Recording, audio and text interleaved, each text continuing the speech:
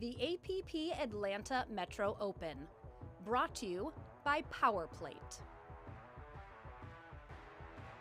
Selkirk Pickleball.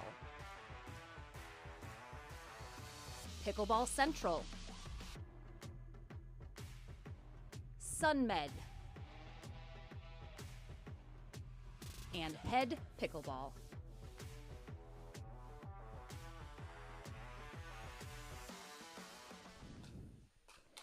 Good morning, everyone, and welcome to the APP Atlanta Metro Open. This is our Head Pickleball pregame show. Lauren McLaughlin here on the mic for our Pro Singles Day. We have our men who have kicked off already this morning, our ladies slated to get going at 11 a.m. Eastern Time, so they're coming up in just about an hour. But thank you so much for joining us. We are here in Griffin, Georgia, just about 45 minutes outside of downtown Atlanta, and we have right now, currently on court, Marshall Brown taking on Brandon Lane in a first-round matchup here in our men's pro singles bracket. But we have lots of big names who will be facing off here today, including the champion of the Chicago Open last weekend, Federico Staksrud.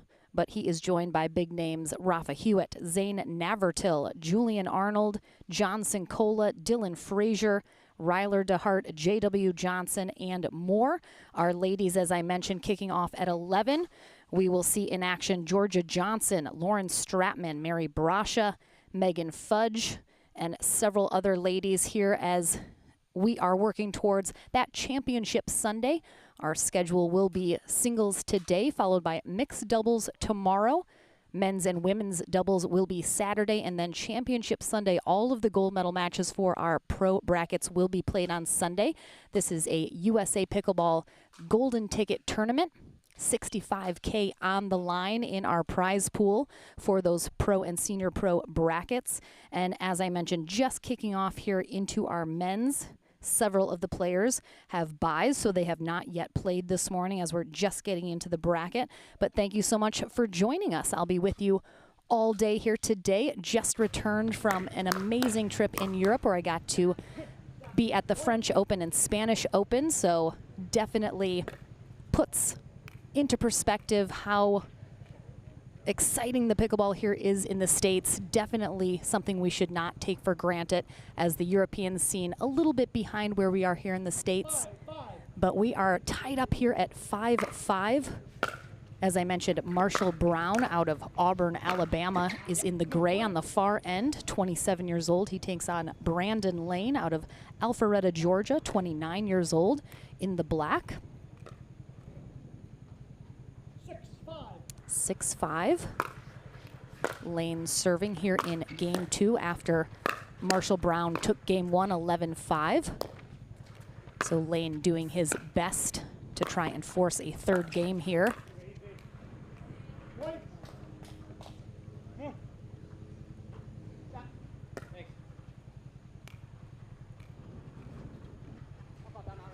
Nice, cool morning here in Griffin, Georgia so far.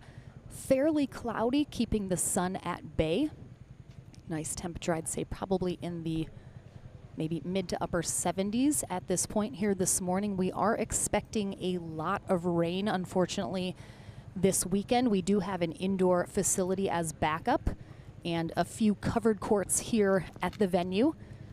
So we will hopefully be able to get all of our brackets done regardless of the weather, but just letting everyone know that that is going to be a factor here this weekend. We'll keep you guys posted as often as we can about updates, whether or not we're in a weather delay, where we're going to in terms of venue. But Boxcar Productions once again bringing you this amazing production here this weekend. We will have 2 courts streaming starting tomorrow.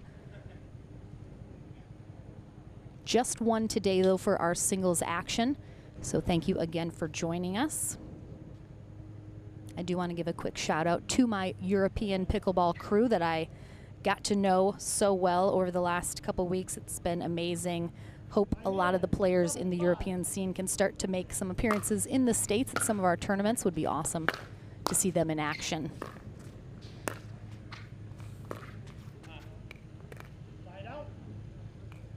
All right, Brandon Lane out in front by 2, trying to force that third game.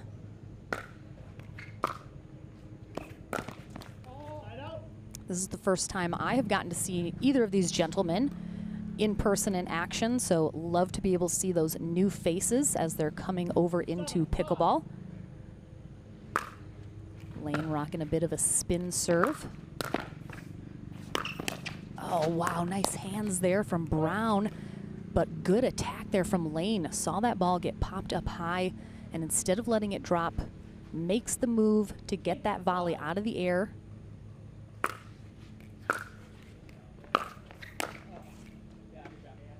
Really nice spot there from Brown and a quick side out.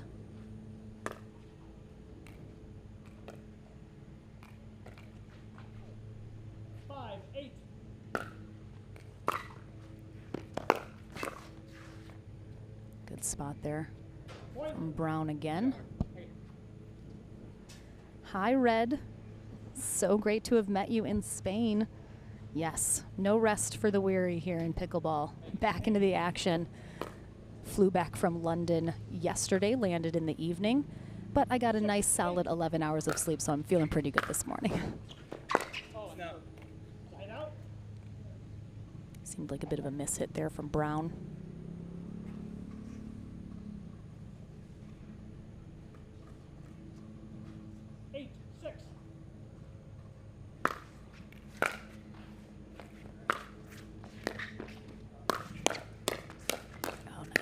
Nice hands there at the net from both players.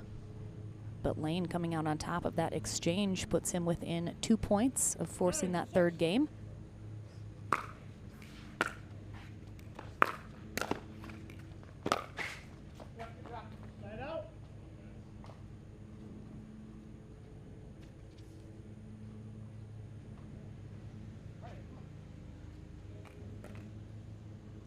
Winner of this match will have perhaps the displeasure of facing J.W. Johnson in their next round, as he had a bye waiting for the winner of this.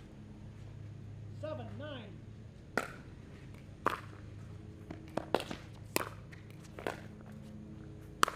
Yeah, come on. Nice big overhead there from Lane.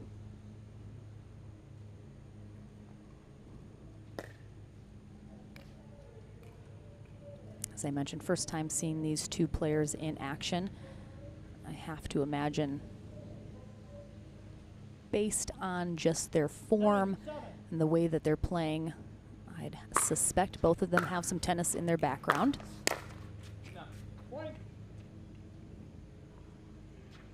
Just long there from Brown, and that gives Lane a game point here in game 2. 10-7.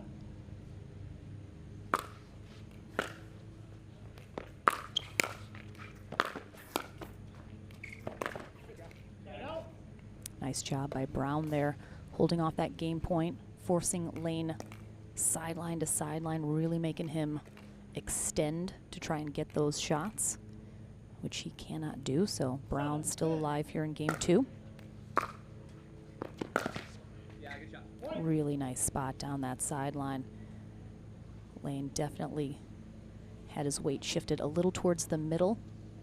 You can hear him say great shot to Brown as that ball sails by him. 8-10.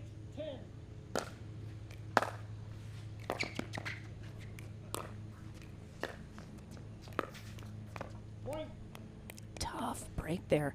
Lane up at that kitchen line. Timeout.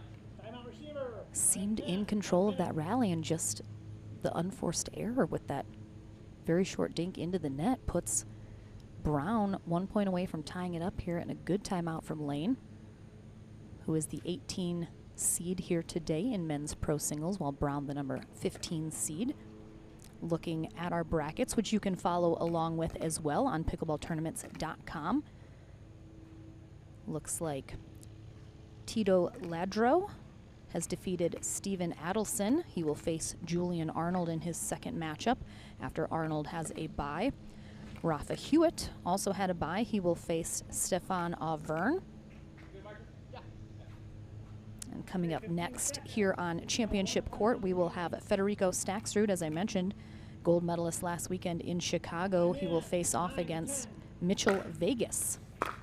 That's coming up next. Oh, just a gorgeous cross-court shot there from Brown to tie it up. He's in that back corner. Looked like he didn't have a lot to work with. Just cross-court drop right over the net. Nothing Lane can do about it, and we're tied up. Oh, no. The net cord sails just wide, and that is a lucky break there for Lane. Had game point on his paddle. That is gone now. Brown's tied it up. Lane needs to win the second game. But he just misses that back corner. Brown with an opportunity now to retake the lead.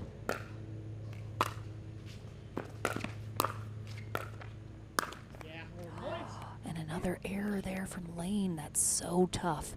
This is where the mental aspect of pickleball just becomes so critical. Lane had game point on his paddle, lost it. Now he's facing a match point. That can be tough to shake off, knowing you were right on the precipice of closing this out and weren't able to do it. 10-11. Still alive, though. Opportunity still there for Lane to force this third game. Zane Navratil had to buy his first round. He will face the winner of Zach Taylor versus Ronan Cameron. Christian Alshon has moved on, defeating William Sobek. Oh, tough. He will face Ryler DeHart.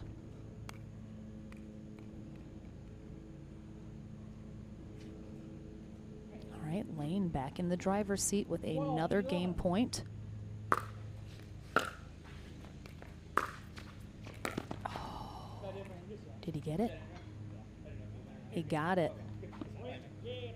Beautiful shot there. Thought that looked really close, but Brown says it's in. So game 3 indeed coming our way. We'll take a very short break, back into the conclusion of this first round matchup in men's pro singles right after this.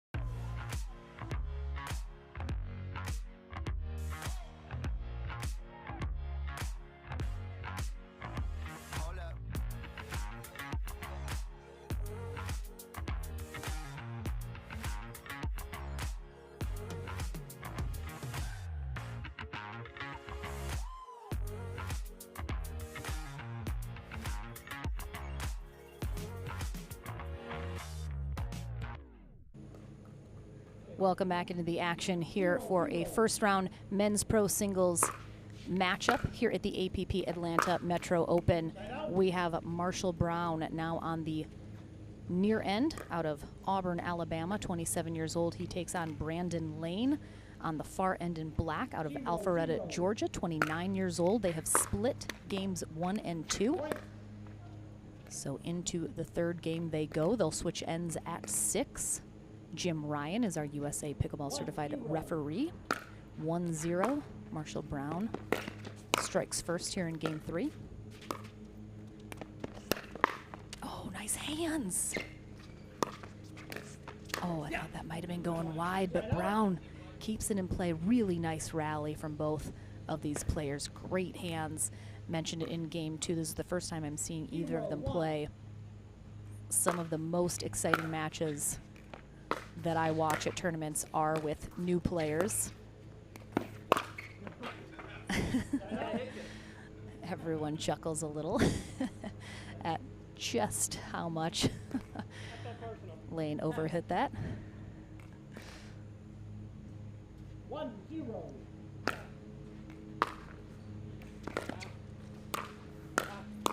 Yeah. Get it. Side out. While game 1 a little bit more decisively went to Brown 11-5, that second game that we just watched, very, very close. Lane barely edging out Brown 13-11. Be interesting to see if this third game is equally as close. Wow, these are some great hands from both of these players. Both up at the net, quick hands, quick reflexes.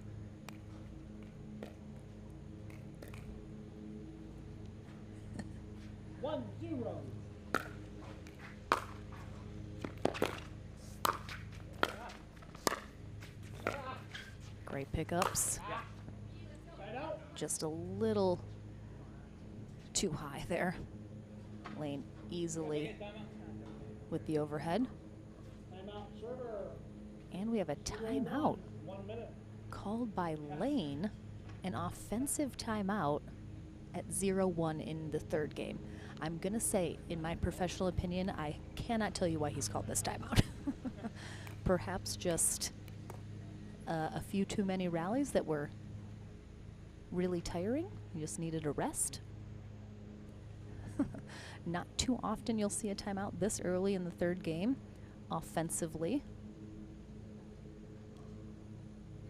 And I got an update from the truck telling me that because this game is going to 3, they have changed the next match up here on center court. It will now be Zane Navratil who will take on Zach Taylor out of Southern California. Okay, 15 seconds. So that is our next match coming up here. Our ladies kick off at 11 this morning, so we'll see them a little bit later this morning. Back into the action now. Just great placement there from Brown, corner to corner, really working a pattern of where he wants to put those shots, executing very well.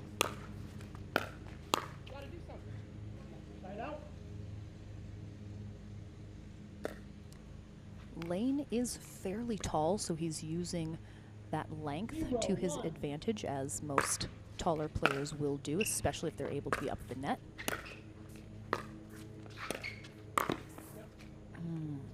Good move there from Lane, just doesn't execute it well. Wait, that was my service, right? Yeah. Whatever. Oh, you just said point. That's what you meant. Oh, sorry. Okay. You close it out? Oh, yeah, that was out.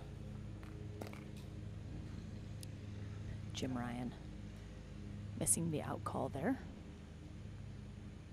1-0.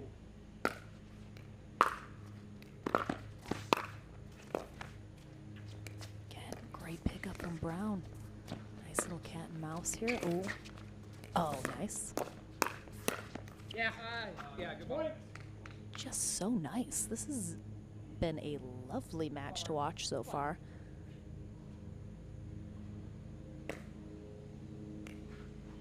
Always makes me a little extra excited to see new faces that have such a great game that I haven't seen before. Hopefully we'll be seeing them a lot more.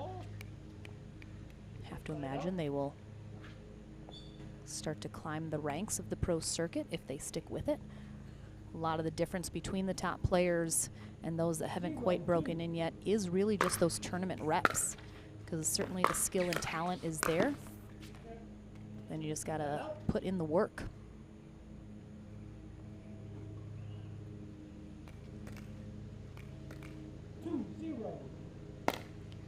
A lot of pickleball being played so far in this third game for only 2 points being on the scoreboard. Lane still with nothing.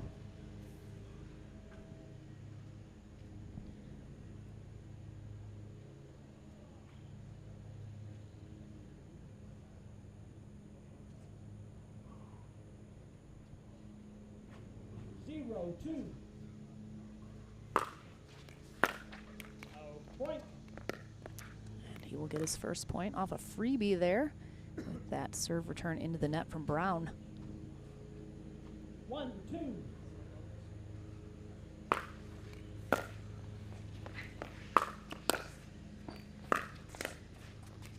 Oh, he got it. He got that sideline.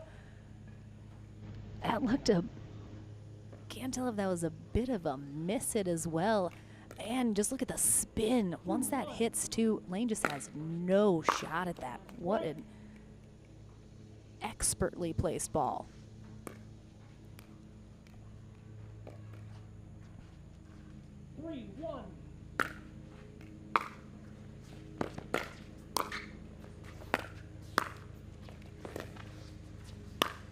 Yep. Side out.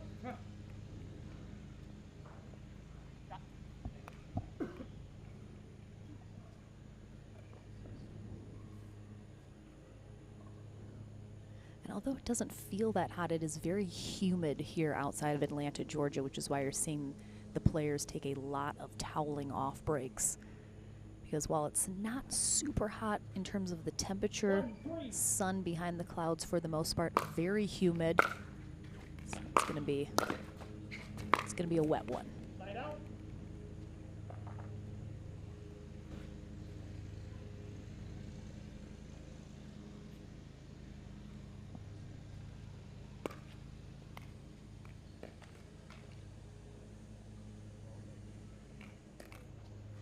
Three, one.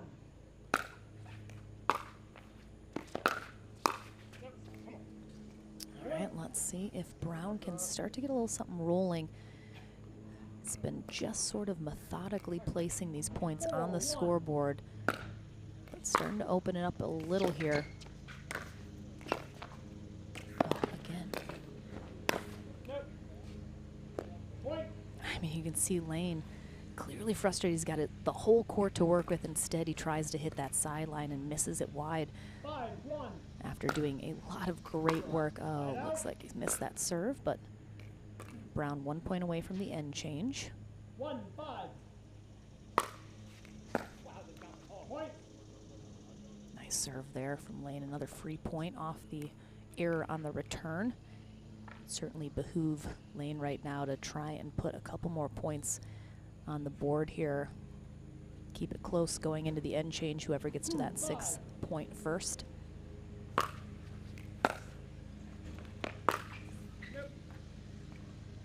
out.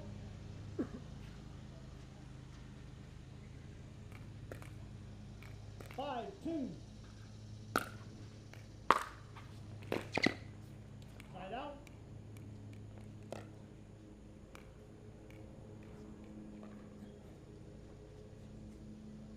Two, 5.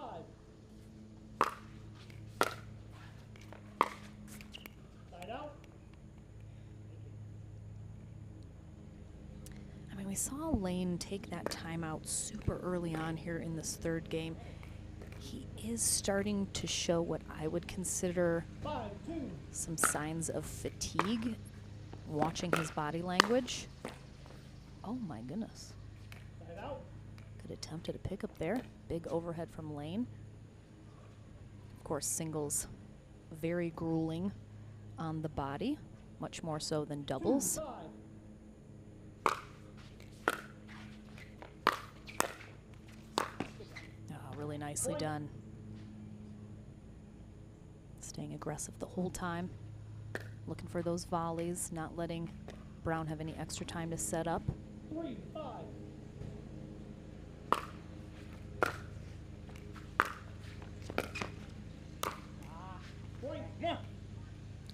definitely has tightened up a little bit here on the execution. He is placing his shots much better than he was earlier in this third game. We saw him a little frustrated with some of where he had placed the ball, and it's a tough serve into the net there. He will stop his own momentum, but got back within one. Nice little run.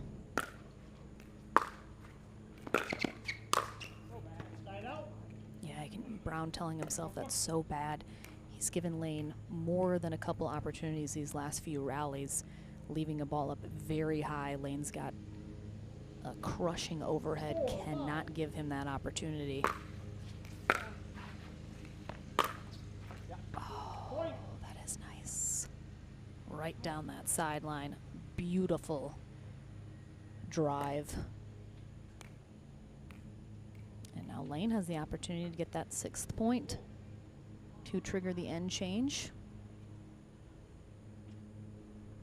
As I mentioned, the winner of this match will face J.W. Johnson next in his first match of the day after having a bye.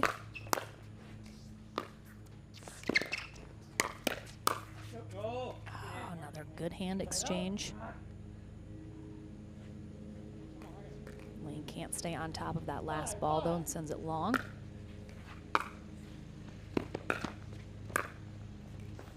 So bad. No. Side out.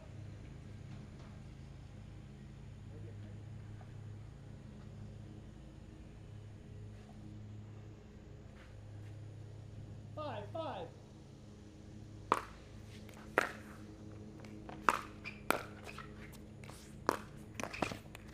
Point. All right, so after Lane trailing by several points here in the third game, has overcome, managed to make the adjustments he needed to during the play, and he is the one that gets to 6 first, so we will change ends here in the final game of this first round matchup for these two players. Marshall Brown now on the far end to conclude this match. Brandon Lane heads to the near end. I'm good, thank you.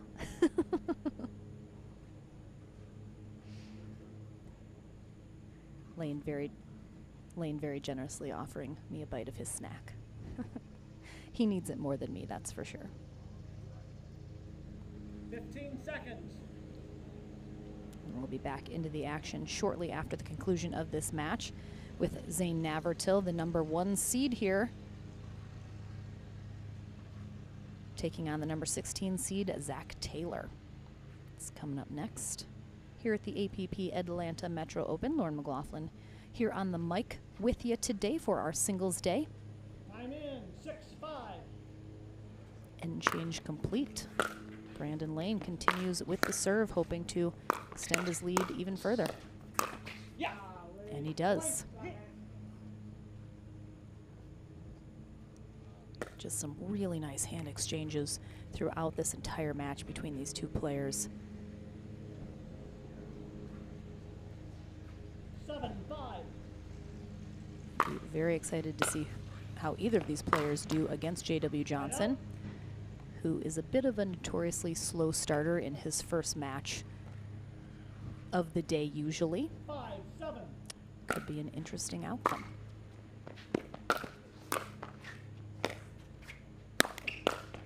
Oh, just misses that back corner, but again, Brown giving Lane an opportunity at that overhead. Guesses right where he's placing it, has an opportunity, but he's not going to get that a lot. Timeout receiver. 8-5. 1 minute. All right, we're going to have a timeout now from Marshall Brown, as he is now trailing 8-5 to Brandon Lane here in the third game. And a big shout out to Wesley Jackson, who just told me he's tuning into the stream in England. One of my new buds.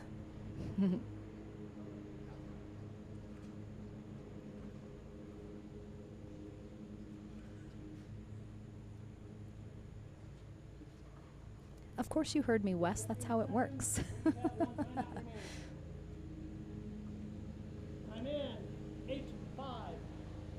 right, back into the action. Let's see if Brown has an answer here to this little run that Lane has been going on. Again, Brown was up 5-2 here in this third game. Lane has essentially put 6 unanswered points on the board. And Brown does not have an answer coming out of the timeout. Lane, while he was struggling a little bit in the beginning of this third game, he has locked in completely now. He looks fully in control, getting the outcome he wants in these rallies. Oh, he got it. Oh, great spot. Good effort from Lane. But Brown just moving him around too much, finally able to get one that he can't return. 5-8.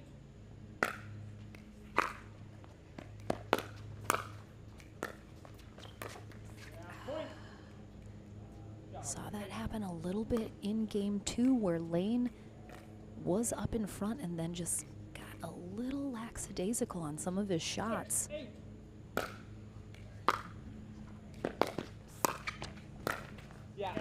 Oh, too good. You cannot let your foot off the gas for any amount of time at this level of play. It's the only opportunity your opponent needs to get right back into these. And just like that, we are tied back at 8. Brown had been stuck on 5 for so long, but Lane opens the door for him and he walks right on through. We're gonna have a timeout here. Lane's second and final in this third game, as the conclusion inching its way closer and closer.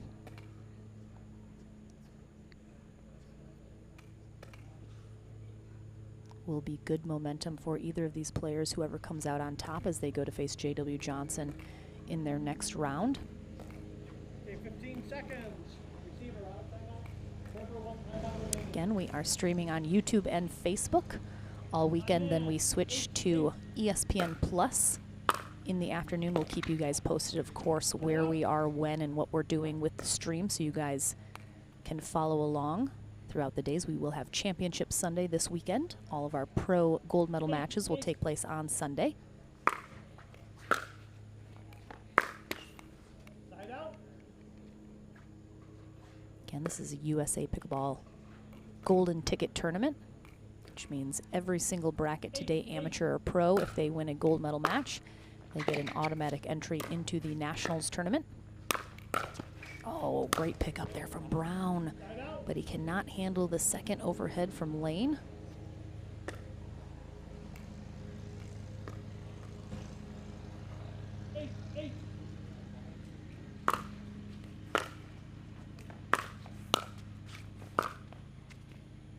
Side out.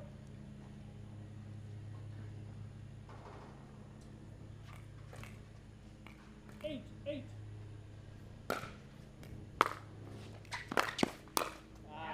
Point.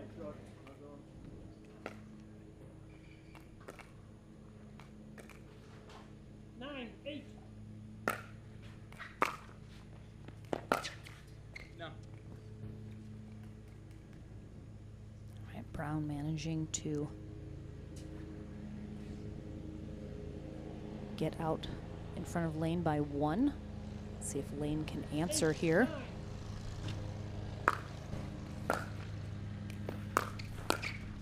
Yeah, come on. Side out. Yeah, nice. Okay. 9-8.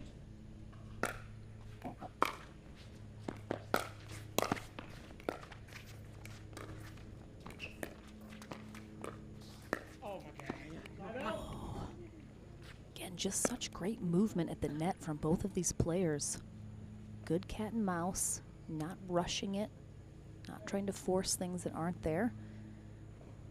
Brown just going for a bit too much of an angle there, leaves it in the net. Still up by 1. 8-9.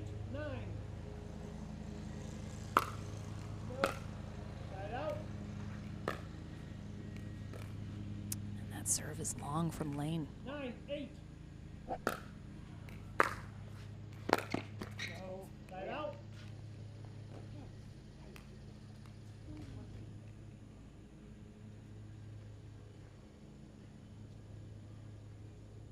Eight, 9.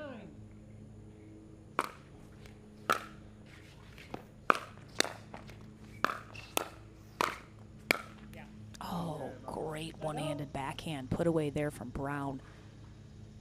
Really nice angle. 9-8.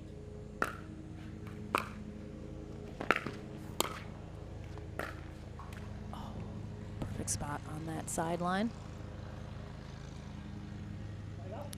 Brown stays out in front. Lane has not had an answer yet. Keeps getting the side outs, but unable to convert 8, 9. then on his serve to try and tie this up.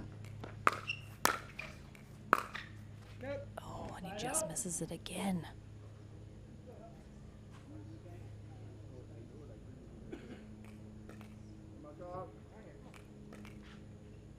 Nine, 8. Yeah. Looks like Lane unhappy with himself for letting that one go.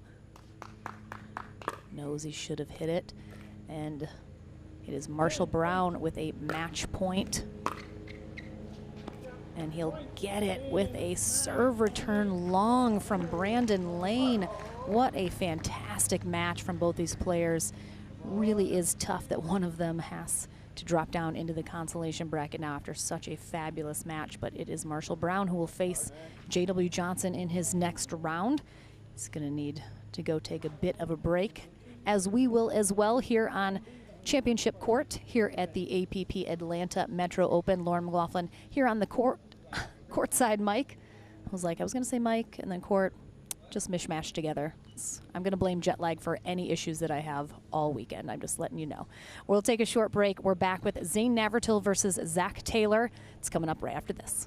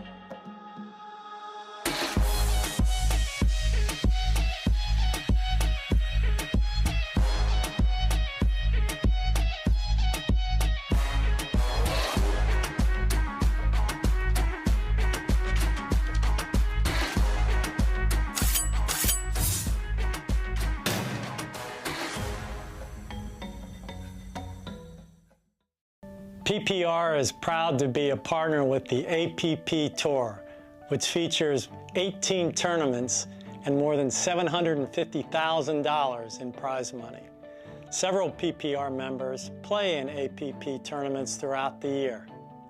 Are you at least a 3.5 pickleball player? Then become certified to teach with PPR. Check out our website at www.pprpickleball.org. And as the saying goes, do what you love and you never have to work a day in your life. So give us a call at 843-842-9777. We look forward to hearing from you.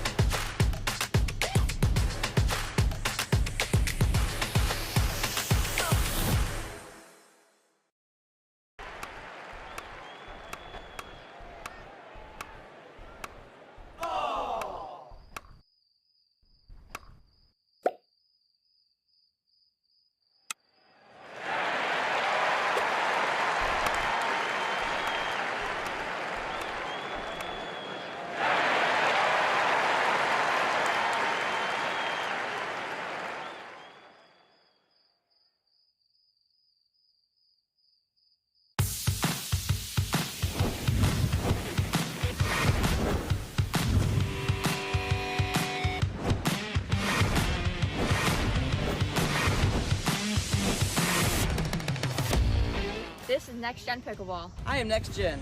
I am Next Gen. I am Next Gen.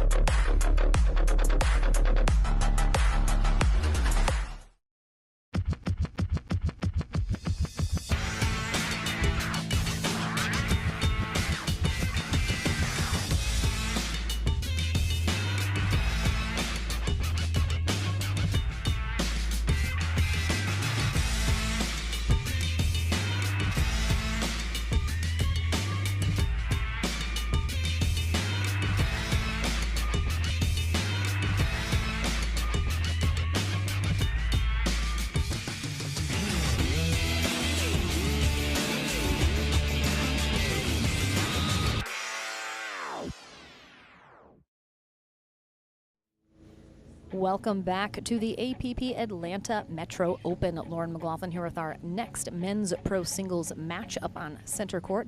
Bob Swisshelm will be our USA Pickleball certified referee. It is the #1 seed Zane Navratil taking on the #16 seed Zach Taylor. Taylor will start serving on the far end. 30 years old, out of Los Angeles, California. Navratil, 26 years old, originally from Racine, Wisconsin, now in Austin, Texas. Former accountant turned pickleball pro. 0-0.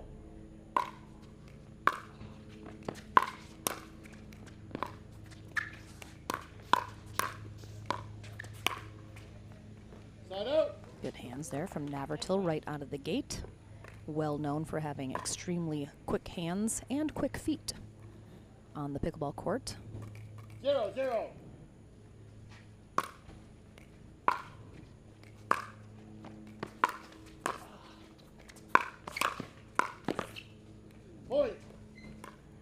More quick hands from both players. Navratil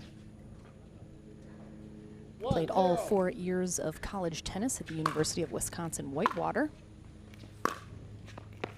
Not so long ago.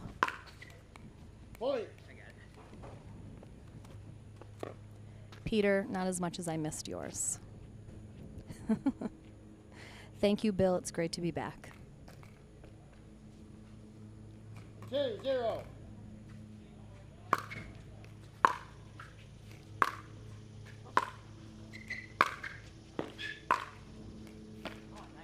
Interesting. Bit of a ground stroke rally there from the two gentlemen. Do not see that often in men's pro singles. Navratil, this is his first match of the day after having a bye in the first round. Zach Taylor coming off a 3-game win over Ronan Cameron, though. 11-7, 6-11, 11-3. Good leave there from Navratil. Zach Taylor, as I mentioned, in Los Angeles, California, where he does a little modeling.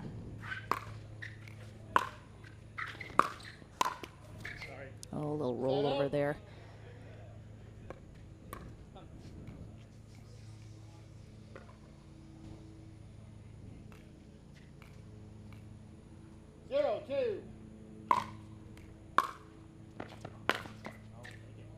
Side out.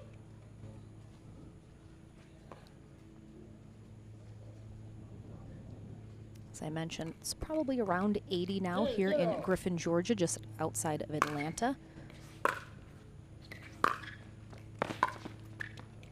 But very humid. You're going to see the players take a lot of time toweling off in between these points, trying to keep their hands dry. 3-0.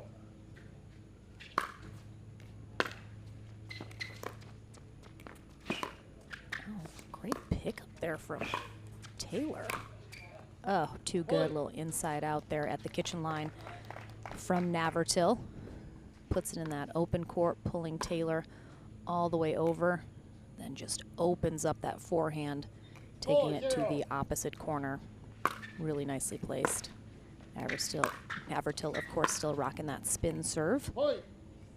Trying to do some damage while he still can.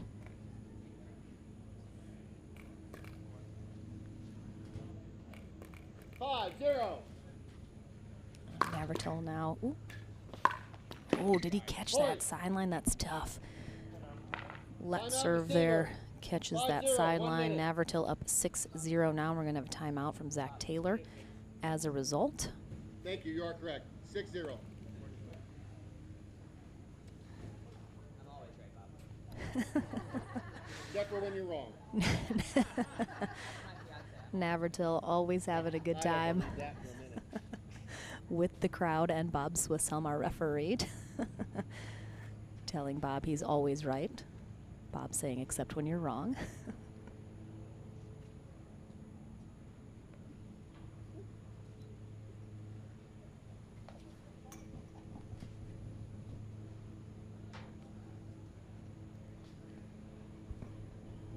Always enjoyable to have pickleball personalities.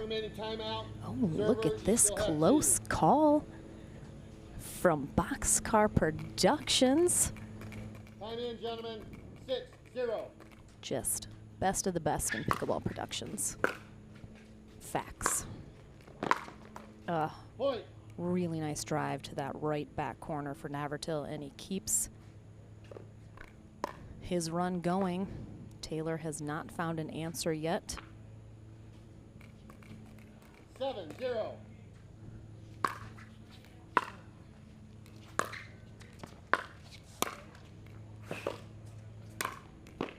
Yeah, just again working those sidelines. So important in singles. Try and keep your opponent on the move. Don't let them set up. Don't let them get a good base. Be able to hit that next shot.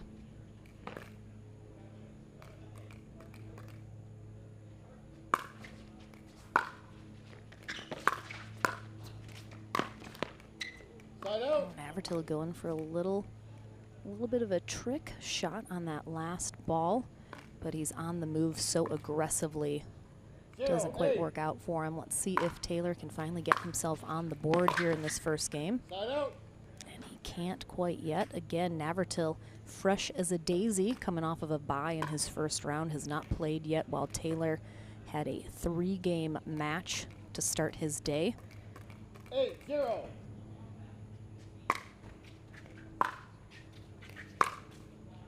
Oh my gosh.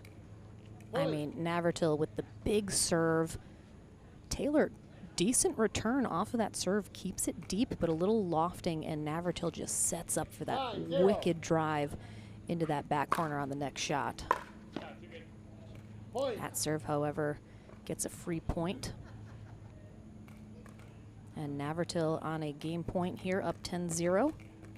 10-0.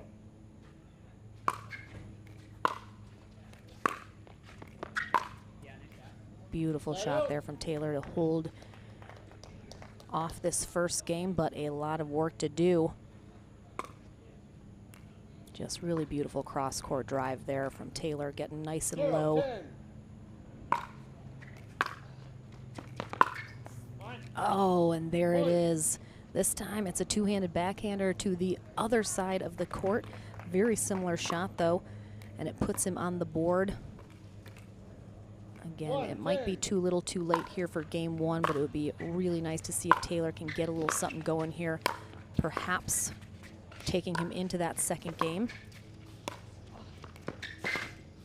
Nice effort there. Taylor fully in control of that rally, really making Navratil scramble. Like to see it.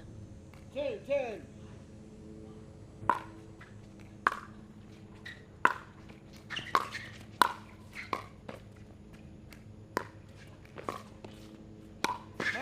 Oh my goodness. It seems like all of a sudden Zach Taylor has just woken up from whatever slumber he was in for this entire first game, and now he's playing like a brand new man here.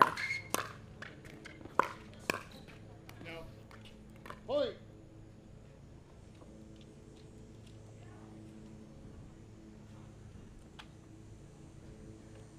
I mean, he is proving right now it is not over until it's over.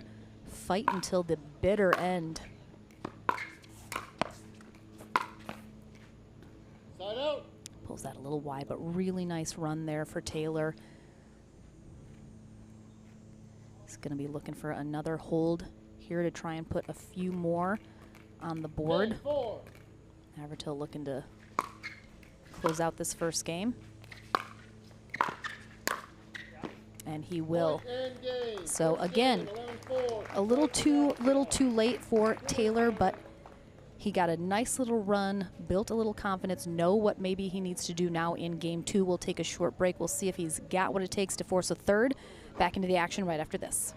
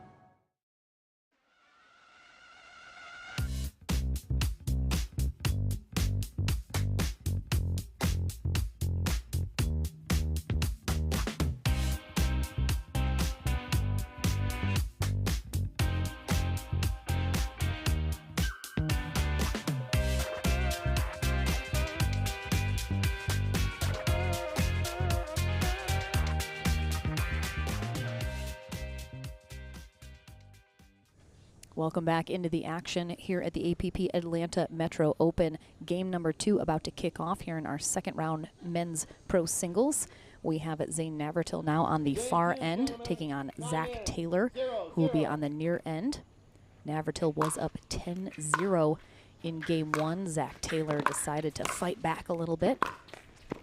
Let's see if he can use some of that strategy here in game 2 to have a bit of a closer outcome. Possibly take Navratil to a third game. Beautiful start for him right down that sideline, followed up by a serve in the net. Not what you want to do. Abraham Dinkin. Jay, that's fantastic. I love it. 0-0. Bob Swisshelm, our USA Pickleball certified referee for this match.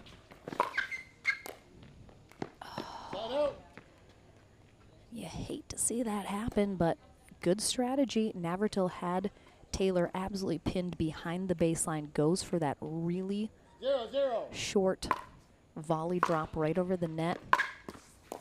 Oh, good recovery. Oh, good hands from Taylor at the net.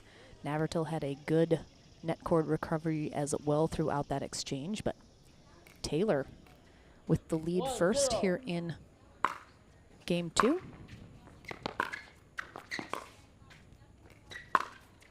Oh, he got it. Oh, I thought he got it. I was blocked. So he made an out call. So the call is out. I mean, that is a, oof. It's a rocket there from Zach Taylor. He saw it 100% good. I'll give it to you. But Yeah, I mean, Navratil says he just misses it. Taylor thought he got it. Navratil was going to give it to him if he thought he saw it, but Taylor sort of acquiesces.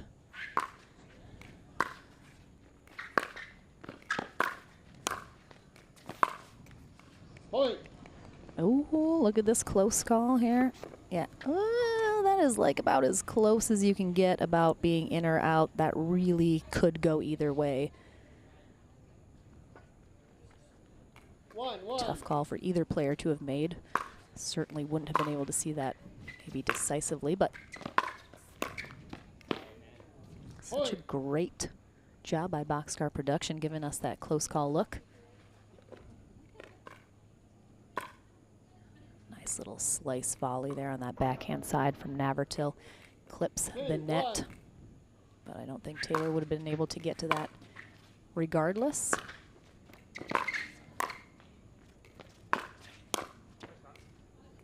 Point. Taylor hitting some really nice shots from the baseline, but Navratil staying nice and steady at that kitchen line, expecting it. Countering those drives. Point. And it's been pretty close here in the beginning of the second game, but Navratil now picking up a little steam. 4-1.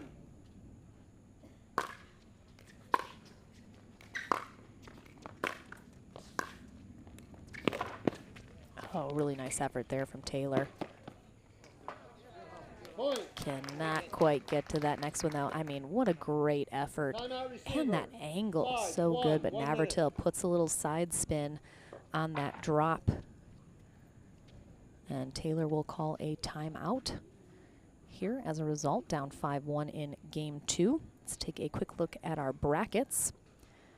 Looks like our quarterfinals are starting to shape up. Julian Arnold is waiting for the winner of J.W. Johnson versus Marshall Brown in the quarters. Rafa Hewitt will take on Federico Staxrud in a quarterfinal matchup. Ryler DeHart waiting for the winner of this. And our final quarterfinal matchup, Dylan Fraser is waiting for the winner of John Sincola versus John Cangelosi. I feel pseudo-confident in the pronunciation of that name, but might have to find John later and see for sure. So quarterfinals shaping up here in our men's pro singles. Our women are just kicking off now at 11 a.m. Eastern time. Time in, gentlemen. So we'll get some of those ladies' matches as they get into their bracket as well. Point. Let's see who is coming up next. 6-1.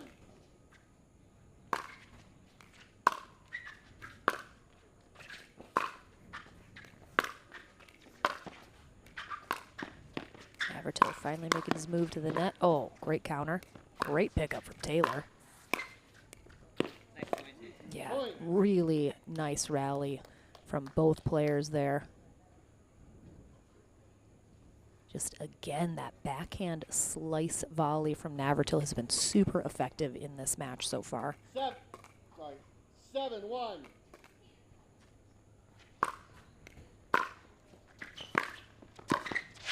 Oh, too good. You could hear the squeaking of Navratil's shoes as Taylor catches him. He's making a move center. Cannot get there. Beautiful angle. 1-7.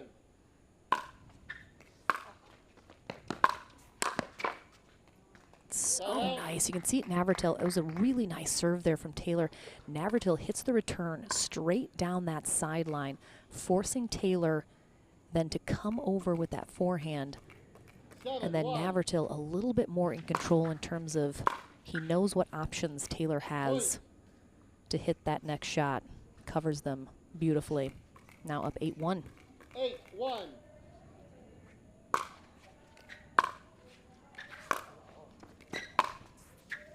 Point. And there's going to be the second final timeout from Zach Taylor, 1 minute. as he's definitely, I think, feeling a little blue about his performance. But honestly, I mean, this, I think, one of those matches where the score is a little lopsided, but I think Zach Taylor has been playing phenomenally. He has had some unbelievable shots, some great rallies. Again, he's got the talent. He's got the strokes. Navratil, of course, one of the best singles players in the game, but Zach Taylor has not been playing at the pro level for very long. So getting those tournament reps at this level just so crucial for bringing along a player's game. You can play as much as you want in rec. You can play lower level 5-0 tournaments, but it's just not going to get you in the place you want to be without playing in tournaments at the pro level against some of the best in the game right now. So I think Taylor is on the right track. We're going to keep seeing him. I think his results are going to continue to improve, continue to get better as he plays in more and more tournaments. I'm excited to see where his game's going to go.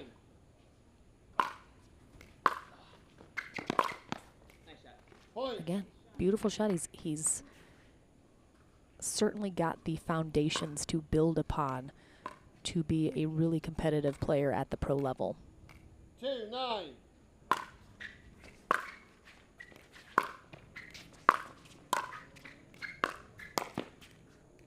Side out. Looked like he was a little unsure about where that ball was going to land as he looks backwards after a bit of a miss hit there.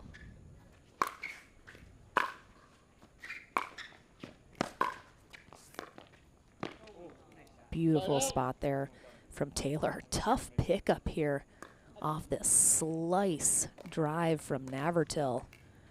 And you can see Navratil tries to just short hop that. 2-9.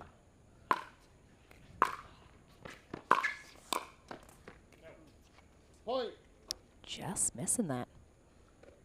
Navratil had exactly what he wanted. 3-9.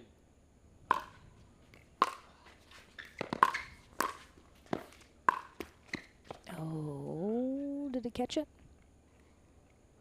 What was your call? All right, it did Side out. not.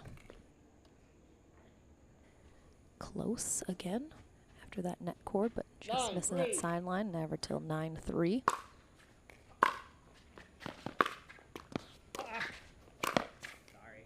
Point. Again, tough. Taylor's got to make that decision in the moment after that ball clips the net. If he thinks it's going to sail wide or if he needs to hit it. He makes the decision to hit it. I think probably good.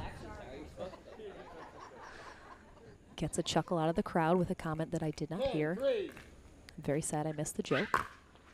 Match point here for Zane Navratil.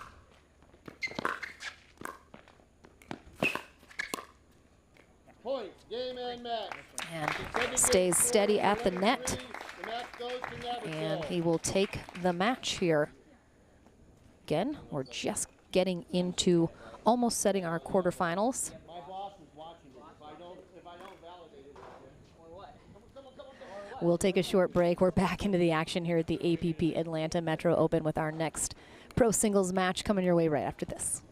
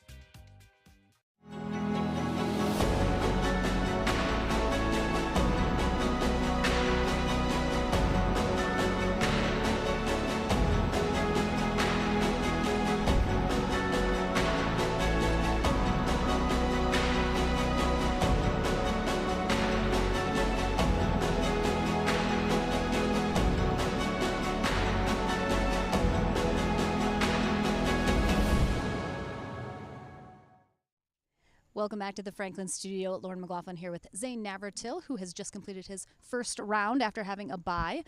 You, of course, having the bye going into the start of your day, you know you can maybe have a little bit extra time to sort of focus on what you want to do throughout the day. Do you enjoy having that little extra time, or is it kind of rough knowing you're coming in cool to someone who's already had a match? I'm here to play pickleball. I like playing pickleball. You know, it's nice that I've earned myself a bye, and I definitely enjoy the benefits of that if I make it till later in the day, having maybe not played quite as much as somebody else. But first one is always tough, so you just have to make sure that you get a really, really good warm-up and ready to play the very first point. Last weekend in Chicago, maybe a little bit disappointing. Our results did not finish on the podium last weekend. Coming out of that tournament, going into this weekend, what did you focus on throughout this last week to have a little bit better of a result today? I mean, that's just kind of how singles goes sometimes. You know, I had a pretty decent streak before that of winning some tournaments, medaling at some tournaments, and you know, it's such a streaky game. If you don't play well for 10 minutes of time, it can go against you. And so, just hoping that I can turn it around this weekend. All right, well, one under your belt already as you're on your way. So we'll be seeing Zane in action, of course, throughout the day here in our pro singles. We're back into the action at the APP Atlanta Metro Open right after this.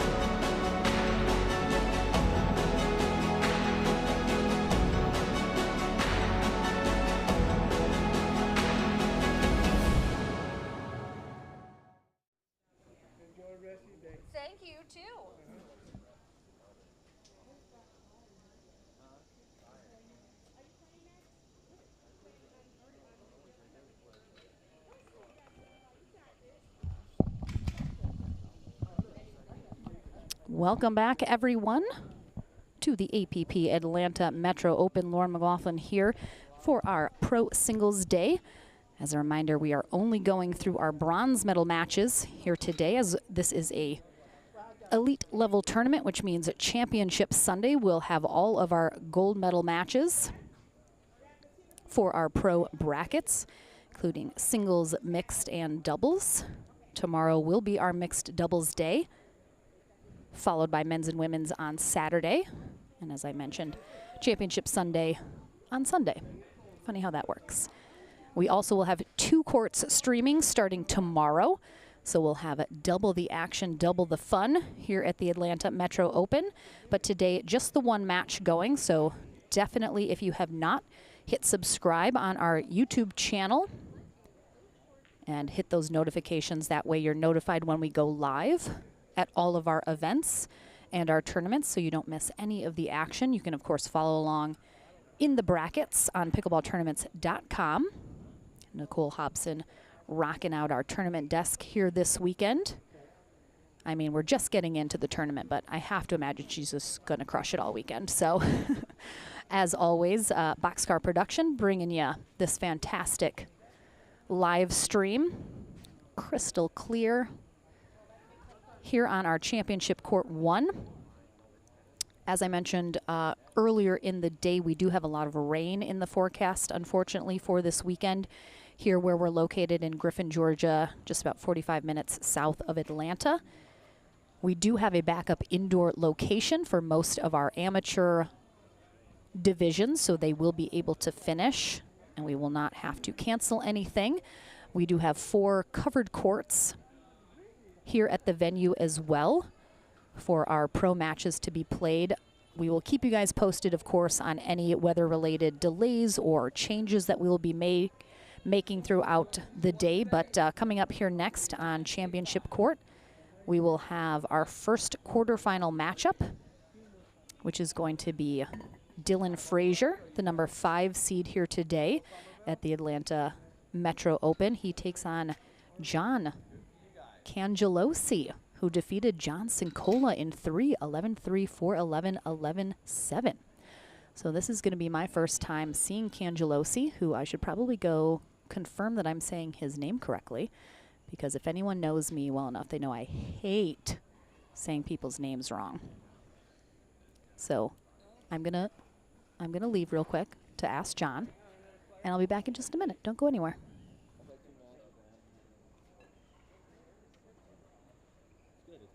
I'm gonna let you take Cangelosi. You're the second one then, because I had a referee earlier, Brett. He said it first try. I was like, I can't play now. This is like unusual. Cangelosi.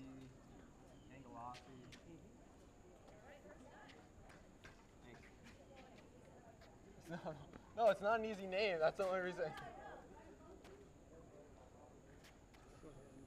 I got it. I got it right, everyone. I'm so proud of myself. So Dylan Fraser should be no stranger to everyone at home.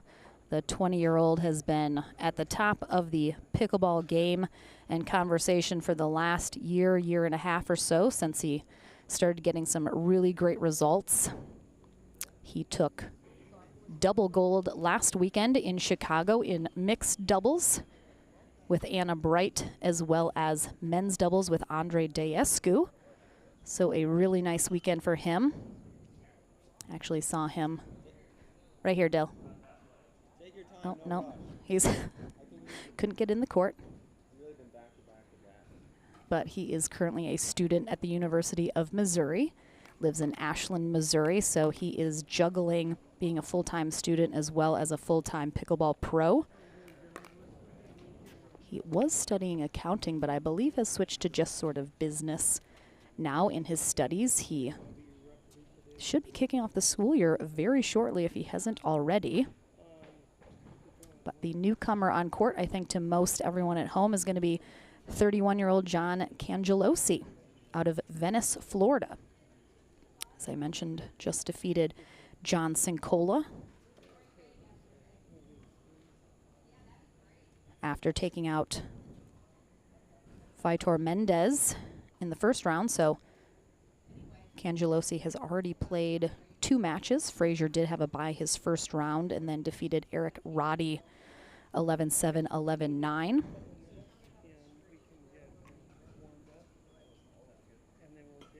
So we will get going here momentarily in this quarterfinal matchup here on Championship Court. Lauren McLaughlin here all day long and all weekend. Starting tomorrow, I'll be over on Championship Court number 2 for the action over there, including some of our senior pros.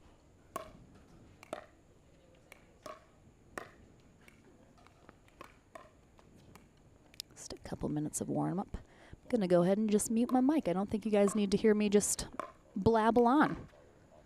So we'll be back here in just a minute as our players are concluding their warm-up, and we'll be into the action in just a moment.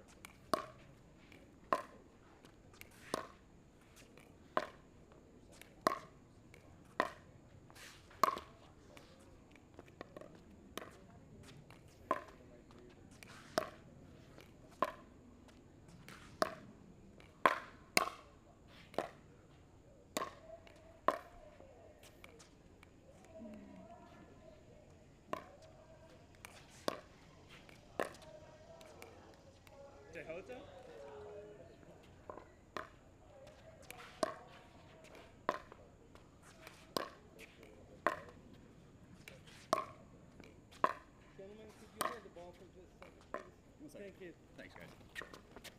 Welcome back. Sure. And just maybe a few serves.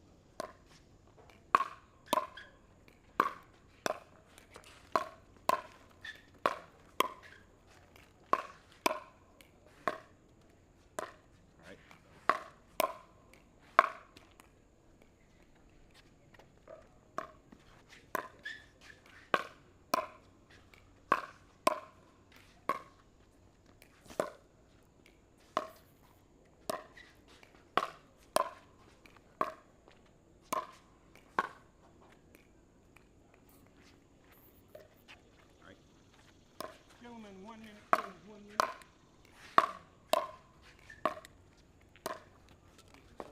Yeah.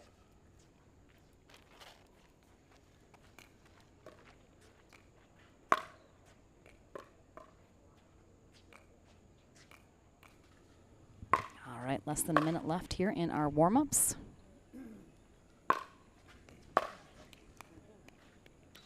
Robert, I will not speak on what I'm doing during my breaks.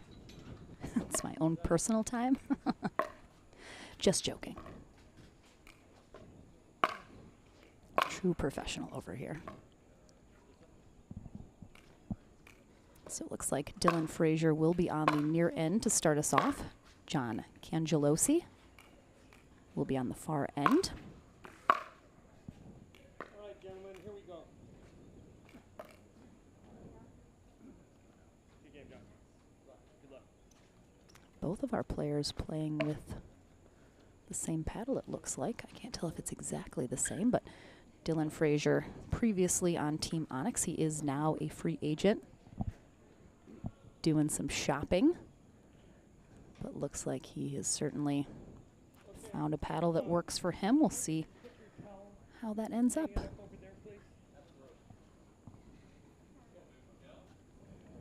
DJ Young has joined me in the stands next to me to watch his buddy Baby Dill.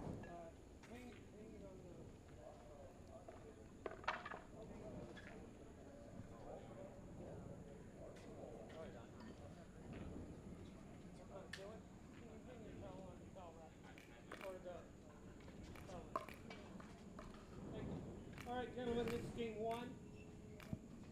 Time in. 0-0. Side up. For point. Side. Side out.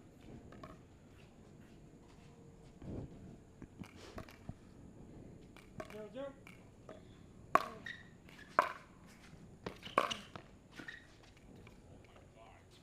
Point. DJ Young was impressed with that shot.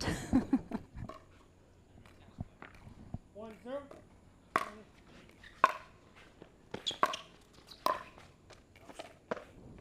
Point. All right, just missing that back corner. Cangelosi is a lefty, 2-0. the 20 seed here.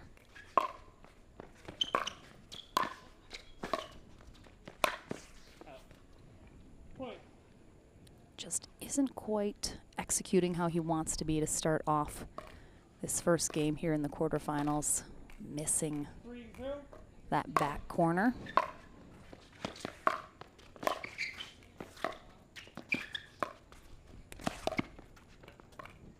So it's been well documented that Dylan Fraser does not have a racket sports background. He is doing a lot of training recently to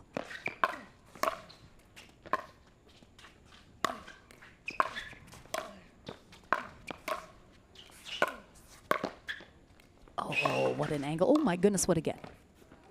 Wow. Really nicely done. So Fraser has been doing a lot of training recently to sort of incorporate more racket slash tennis-esque shots into his game, including a two-handed backhand. That certainly most players not coming from tennis would not naturally do. Just missing that sideline. Cangelosi, who I have not seen play before, I'm not positive about his 0-3. background either. Some of his shots are a little unique as well. Point. Not someone who I initially just looking at would say absolutely for sure comes from a tennis background, but certainly some mixed in there. 1-3.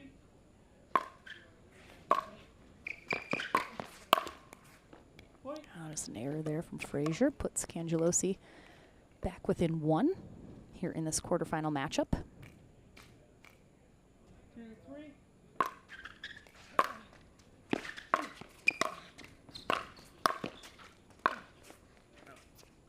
Side out. Cangelosi, just a couple of these shots has not been able to stay on top of the ball, roll over it to keep it down. He's just coming underneath it a little bit too much, sailing some a little wide or long.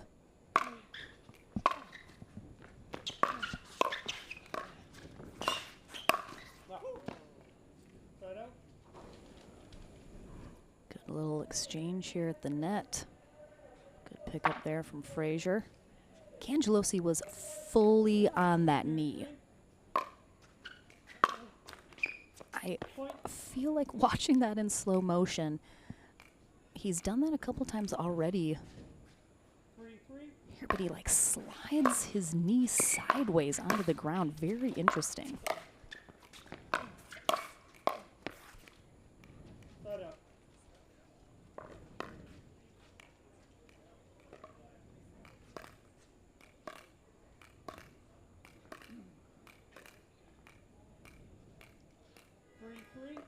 Well, tied up at 3s here in game 1 of this quarterfinal match. Point. Out. Or side out.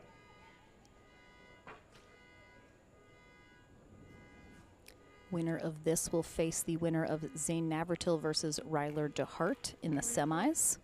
Federico Staksrud has already defeated Rafa Hewart to get the first spot in the semis. Nice job. Fraser staying nice and calm, working Cangelosi, excuse me, side to side. 3-3.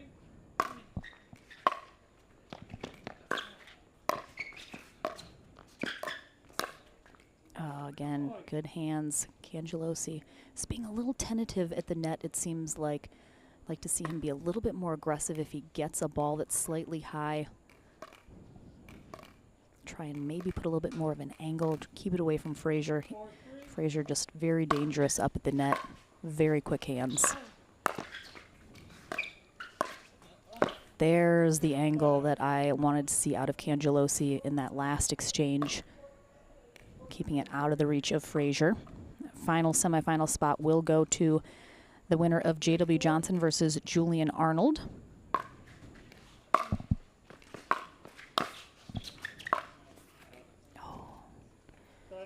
Cangelosi on his heels, almost falling backwards a little bit as he hits that drive, pulls it a little wide, and Fraser back out in front by 1. 4-3.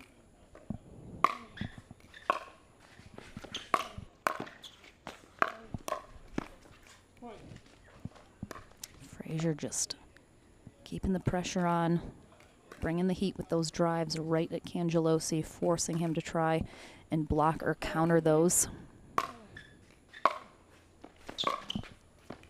Side out.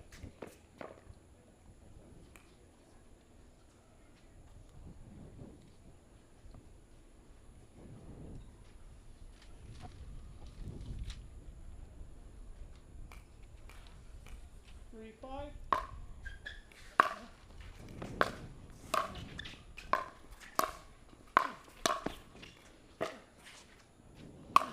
Oh my goodness, Fraser hits that.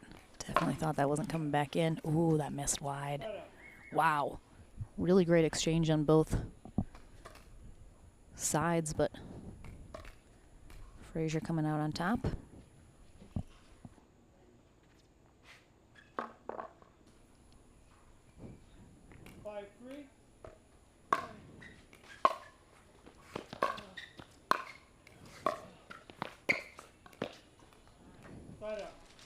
Fraser was closing the net no matter what happened.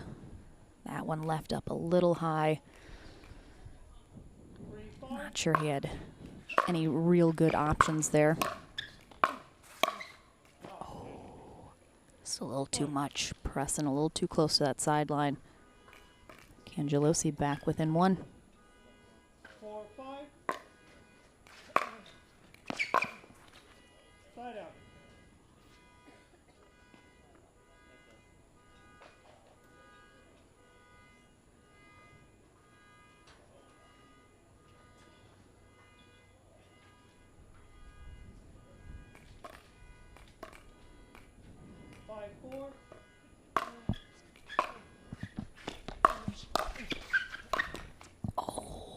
Fraser had exactly what he wanted. Dumps it into the net, and this is why I love you guys so much. You guys watch in the chat help me out so much. Andrea Pemberton just sent me a message saying her daughter Britton played a tournament with Cangelosi, and he's one of her favorite partners. Grew up playing hockey and tennis, coached college tennis in Boston, and moved to Venice, Florida, where he is currently a little while ago to be the tennis pickleball pro at a club in Venice. So there you go. Does have tennis in his background indeed. Just a little unique in some of his style. Thank you so much, Andrea.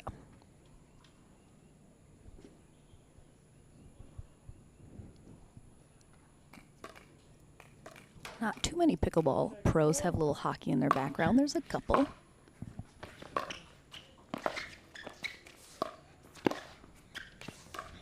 Again, there he was down on that knee. Nice job by both players during that little cat and mouse at the net. 7-4. Fraser pulling away a little bit here now, starting to feel perhaps a little bit more comfortable. Cangelosi is not making it easy for him. This may be the first time these two have played each other.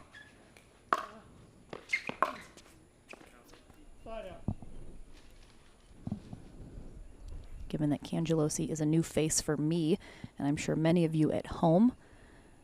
I have to think he isn't playing too many pro-level tournaments at this point. Maybe perhaps just starting to have a little bit better results.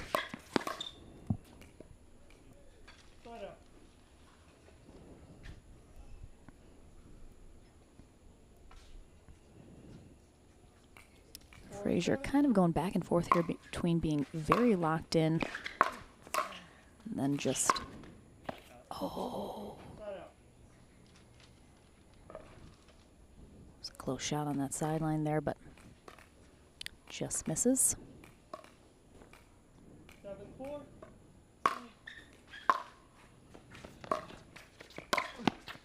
Yeah, just too high there from Fraser. Cangelosi, nice move there.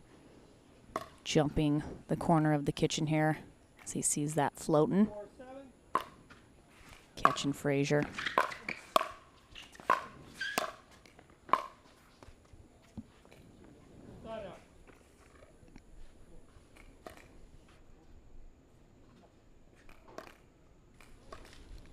All right, stuck at 7-4 here for a few exchanges. Let's see which of these players can maybe break off. And it's going to be Fraser with a really nice backhand angle there. Really 2 in a row doubling up.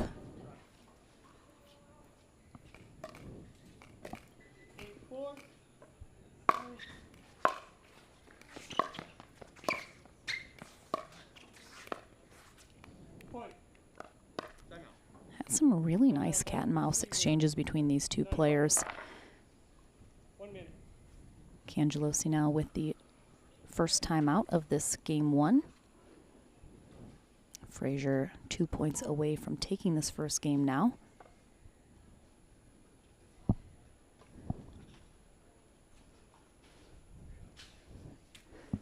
Fraser coming on over to say hello to DJ Young, perhaps get a little advice as well.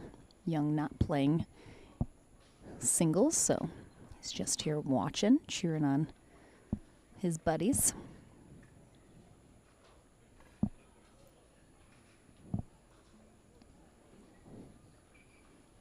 Looked like he told Fraser something that made sense to him, as Fraser said, that's a good point. 15 seconds, 1 timeout remaining, you have So we'll see if we see any noticeable change in the way Fraser approaches these next few rallies as he tries to close out this first game in the quarterfinals and get himself a place in the semis.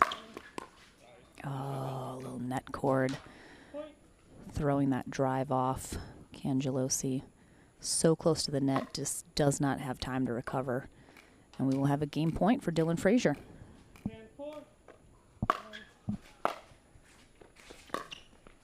Oh, that was, oh.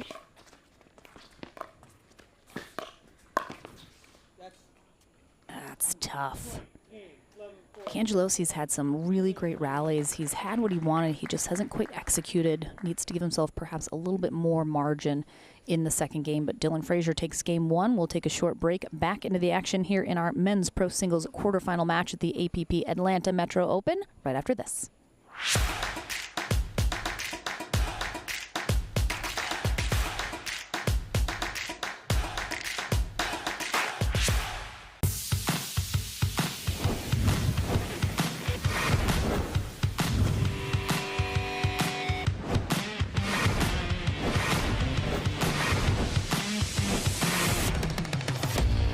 This is Next Gen Pickleball. I am Next Gen.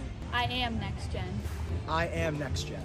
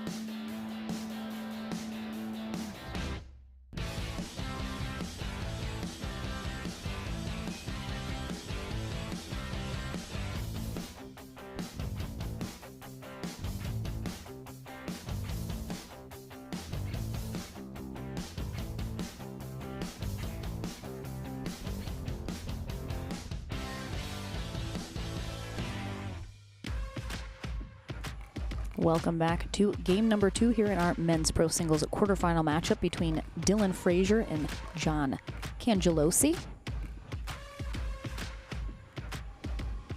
Don Morgan is our USA Pickleball certified referee for this match. Fraser will start us off serving on the far end. Cangelosi will receive on the near end. Fraser able to take game 1 11-4 after a bit of a slow start. It was very even between these two players until Fraser finally got a little something going, broke away and pulled ahead and stayed there to clinch game 1. Oh, gorgeous spot there from Cangelosi with that forehand passing shot.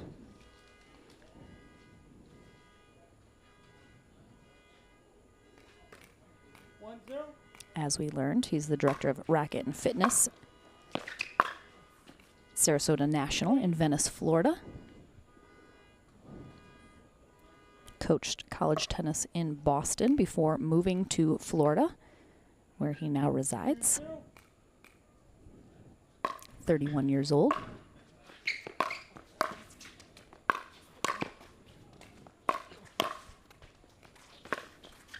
Wow, Fraser right back on that baseline, keeping Cangelosi pinned back there, not letting him come in. Saw a lot of cat and mouse in game 1. I suspect we will in the second game also.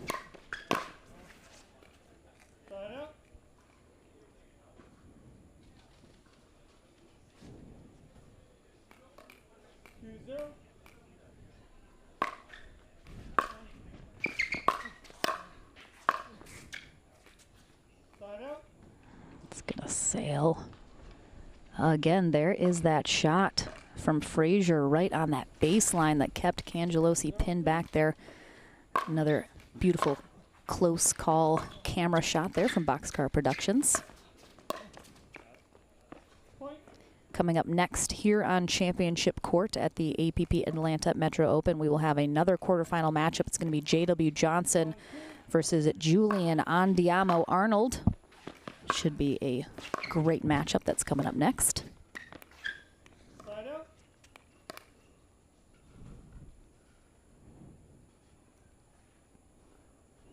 Winner of this match will face the winner of Zane Navratil versus Ryler DeHart.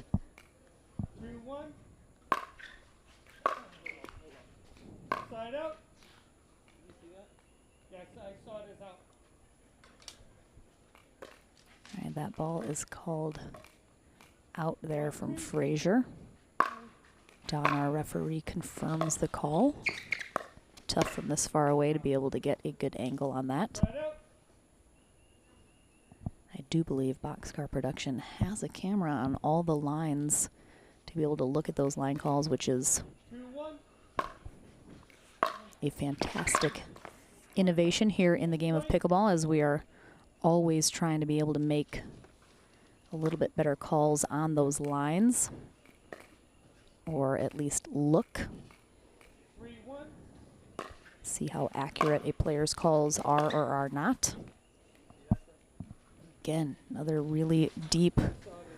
Oh, there's that call out from Fraser. Can't quite see the ball actually hitting the line, but close, close. Might have caught it. If we're seeing the ball pass the line in the air, might have caught the line, but again, very, very, very close.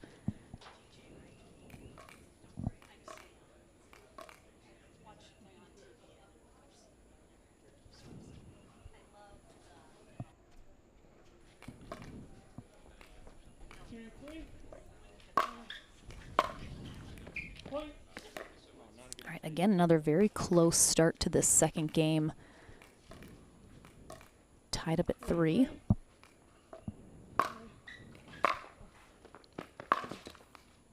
Side out.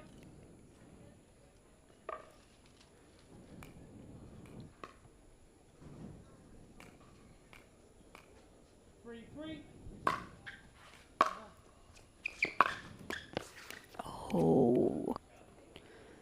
Fraser was prepared after that clipped the net, but instead of sort of popping off the net and giving him an opportunity to get a good paddle on it. It drops straight down. Nothing Fraser can do about that. Cangelosi takes the lead.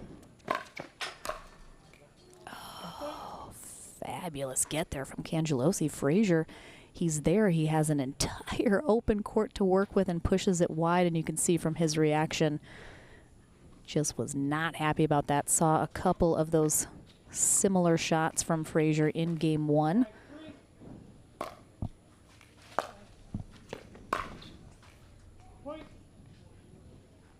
All right, it's Cangelosi here in game two that is breaking away from Fraser. And really short backstroke there. I think that's maybe why I was a little confused about his tennis background. Some of his shots just a little not quite traditional tennis, which is totally fine. Whatever works for you works for you. Very compact swings from Cangelosi. Makes it tough to read though, which is very similarly why Fraser has some of the most dangerous hands. He has almost no backstroke at all. Backswing, excuse me. Backstroke is swimming.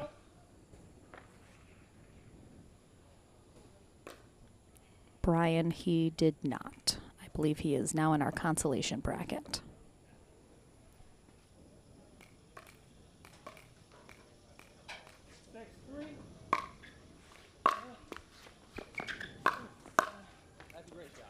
Really nice shot there from Fraser. Gets the compliment from Cangelosi as well.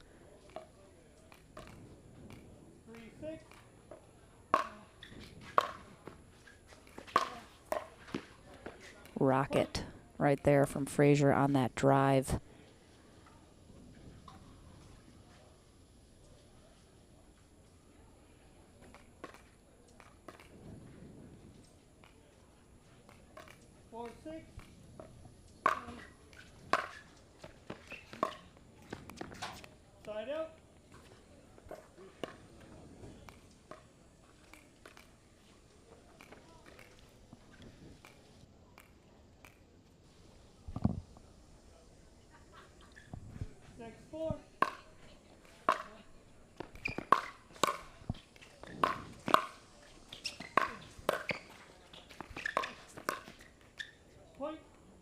Cangelosi just keeping the pressure on Fraser with some really nice blocks and counters, putting a good angle on it, but Cangelosi on the move with that two-handed backhand. It's so interesting to watch at this level of pickleball when players are getting the ball driven at them. They don't just put their paddle out and block it. They're doing something with it. They're either countering through the drive, they're putting an angle on their block. They're not simply just putting their paddle up in front of the ball. Got to be able to do something with it.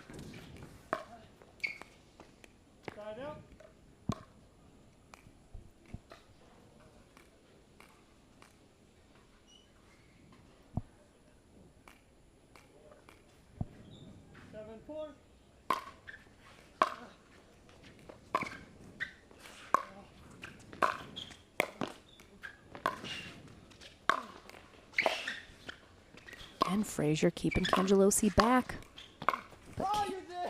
Cangelosi was doing such a great job, even from the baseline, keeping the pressure on Fraser. Just can't quite execute that last shot.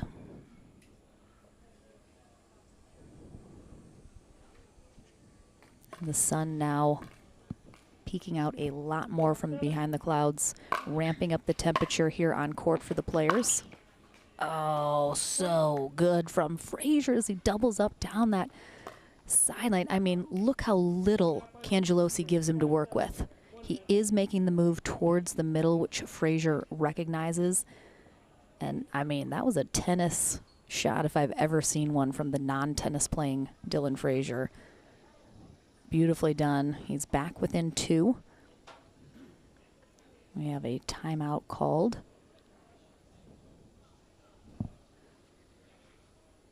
Cangelosi hoping to stall what could potentially be the start of a momentum swing here for Fraser. And Reminder, we'll have J.W. Johnson facing off against Julian Arnold here next on Championship Court. We'll play through our bronze medal match here in our men's and women's pro singles bracket. The gold medal will be played on Sunday for Championship Sunday.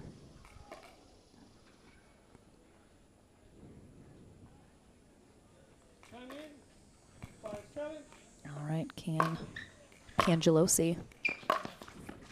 Oh, he does indeed get a quick side out. Bit of luck playing a factor there after the net cord sails Fraser's shot out. I mean, just too good. Fraser just watches that ball sail by.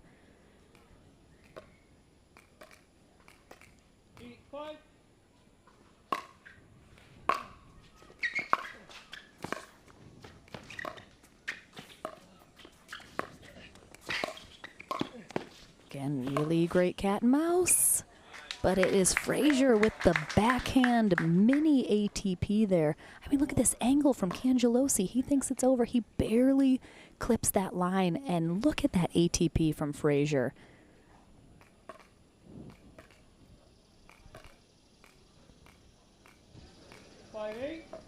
Really nicely done. Let's take another look at it. Oof, just a thing of beauty right there. Frame it, put it on your wall. Oof, Cangelosi into the barriers on that one.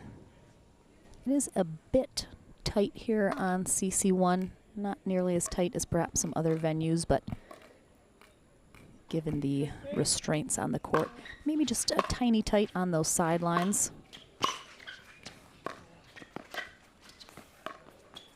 Some more cat and mouse here at the net, some really good angles. Cangelosi is pushed back to the baseline though.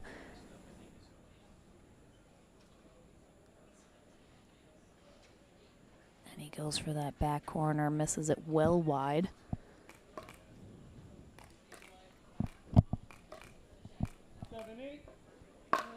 Fraser within one. This is danger zone time for Cangelosi. Again, great angle from Cangelosi. That is what he should be doing, but Fraser just too good again with that backhand almost flick on that ATP. Let's see it one more time here. Yeah, would have got that back corner. So we are tied up at 8s.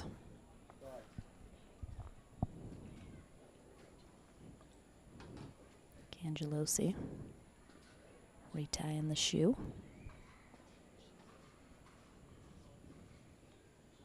Speaking of the danger zone, on my flight back from London yesterday, they had just a plethora of amazing movie options, and I got to see the new Top Gun.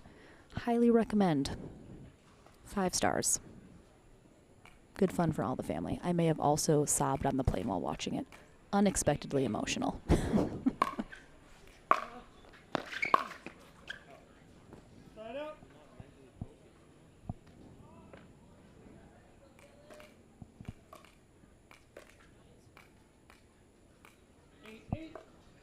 All right. Fraser has certainly been playing catch up here in this second game. Has an opportunity to take the lead right there with a nice sitter, but dumps it into the net. We've seen him have that similar error a few times here during this match.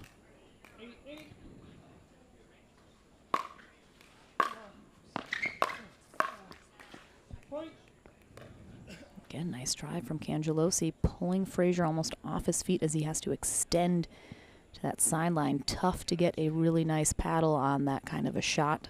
So Cangelosi takes a 1-point lead, 2 away from forcing a third game.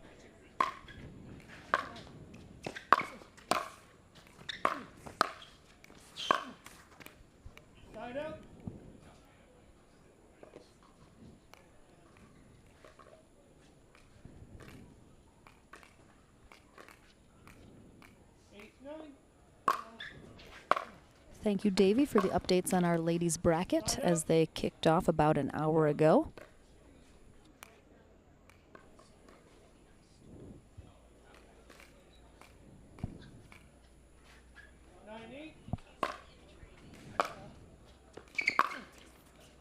Side up.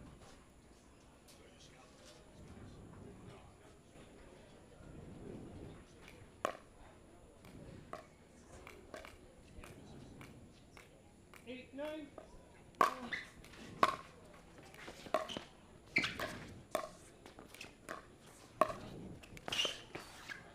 Point. Too good.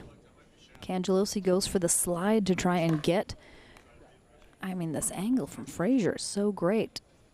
Looked like it almost skipped off that line as well. Looked like Cangelosi thought he was there and had a good look at that. But we are tied up at 9. This is going to be a dog fight here to finish this second game. It's another Top Gun reference, everybody.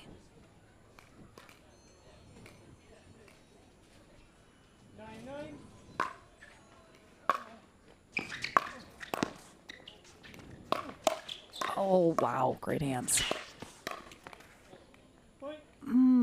Fraser.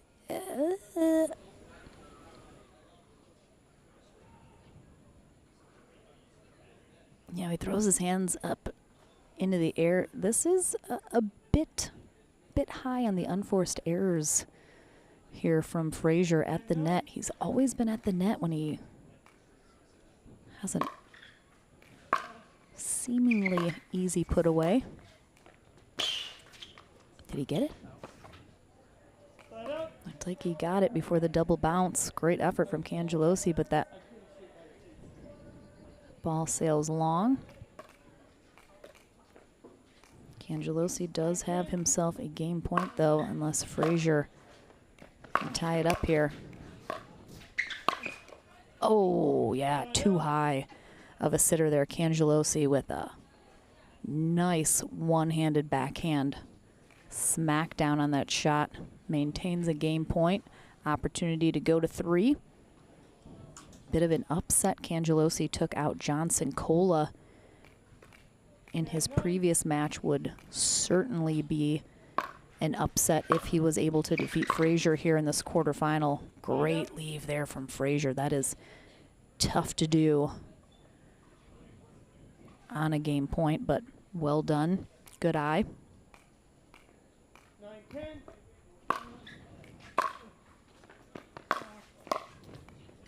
Point.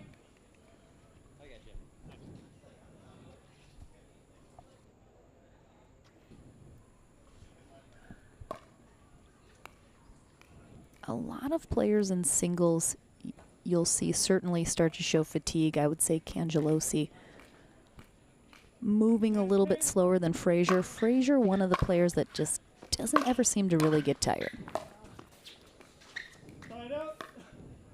Partly maybe has to do with being 20. Timeout by the server. 10-10. 1 minute.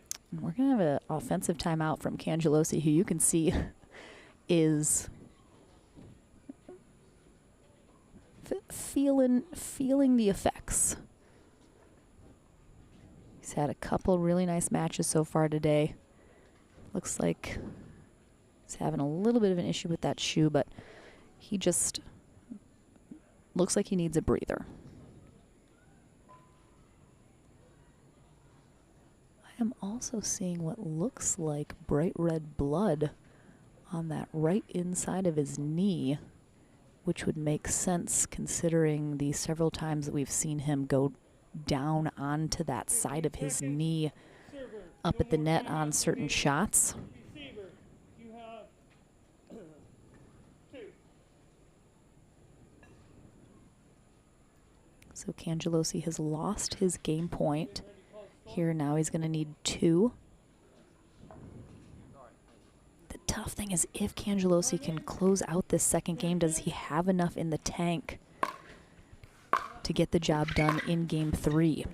Looks like he's just kind of struggling a little bit here, being able to now execute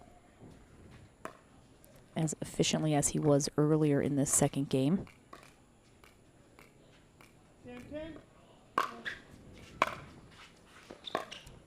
serve there from Fraser. Again, really nicely done. Fraser doing everything he can to avoid another error of putting this into the net. Takes a little bit off of it, doesn't try to overhit it. Looks like you put his head back like finally. And this will be a match point for Dylan Fraser. And Cangelosi's okay, but let's take a look at this again. I mean, oh yeah, he just kind of caught that outside of his left shoe. Luckily, didn't look like any damage was done, just a little bit of the rubber getting caught. So Dylan Fraser hangs on here in this second game, avoids a game 3. He heads to the semis. We will head to the Franklin studio to talk to him as he is making his way through the bracket. We're back into the action with our next men's pro singles match coming up right after this.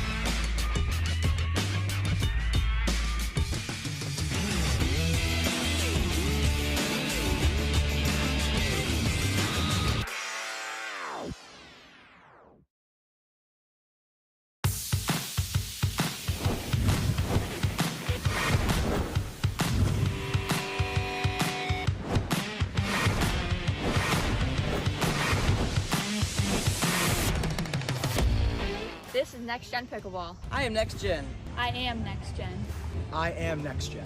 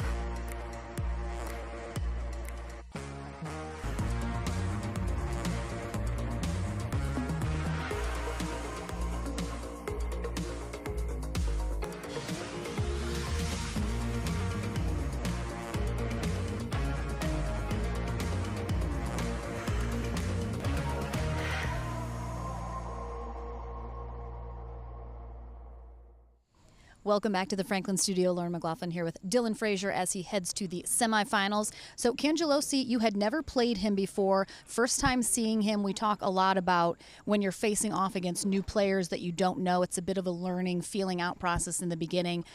Knowing you're not playing him, what's your thought coming into trying to feel him out? Yeah, so it goes both ways, really. I don't know his game, but he doesn't know my game. So my philosophy usually is just to start with returns down the middle and see if he kind of favors his forehand or backhand when I give him the choice, and then go from there. If he's hitting a lot of forehands, maybe play a little more to his backhand and vice versa.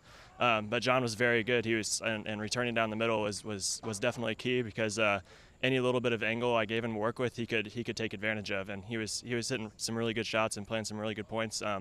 So I expect him to have a long day today.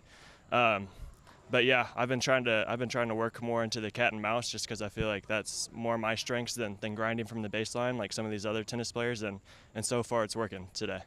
You had a lot of cat and mouse in that match for sure. But speaking of tennis, it's kind of well documented. You do not come from a racket sport background, but I know more recently you've been training to kind of incorporate a little more tennis type shots into your game, like the two-handed backhand, perhaps something else. Why do you think you wanted to do that to try and round out your game a little bit more? Yeah, it's just I think it's just a matter of not having as many weaknesses like for a while, and even still, really a lot of players just return to my backhand because that's a lot weaker than my forehand, and so I'm just working on maybe developing a passing shot or even drop shots, or just several different things I can do with it to keep him guessing a little bit. All right, well, we still have Ryler DeHart facing off against Zane Navratil across the way. That's who you're going to face, the winner of that match in the semis. Any thoughts about any difference who comes out on top might make in how you approach that semifinal? I think I'll play him the same way, really, which is try to play a lot of cat and mouse and return down the middle. So I'm ready. All right, well, we'll see you in that semifinal. Congratulations as you work through your day, but don't go anywhere. More pro singles action coming your way here at the APP Atlanta Metro Open right after this.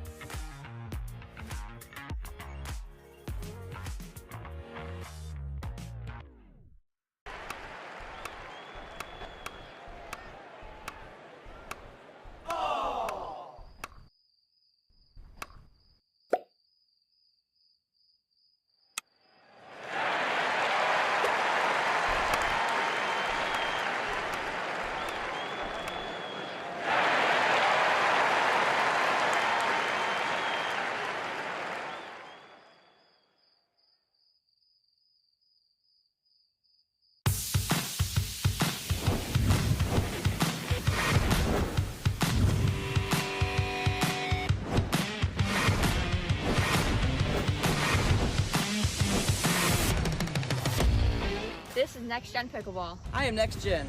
I am Next Gen. I am next gen.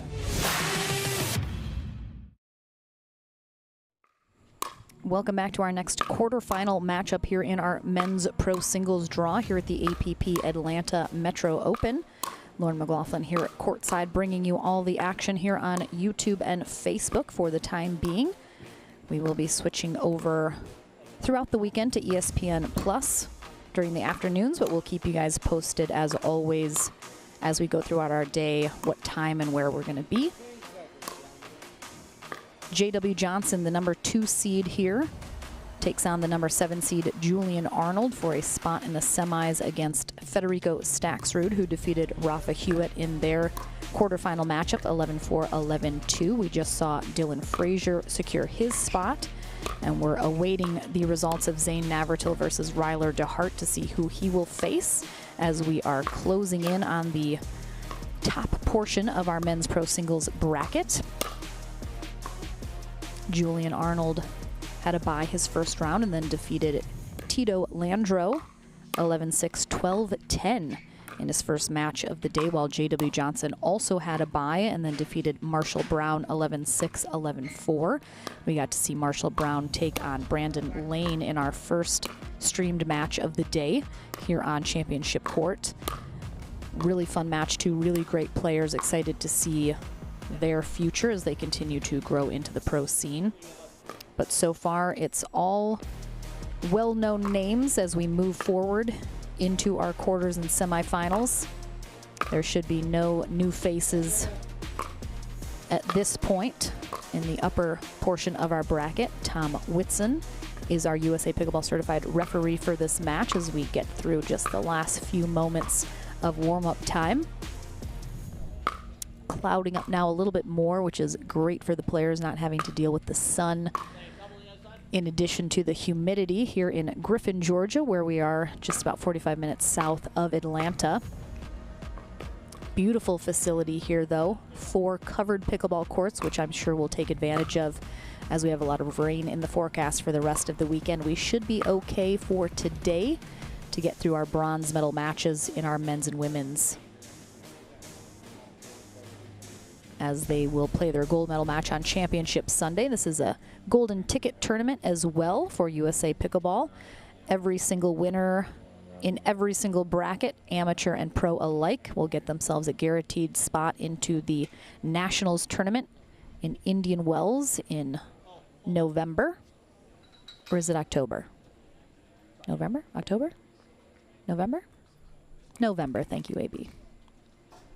I just talk to myself until someone in the truck tells me what's going on. All right, looks like Julian Arnold will be on the near end to start. J.W. Johnson on the far end.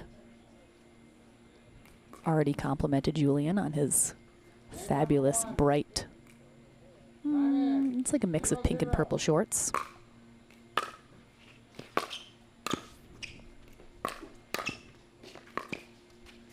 Oh my goodness.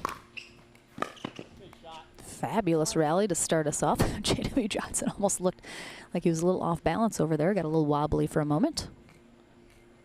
1-0. Line out. The whole Johnson clan recently signing with Franklin as their paddle sponsor. They'd all been free agents their entire time in pickleball up until now.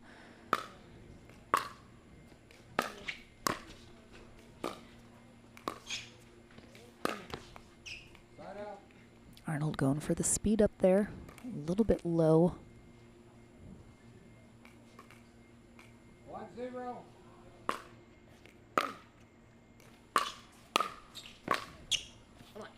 Really nice aggressive volley there from Arnold as Johnson left that previous ball up just a little too high.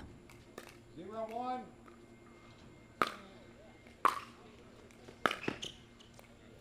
All right, both of these players having some really nice shots followed by some really not good shots. So it looks like both of these players just trying to settle in here as they start this quarterfinal match.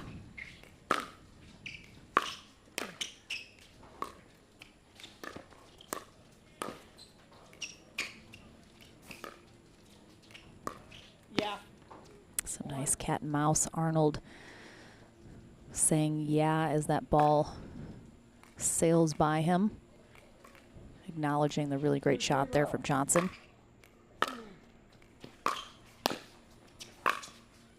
Oh, really nice spot there from Johnson. Just so nonchalant, too, when he hits some of these shots.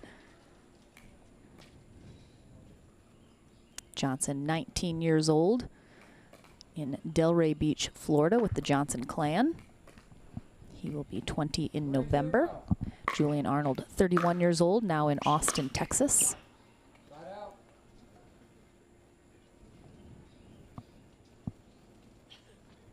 0-3.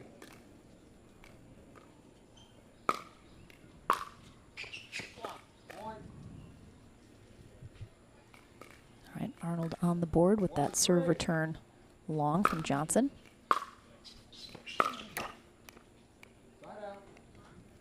Head pickleball sign on the net takes a beating as Arnold leaves that drive a little low. Oh, sorry. 3-1. Side out.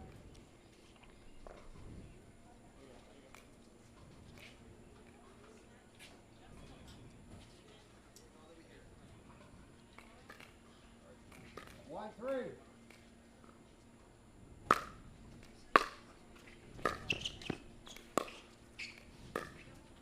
Side out.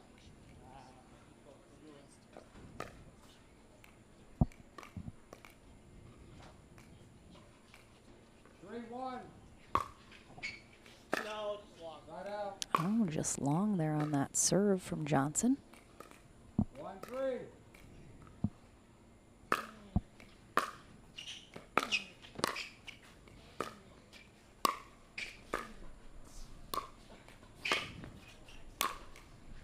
Some nice pickups there from Arnold, but just isn't able to do much with it. Ends up leaving that last one a little high. Johnson, easy put away. Oh, little ankle roll there. Maybe needed to crack something. 3-1.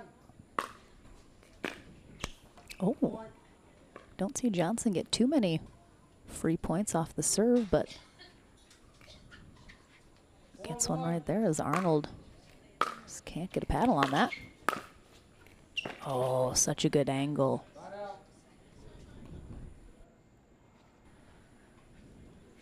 Again, Arnold doesn't just block that drive. He counters with a beautiful cross-court forehand volley. Oh, really nice. Really gets underneath and rolls over the top of this shot here with his two-handed backhand, making it dip over the net.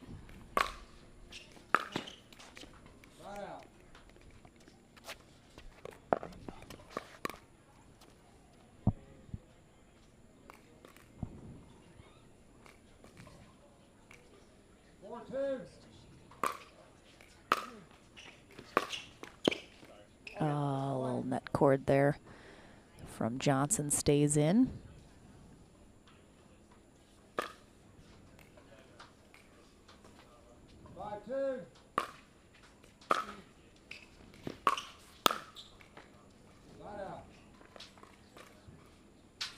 J.W. Johnson was in all 3 finals last weekend in Chicago. Failed to get a gold in any of them. Very unusual for him. Oh my God, your footwork.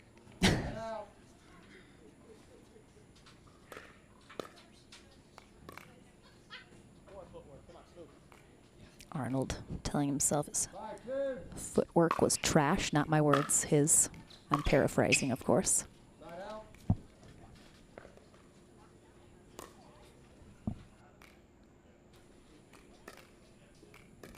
5.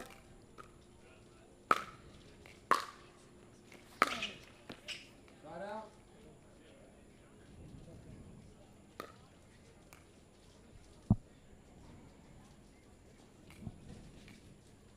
5-2.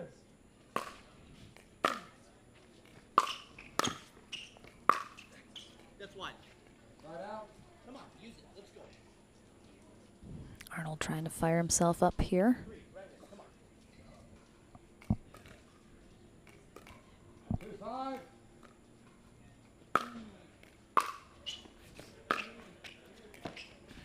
Misses it. Good attempt. Just a little too tight on those margins on the sideline. 5-2. Ball, side out. All right, clips the net and does not get out of the kitchen. So another quick side out. Arnold still looking to get off at 2.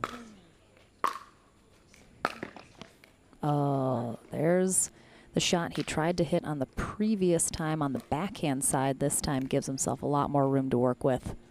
Really nicely done. So much top spin. That dips significantly as it clears the net. No Andiamo on that one, but a nice fist pump. It was fun while I was in Europe. I actually heard Italians saying Andiamo during matches. I was like, where's Julian? Is Julian here? All right, getting a little more vocal. Odoth, I missed you.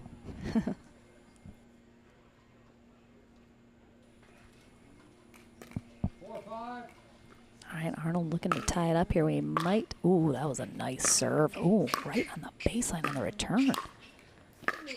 We could definitely get an Andiamo if he ties it up here.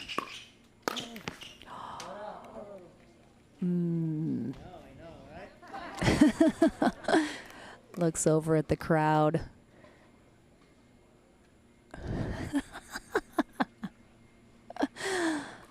Someone make that a GIF. Fantastic. 5-4. All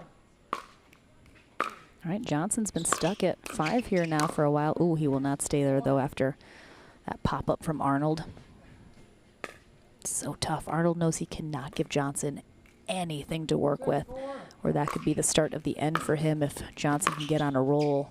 Good leave. Really, neither of these players have been able to string together too many points in a row. It's been very sort of one-off points. 4-6.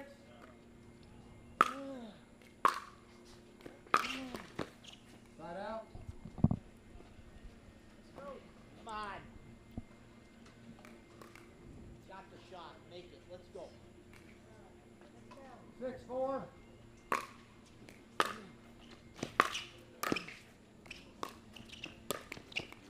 Point.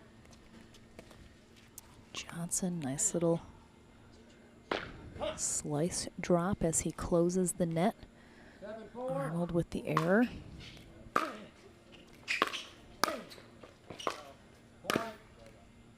Pushing that a little long. That's what I was mentioning. It's so tough. Arnold knows this could spell trouble for him.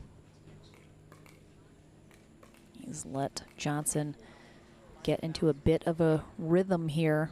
8-4. Now up by 4. He's got to interrupt this rhythm and quickly. Yamo! All right, our first Andiamo there as he is trying to really fire himself up here. Johnson really didn't even make a move one way or the other. I think he sort of resigned himself to the fact that Arnold was going to come out on top of that. 4-8.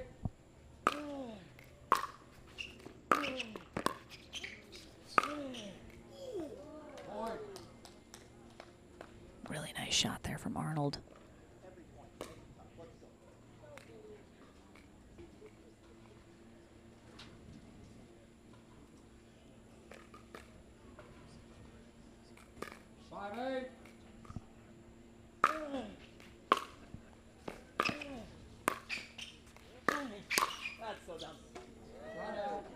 Arnold trying the speed up from the transition zone. I think knew pretty much right away. He wished he could take that decision back. Regretted it immediately.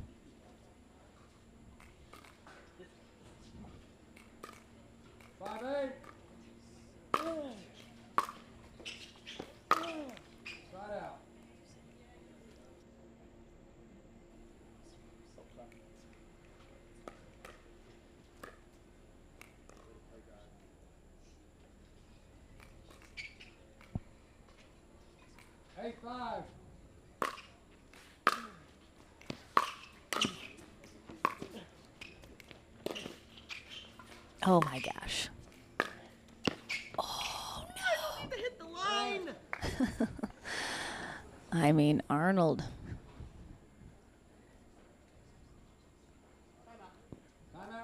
I think knows he did not need to cut it so close.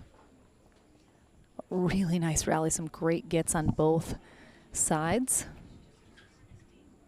Julie Johnson bringing over the water for JW.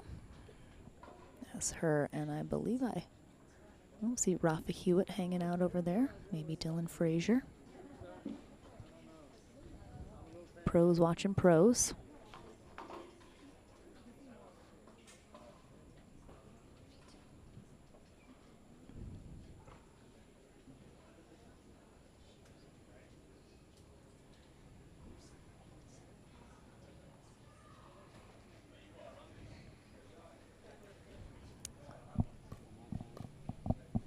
Seconds.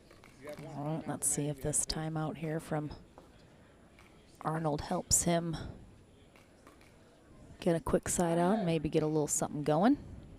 9-5.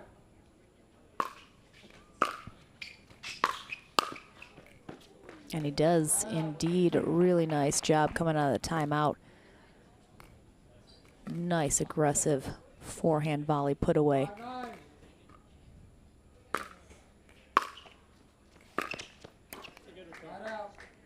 Really good return there from Johnson, as Arnold acknowledges that as well. I thought it might have missed, but must have been right on that baseline. Arnold was blocking the camera just ever so slightly. Johnson 2 points away from closing out this first game, but now 1 with that error into the net from Arnold. 10-5.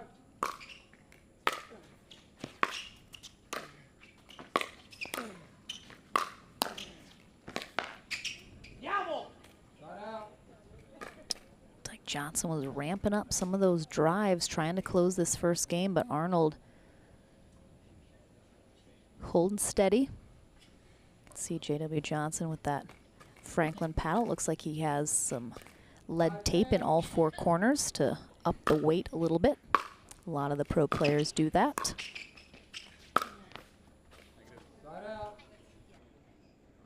Great leave there from Johnson, as he doesn't even look behind him, just lets it fly by.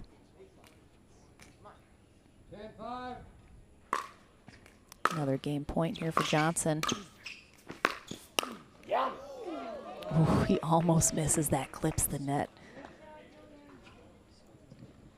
It seems like Julian Arnold has himself a little fan club over on the side. 5-10.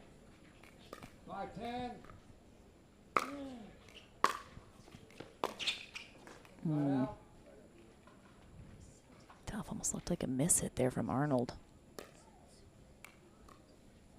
3rd game point here for JW Johnson. 10-5.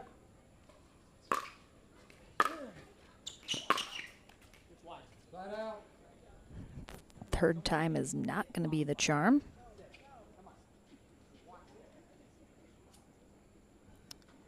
Winner of this match will get Federico Staksrud in the semis. 5-10.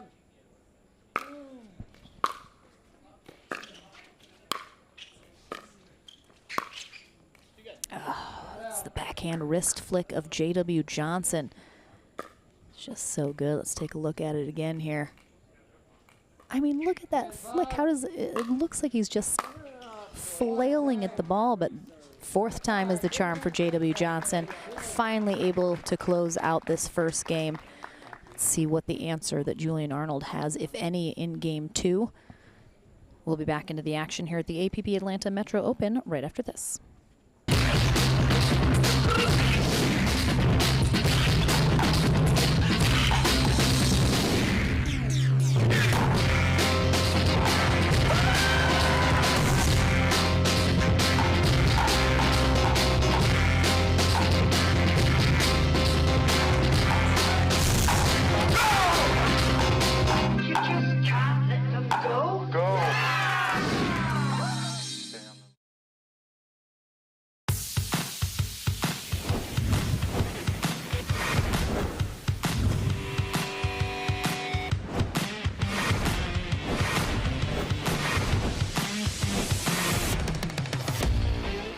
Next Gen Pickleball. I am Next Gen.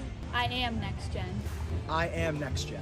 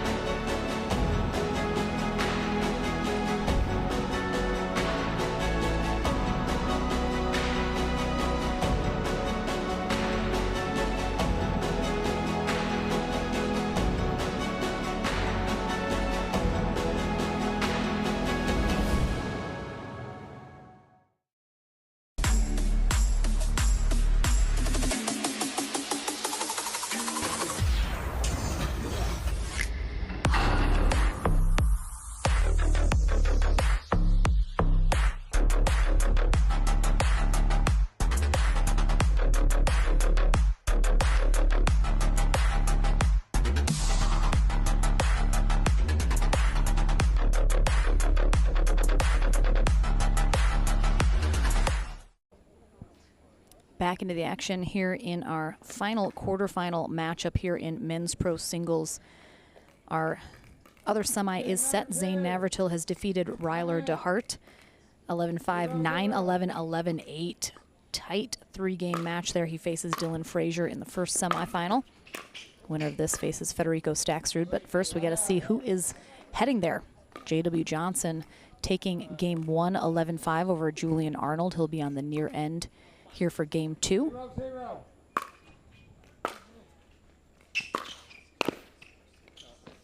Point.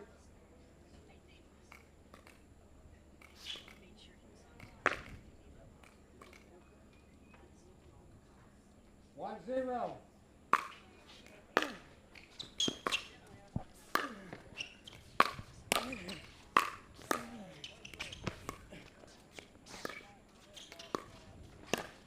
Oh, really nicely done there from Julian Arnold, and a massive Andiamo is our reward.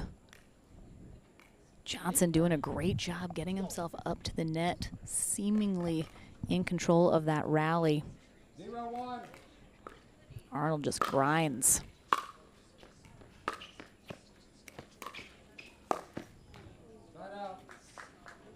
Arnold perhaps changing his mind in the middle of that, deciding to try and take it out of the air instead of letting it bounce. Looked like he might have had just a moment of indecisiveness.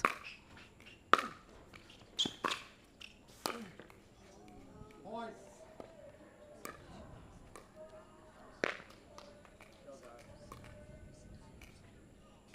Two zero.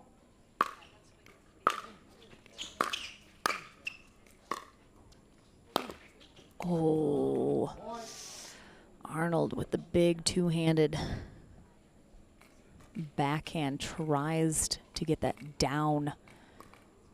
Ends up putting it right into the tape instead, bouncing it well wide. Johnson 3-0. up 3-0 now. That's a great shot. Point. If J.W. Johnson comes out on top here to face Federico Staksrud in the semis, it will be a similar face-off as the gold medal match last weekend in Chicago. Johnson and Staksrud battling it out on Championship Sunday last weekend. Staksrud ultimately defeating Johnson to take the gold medal.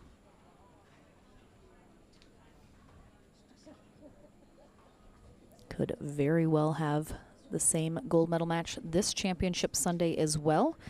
We'll have to see how it shakes out, though. A lot of good players here left in the top portion of our draw. And of course, being a true double elimination style bracket, somebody is coming through the back draw back into that bronze medal match with a chance at gold.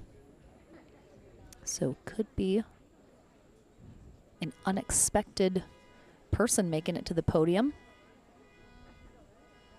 Certainly has been the case at quite a few APP tournaments, which is so fun and exciting to watch for the fans at home and in person.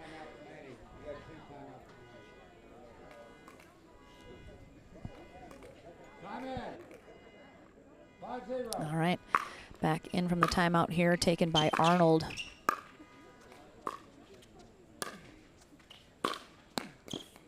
Point. Technical warning. Ball abuse. All right, Arnold with the technical warning. Here's he whips that ball into the net. I think Julian Arnold just sort of bakes into every one of his matches the potential to get a technical, whether it's for swearing, smacking a ball. 15 seconds. He's okay with it. I don't mind it either. Brings a certain je ne sais quoi to pickleball. I love a good fiery personality. Oh, misses it.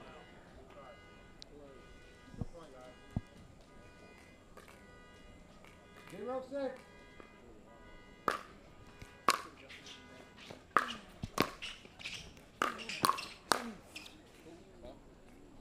Just misses that baseline.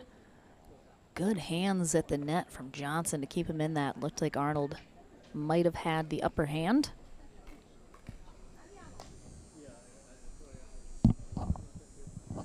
Ooh, I think I hear some cicadas singing in the trees, serenading me. Who doesn't love a good cicada song? I mean me, I do not, they're terrible. 6-0.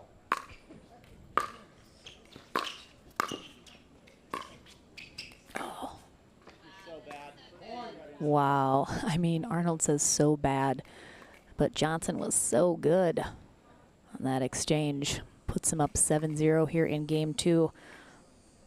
Arnold's gonna need to change something and fast here in game 2. 7-0.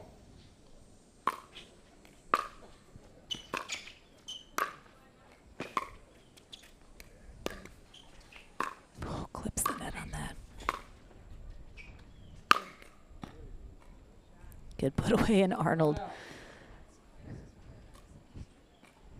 No celebration on that. He knows he has dug himself quite a hole here to get himself out of. A lot of work to do, so no celebrating yet.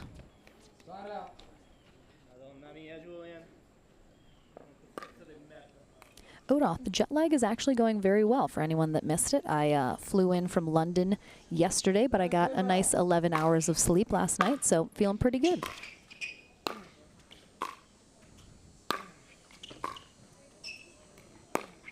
I mean, Johnson. All right, there's an Andiamo from Arnold.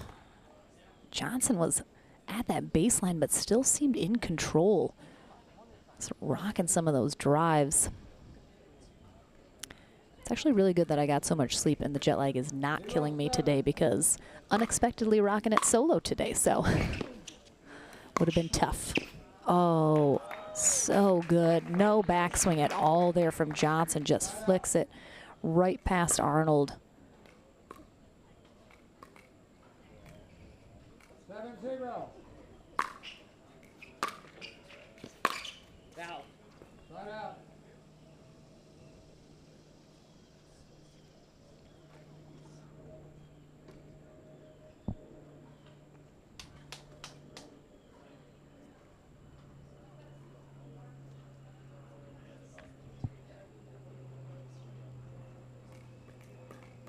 Zero 7.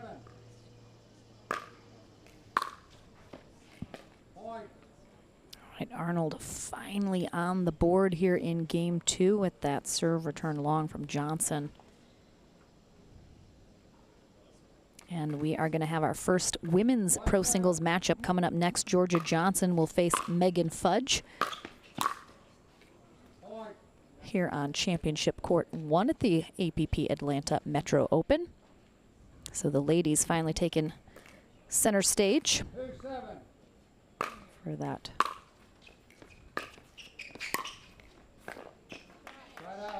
They're actually already into the semis, as they had a smaller bracket here today. So Georgia Johnson and Megan Fudge will face off in one semifinal, while Mary Brasha and Lauren Stratman face off in the other, to see who's going to head into that winner bracket final.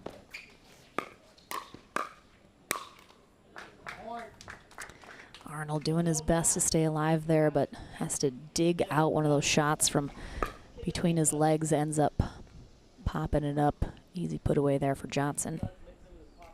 A2.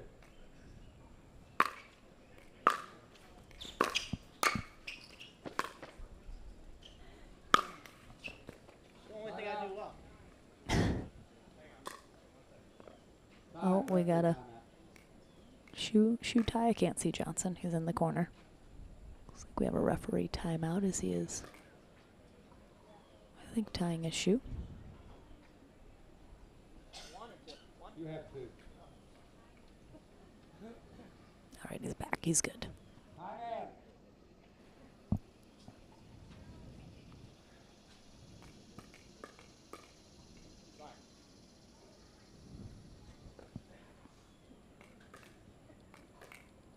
Too late.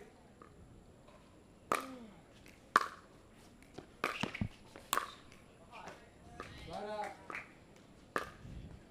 Yeah, I mean, Arnold A2. just not playing the game he wants to be playing here in this second game.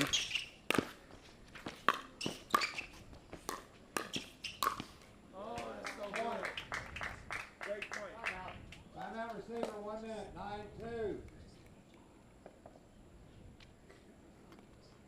We're going to have a timeout here from Julian Arnold, who is he's just struggling to get it in right now. He's struggling to get something going, struggling to get into a rhythm, into a groove.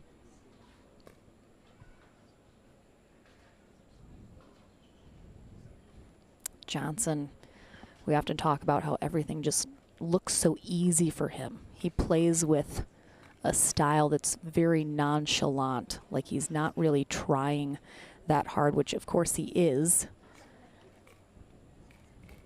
Arnold right now certainly putting in a lot of effort, trying everything that he can do. I don't think there's necessarily a strategy change that Arnold needs to make significantly. It's the errors. Oh, we got it. Arnold had given up already on that. That is tough.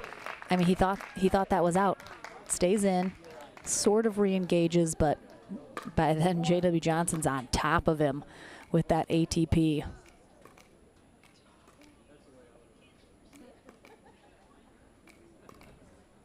Do we have a timeout? Nope. Couldn't tell. All right, match point here for J.W. Johnson. And could hear the ball off of Arnold's paddle. Did not sound good. So that is going to be the match.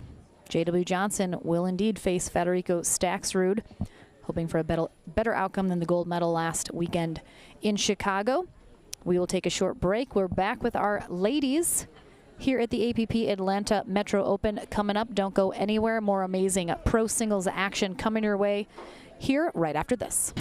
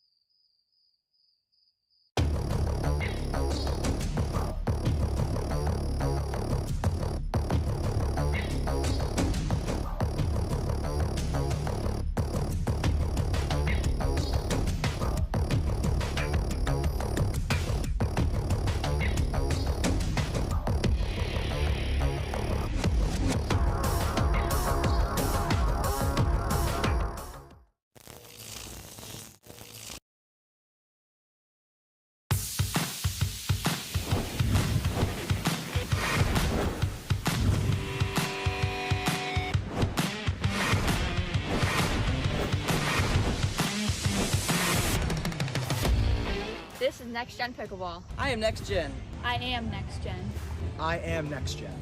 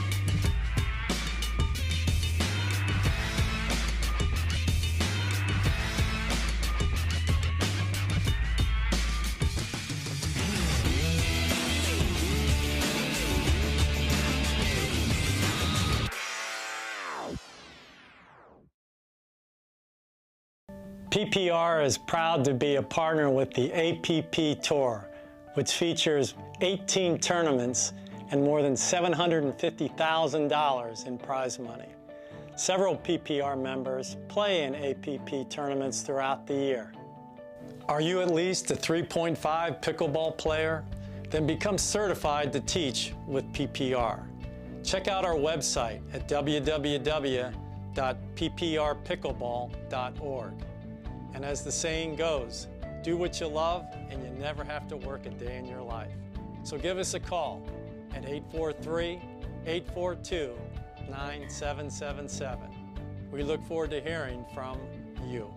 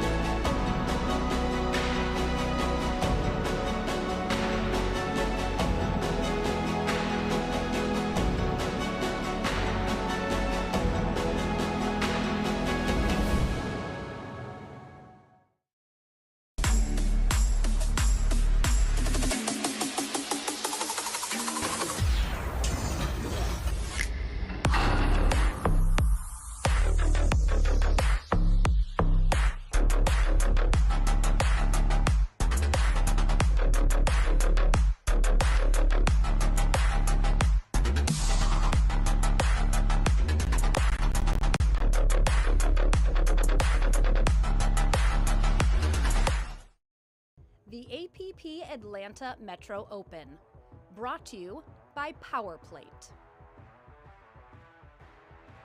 Selkirk Pickleball. Pickleball Central. SunMed. And Head Pickleball.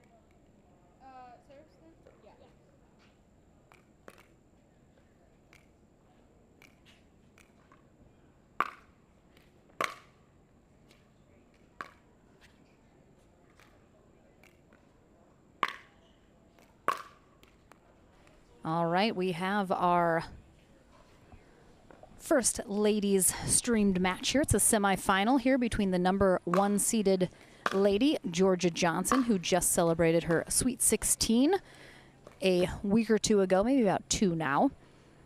And she is taking on the number 4 seed, Megan Fudge.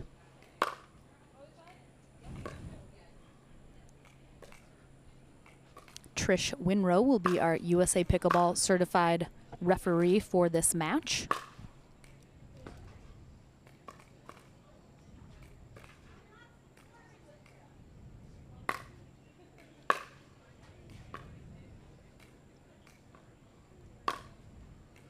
As I mentioned, our ladies bracket, per usual, is smaller than our men's.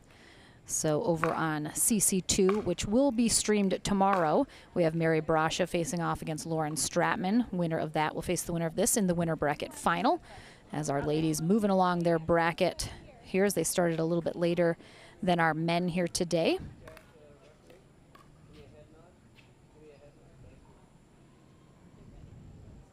Georgia Johnson in the Delray Beach, Florida area, as I mentioned before, with older brother J.W. Johnson, mom Julie Johnson, top-ranked senior pro on the ladies' side here on the APP Tour.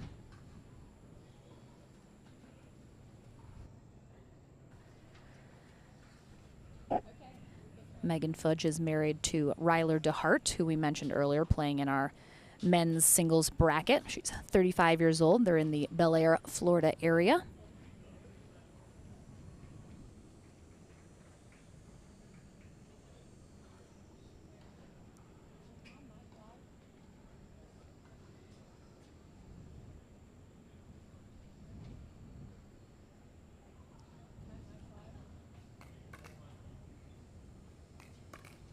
Megan Fudge playing her college tennis at the University of Illinois.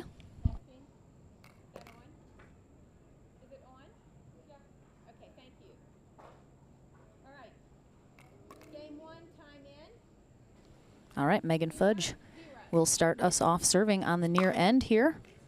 Georgia Johnson returning.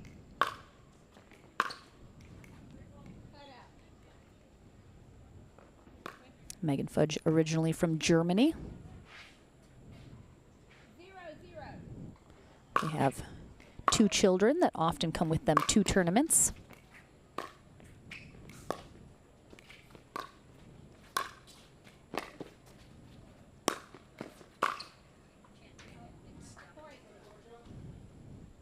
Her husband, Ryler DeHart, a former professional tennis player, who now focusing on pickleball full-time, as is she. Definitely solidifying themselves as players not to mess with on the pickleball court. Continuing to climb up the ranks.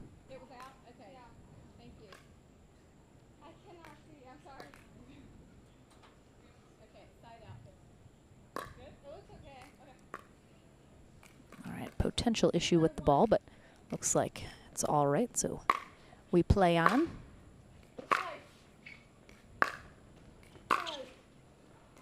Megan Fudge, of course, coming from that high-level tennis background. A lot of her singles game is played at the baseline. A lot of the former tennis players on the ladies' side settle into sort of a ground stroke strategy. Johnson, too young to have had a college tennis career at this point.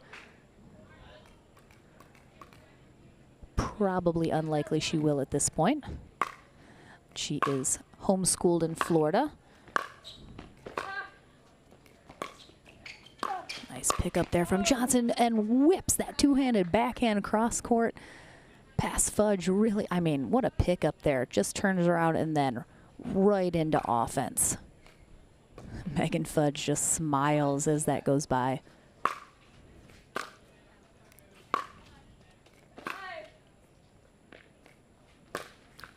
Oh, maybe a little too aggressive there for Johnson, as that ball does drop in from Fudge. But you'll perhaps see Johnson get up to the net just a little bit more frequently than Fudge will.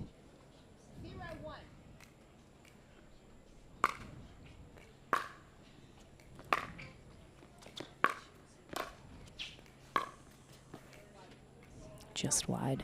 You'll also notice Megan Fudge hits a lot of sliced shots. Definitely a tennis stroke she's brought over into her pickleball game.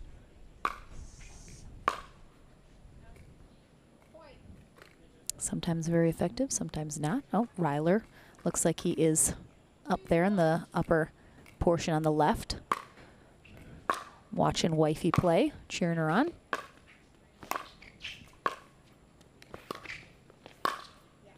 Again, Johnson just does such a great job of being aggressive, taking those shots out of the air as a volley when she has the opportunity to do so, really not letting Fudge set up.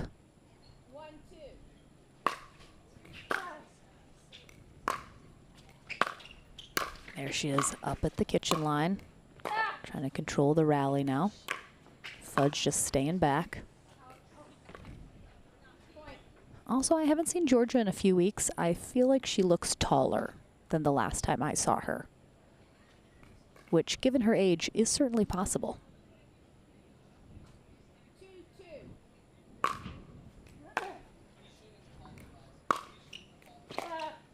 Great shot there from Johnson, just being so aggressive. She just has such a hard, heavy shot. She hits her shots very flat as well. She doesn't slice or roll them too significantly, so she just gets a lot of power on these shots. Sometimes can sail them long because she doesn't put a lot of action on them. Oh, just out. Really nice job there from Fudge. Let's look at it again. Look at that angle.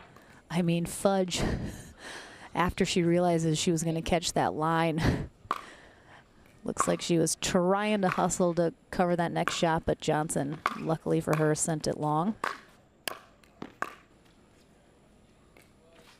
Again, Georgia Same shot, same result. I'd like to see her. She has time. She's right on top of that shot, lets it drop to make sure that it's staying in, and then I'd like to see her just drop that next shot in. There's no need to kind of rush that shot or hit it as hard as she is.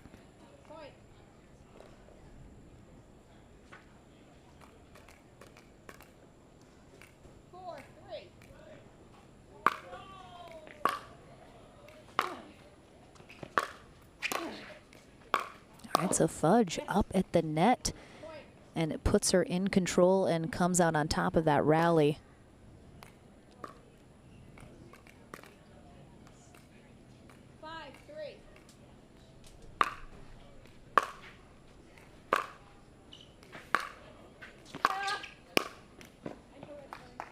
Johnson loves that shot. It's one of her favorite. When she gets a slightly high ball to that backhand side, she's going to rock that two-handed backhand from a really high position and come over the top of it with a really nice downward angle and a lot of power. There it is again.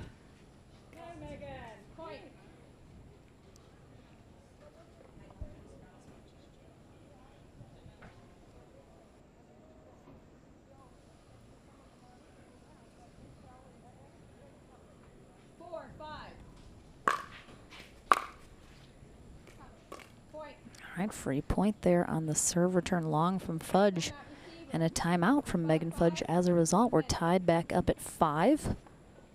Definitely had some momentum swings for both of these ladies here as we're getting into this first game of this semifinal match. It's Megan Fudge's son over there that just followed Ryler off camera. But really great setup here on CC1. Always tough on a Thursday when a lot of people are still working to get a lot of people to come out and watch, but definitely some fans here cheering on our singles ladies and gentlemen here today in this awesome play. I suspect we will continue to get bigger crowds as we get closer to the weekend. 15 seconds.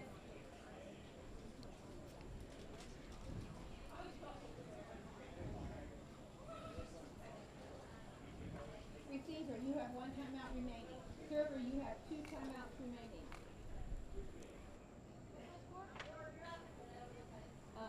You have 5. I'll call 4. All right, coming out of the timeout, let's see if Fudge can swing that momentum back her way, but she cannot. Johnson will take a 1-point lead here with that serve return into the net.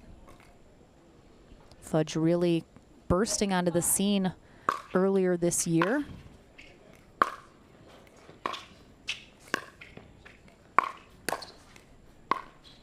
Oh, Johnson almost falls in the kitchen, but able to maintain her balance. You can see the sun as it comes in and out from behind the clouds, as you can see the shade darken the court a little and brighten it back up.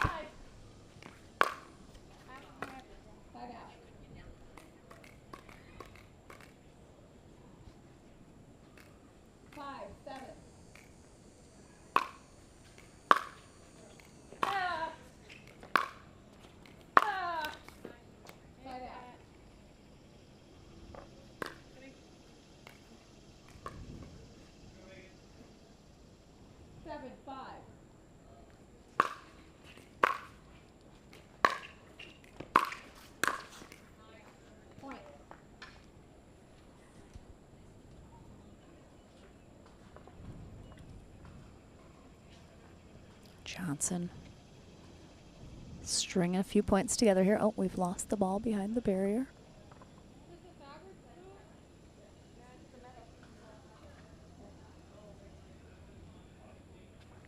Just gotta lean down, pull it up.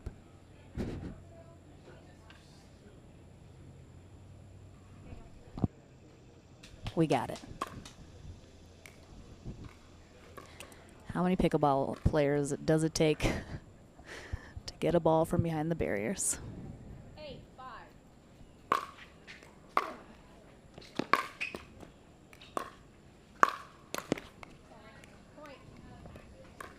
Good recovery off the net there for Megan Fudge, but Johnson just ready and waiting for that volley.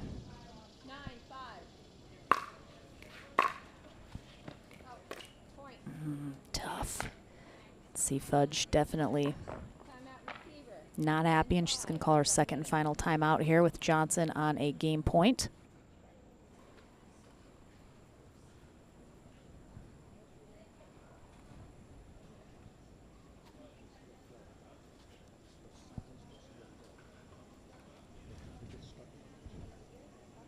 Again, hopefully you're following along in the brackets on pickleballtournaments.com for our men's and women's pro singles day here today. As I've mentioned, we're going through our bronze medal match. Gold medal matches will take place on Championship Sunday. Our men's semifinals are set. Zane Navratil is taking on Dylan Fraser over on CC2 right now, and up next here on CC1 will be JW Johnson versus Federico Staxrud. Should be a really good match each time those two face off. Always a close one, could go either way.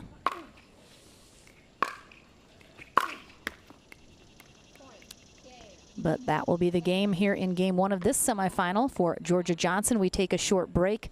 Back with game number 2 to see who is heading into the first slot of the winner bracket final right after this.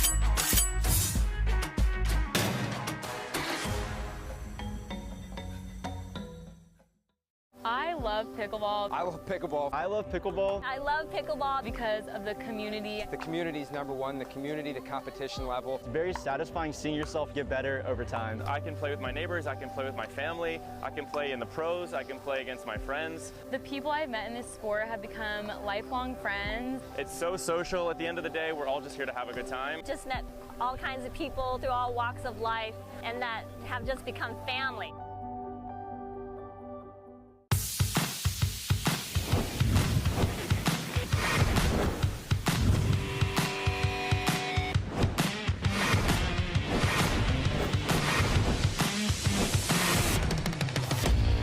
This is Next Gen Pickleball. I am Next Gen. I am Next Gen. I am Next Gen.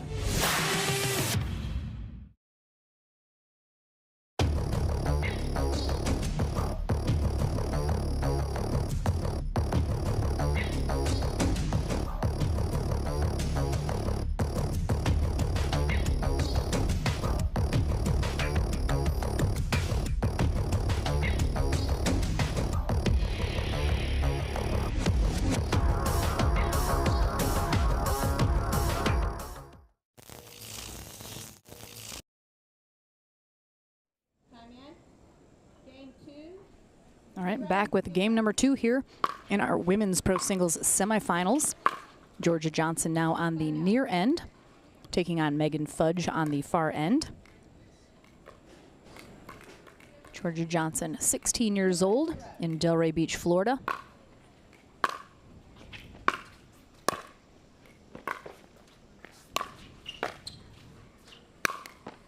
Currently the top ranking female on the APP standings list. She takes on 35-year-old Megan Fudge, originally from Germany, now in the Bel Air, Florida area.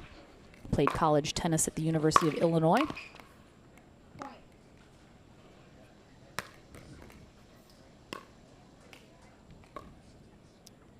Fudge struggling a little bit in this semifinal to try and get into a groove she's comfortable with. Johnson just, ooh, miss it off the tip of her paddle there. Had Fudge exactly where she wanted her, just running her back and forth, sideline to sideline, but it's that miss hit That gives Fudge the side out.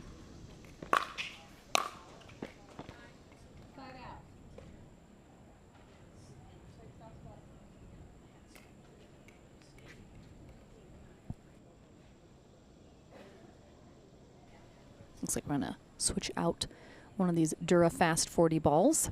I believe we have a cracked ball situation.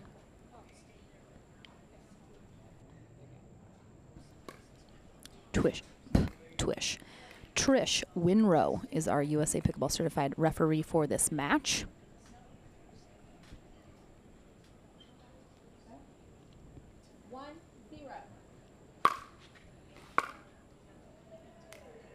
As I mentioned in game one, Georgia Johnson hits a very heavy ball, but can be very flat. Because of that, sometimes she just gets a little too much on some of these shots.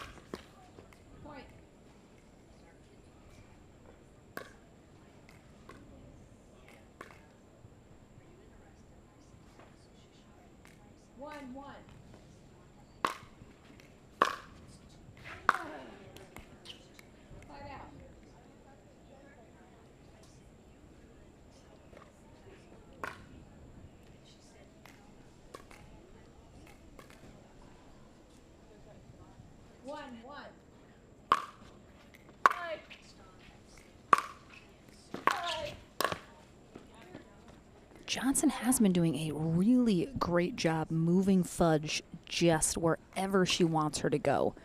Currently just working those sidelines so well. That last shot she sent wide, but ooh, great shot right in the corner. Again, because Johnson doesn't get a lot of topspin on her shots, sometimes she struggles to control how well they stay in.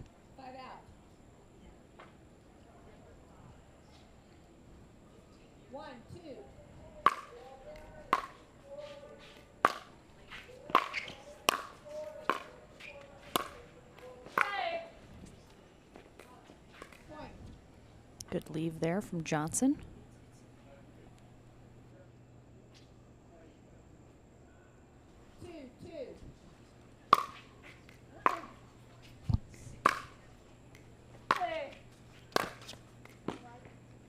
Again, just Johnson's trying to paint lines, and I don't think she needs to be cutting it that close on those sidelines.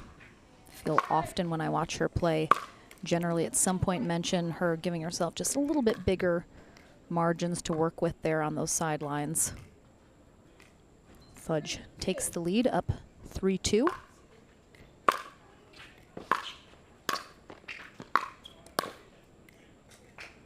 Really nice job working those angles from Georgia Johnson.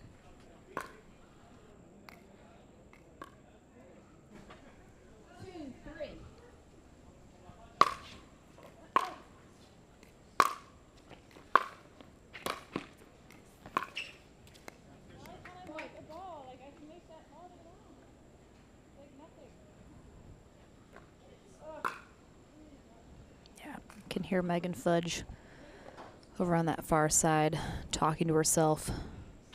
Don't think she's saying very good things at this point. Definitely a little frustrated with how she's playing, I think.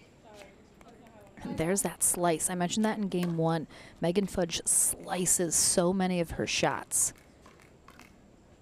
That one lands right on the top. Even if Johnson had been able to make a move for that, it had so much backspin on it. You could see that ball the second it hit, spun back into the net. Oh, butterfly.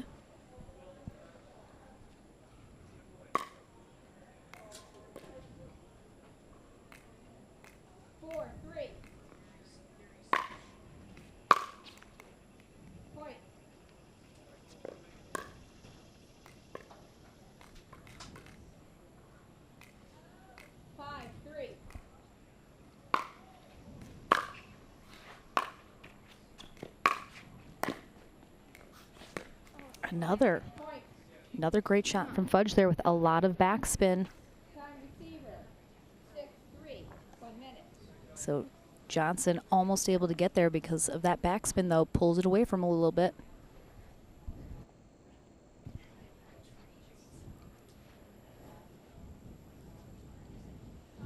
Johnson comes over to offer a little word of advice from Georgia, who I assume is sitting in the corner. I can't see her, and she's off camera.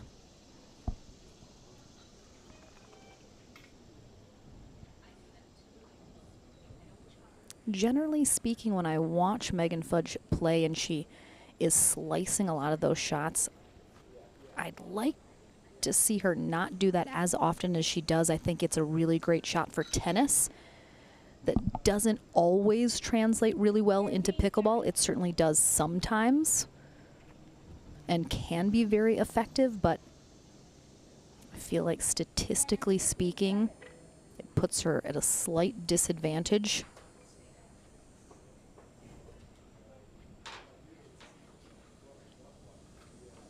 Receiver, you have one more timeout. Server, you have 2 timeouts remaining. Time in. But right now it is Fudge that is out in front and in control here in game 2. Johnson playing catch up. And that one sails long. Megan Fudge has to win the second game to force a third if she wants a shot at the winner bracket final. And there's another slice, followed up by a nice forehand volley cross court. Nice split step there from Fudge as she sets her feet and then is able to make the move over to cover that drive from Johnson. Beautiful shot down the sideline. Yeah, Fudge has seemingly struggled throughout this entire match, just getting something going, and she finally has here now. She's getting the balls she wants. She's hitting the balls the way she wants to hit them. Things have kind of finally started to go her way here in this second game.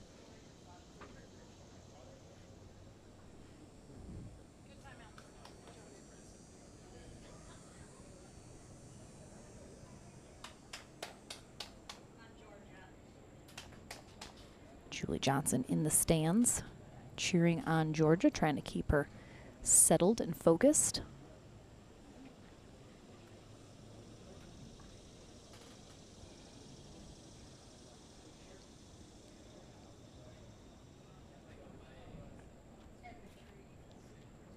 Seconds.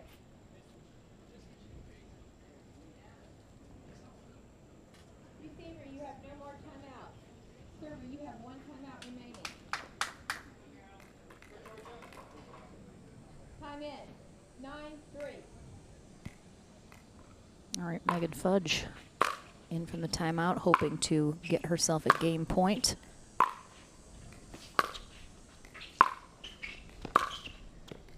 Oh, she got it.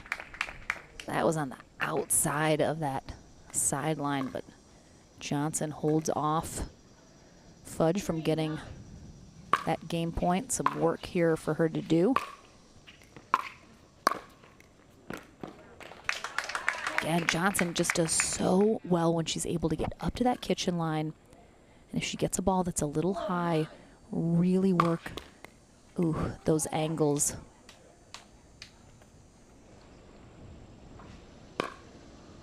Oh, we got the close call, Cam. Yeah.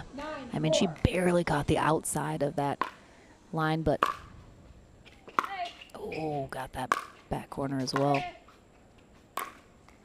Ooh. There's the margins I was talking about earlier.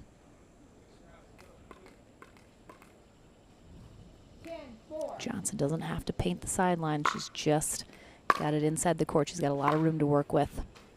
But a game point here for Megan Fudge.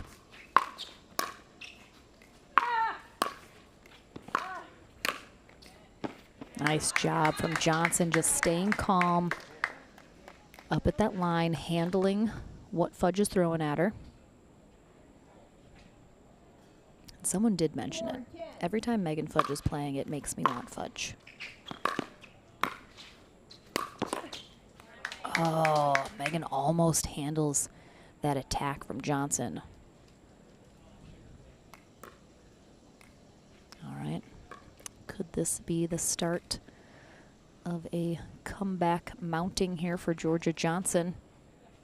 5-10.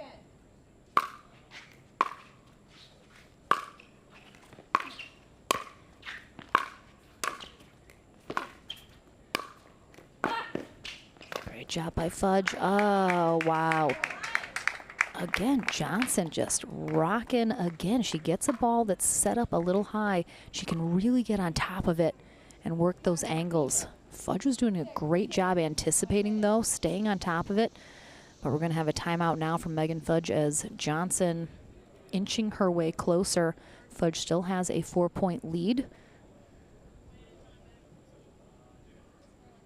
But no lead is safe in pickleball.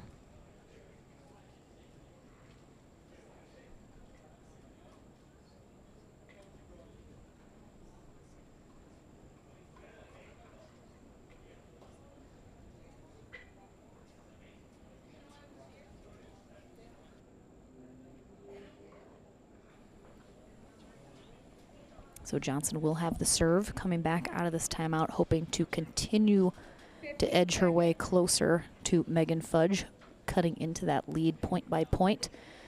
If she is able to do that, certainly puts the pressure on Megan Fudge to try and close out this second game as soon as possible. Could potentially force her to make some errors, try and press a little bit.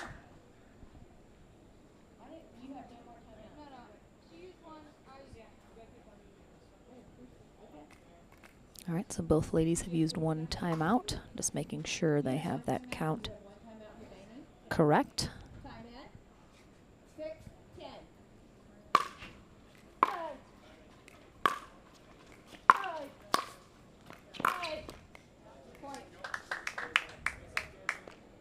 And you have to think it is absolutely on Megan Fudge's mind that every point Johnson gets closer makes it harder for Megan Fudge to try and come out on top of this match and head to the winner bracket final.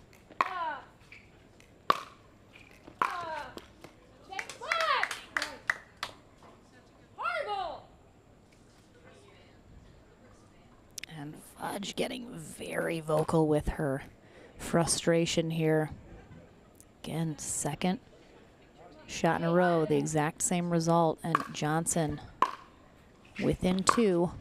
And again, it's Fudge comes out on top of that, but again, it's that slice that leads to short shots.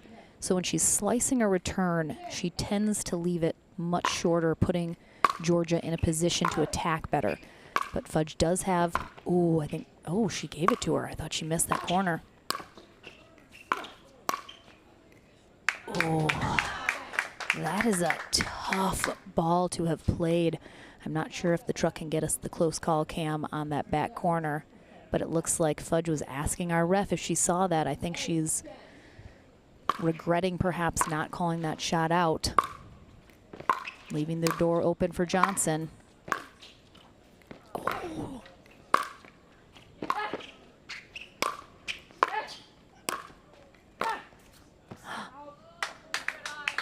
Oh, Johnson wanted that. She was going to go for that, but she knew she didn't have it, and it sails wide.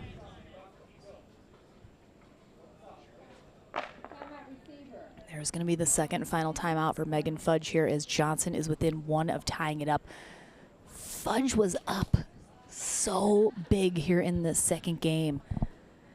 And I mentioned it, the mental part of pickleball or any sport, just so critical. And this is exactly why, because Megan Fudge had several game point opportunities to close this out, couldn't do it.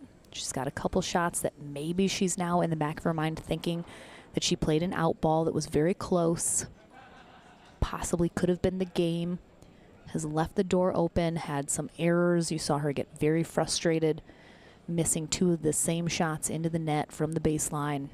15 seconds. And this is now mental.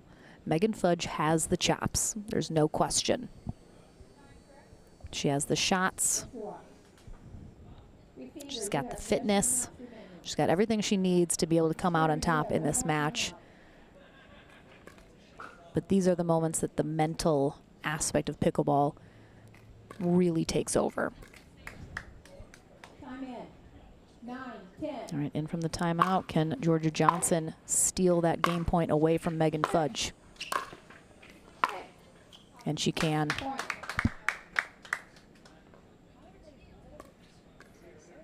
Fudge is now out of timeouts. No matter what happens here, she's got to ride this wave.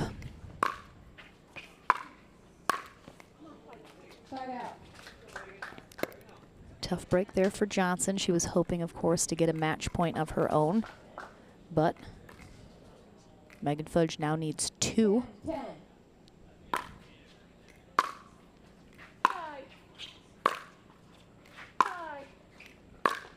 right, rocking some ground strokes. Johnson makes her move. And it is Johnson who comes out on top after she is able to get up to that net, start to get in control of that rally. 10-10.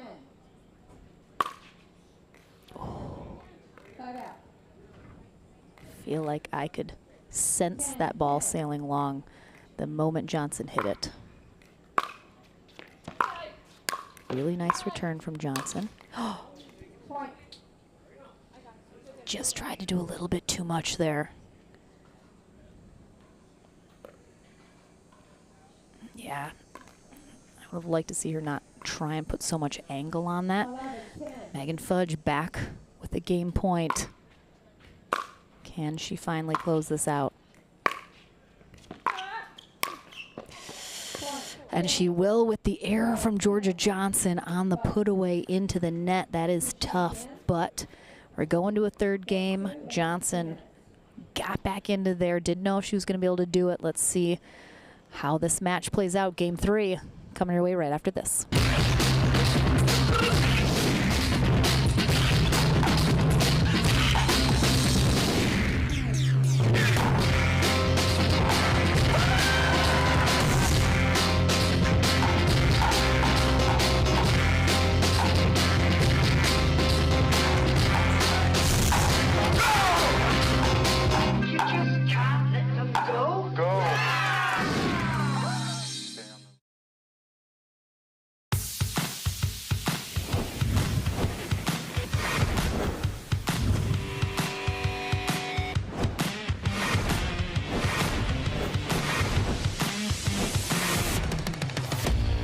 This is Next Gen Pickleball. I am next gen.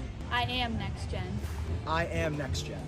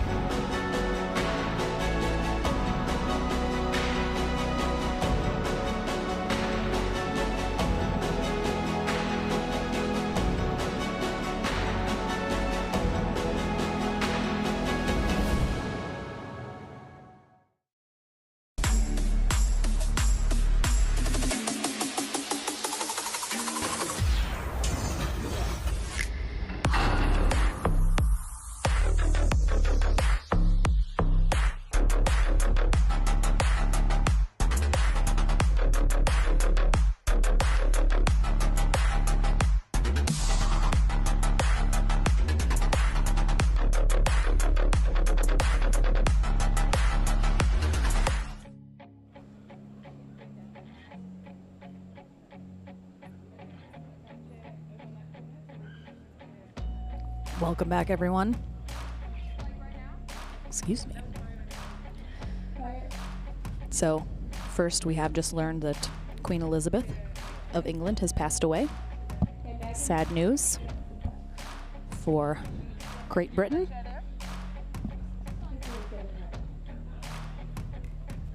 Game 3 here in our Women's Pro Singles semifinal match. Winner of this heads to the winner bracket final. Megan Fudge will start this third game on the near end. She takes on Georgia Johnson on the far end. They'll switch ends at 6 for the conclusion of this match. Very, very close game 2 after Megan Fudge did have a significant lead in several game points. Georgia Johnson able to mount a comeback, almost snatch the match away from Fudge, but she managed to prevail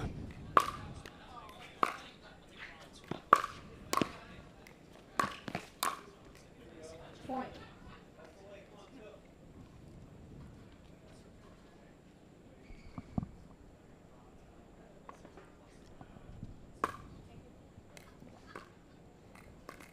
One, 0.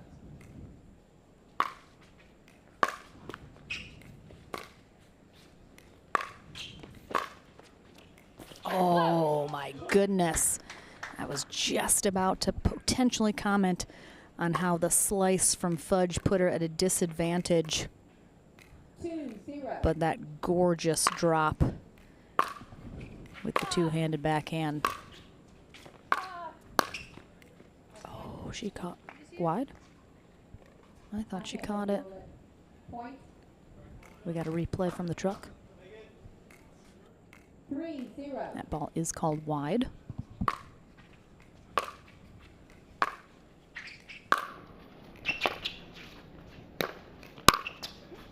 Oof. I mean, that looks like it caught a line to me, but again, happens so quickly. Watching it live is very tough. Yeah, that looks like it was in, but not egregiously so. So Megan Fudge calls that ball out, but again, 4, 0. live, moving that quickly, it's a tough call to make.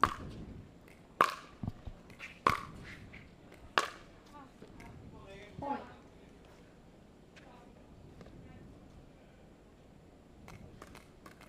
Time. Receiver 6, 0. 1 minute. 5, 0. 1 minute.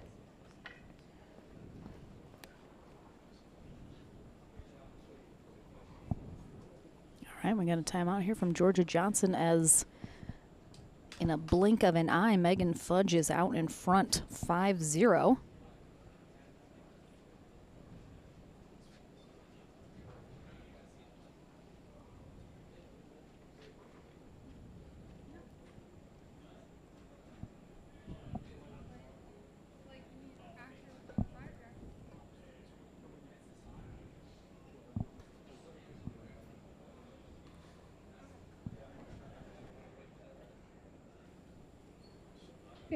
Seconds.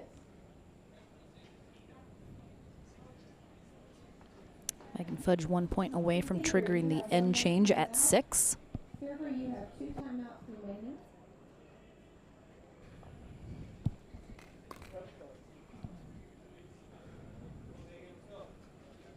So interesting to see these matches where one player in this example, Georgia Johnson in game 1, won fairly handedly, 11-5. Fudge did have a big lead in 2. Johnson came back. Fudge able to eke her out, though, and now it's Fudge with the pendulum swing in her direction here in this third game. Can she keep it there?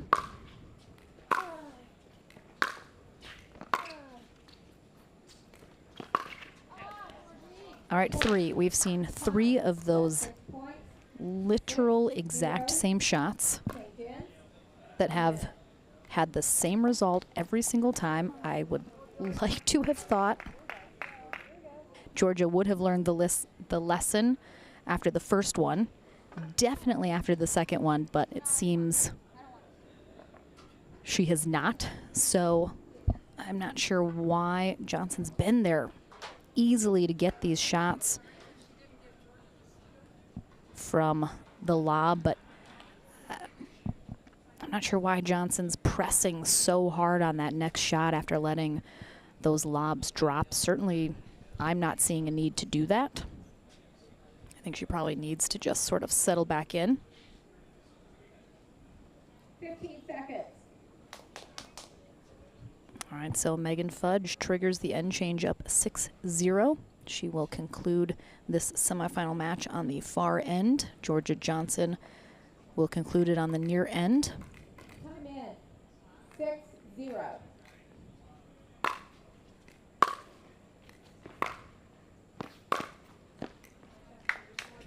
Catches that sideline on the two-handed backhand drop there. Now let's see if she can put some points on the board.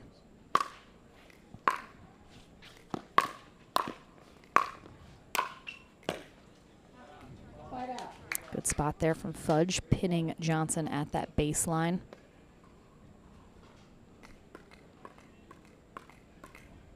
6-0. Oh, clips the net and sails wide. 7-0.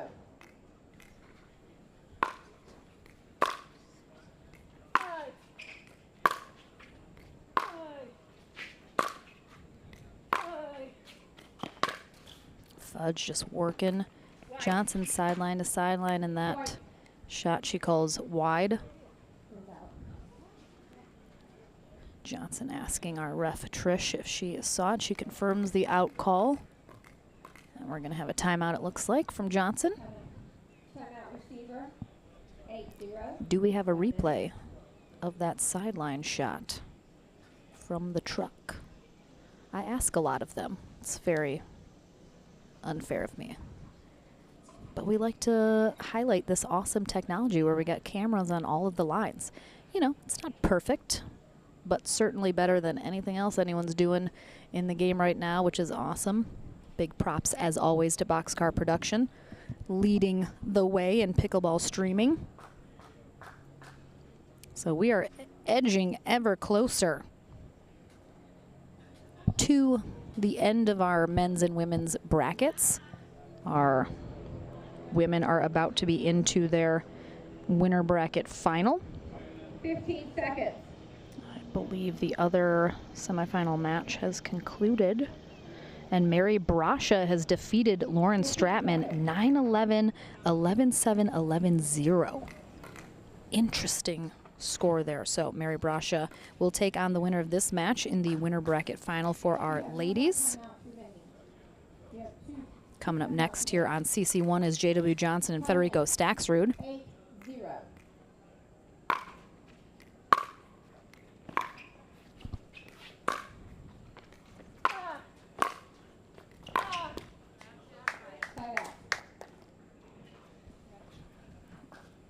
All right. Good side out for Johnson coming out of the timeout. Now she's got to do something with it. 0-8.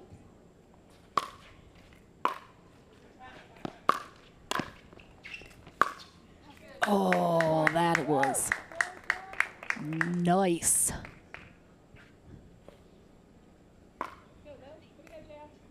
Just such a nice shot there from Georgia Johnson. And that's a beautiful shot to get her on the board here in game one. She's got to follow it up by about 10 more now.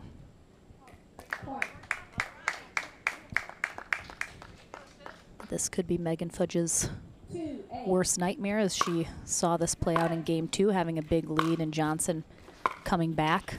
She's going to want to avoid that at all costs, but Johnson keeps her roll going with a net cord ball that just falls right over.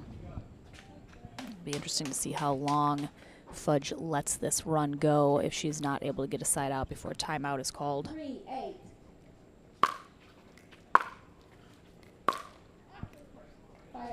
All right, so she does get that side out. 8-3.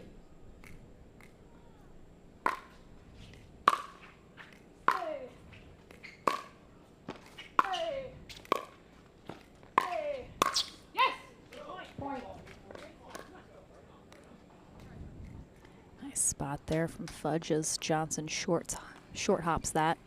Fudge doubles up down that sideline.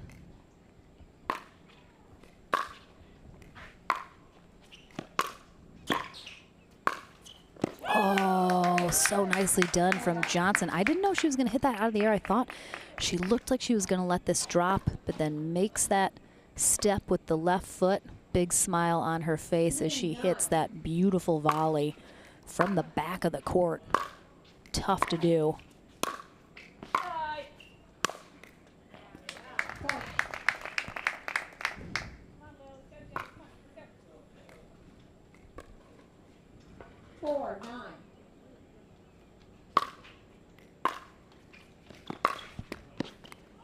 Oh, another.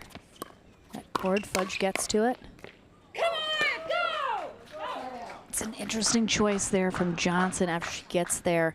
She tries to slice that to the left side, I think. Yes. 9-4. That probably wasn't the best shot selection for her to have made in the moment, but again, in the moment, so tough to make those calls. Easy to say in hindsight, but another net cord there. Flipping past Fudge, you can see she's not thrilled about that.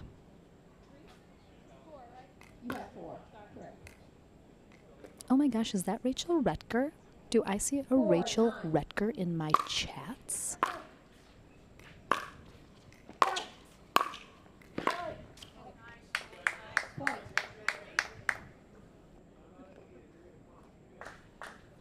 Hey girl, hey.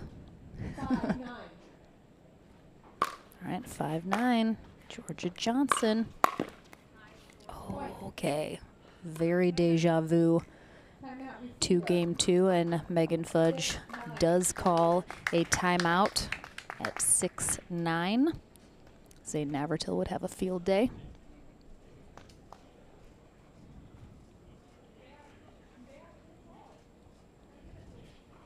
Again, this is the moment where the mental aspect has to kick in for Megan Fudge. She has played very high-level tennis. That comes with a lot of pressure.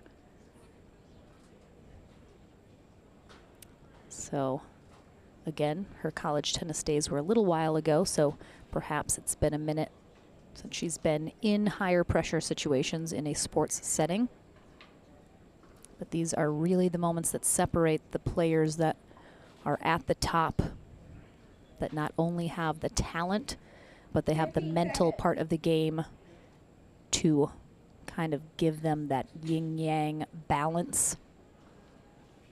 Because if you have all the talent in the world and you don't have the mental fortitude, it's not going to get you super far, or it will only get you so far, I should say. Oh my gosh, it's Mitch too. Hi, Mitch.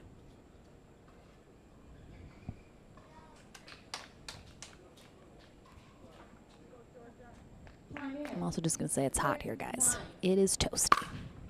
All right, can Georgia Johnson continue her run here? She can.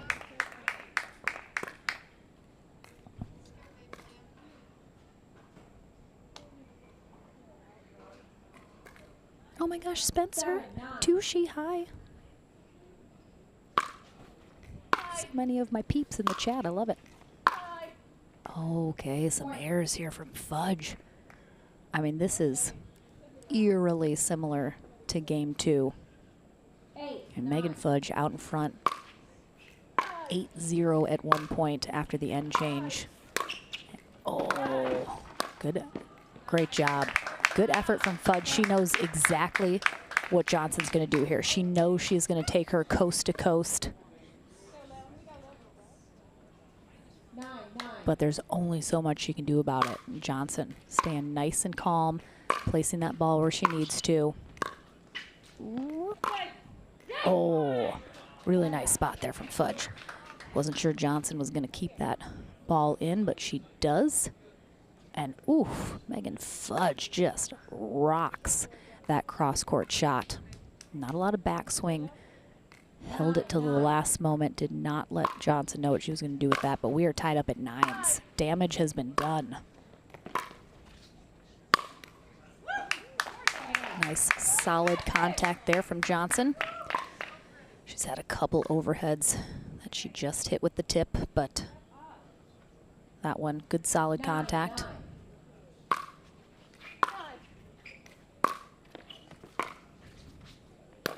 Oh, and there's a tip shot. She keeps it in, though. It's the next one she misses, but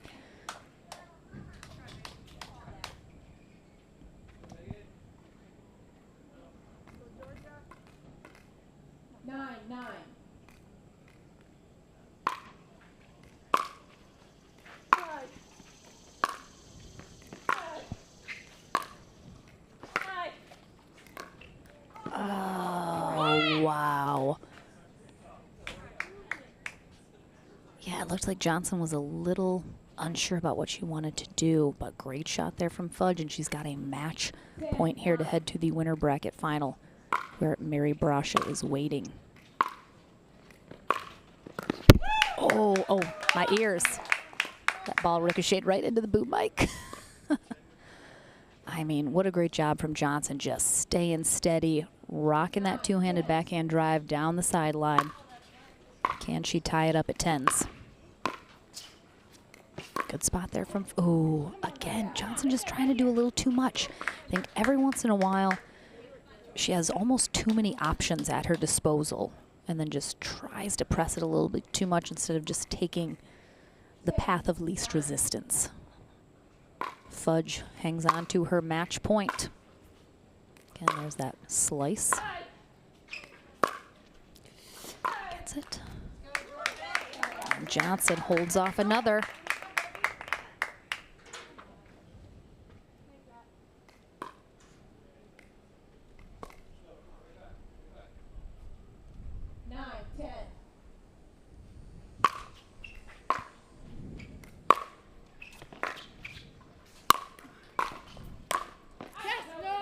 Oh, that was, oh yeah, okay. I was like, that was super in. Fudge, I think, made the call just a little premature, but changes it immediately. 10-10.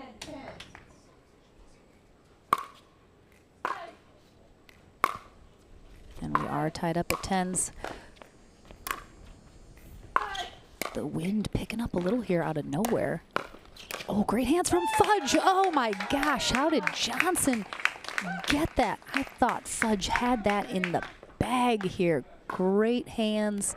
Johnson was doing the moonwalk off the court there when she caught that last shot. Unbelievable, and she overtakes Fudge here and will have a match point of her own. Right, there is that shot from Johnson that Fudge did call in. So that is the right call. Well done. Another look at our close call camera. So Fudge with the timeout here.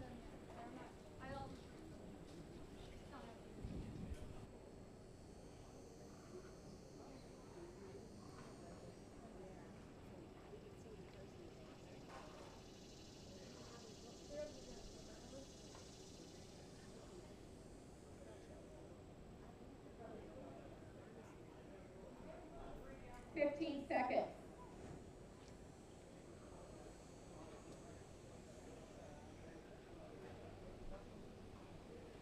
Players, you each have 0 timeouts remaining. All right, no timeouts remaining for either ladies. You have 11. And Georgia Johnson will have herself her first. Actually, no, she had a match point in game 2. I misspoke, but she'll have her first match point here in this third game. The wind picking up out of nowhere. Oh, that might have been going out. Oh, that was going out, but I think Johnson tipped it.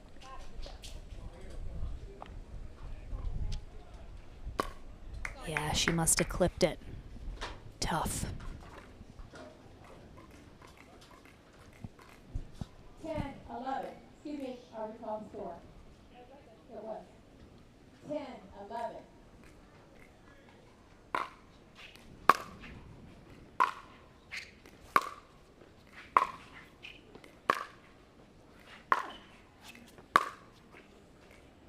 Oh, caught that baseline.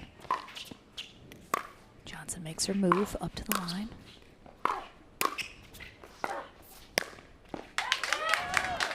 Yeah, Johnson just does so well when she's able to get up at that line and start to rock those side-to-side shots.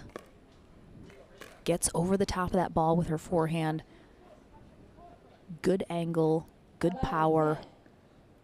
And she hangs on to the match point. Can she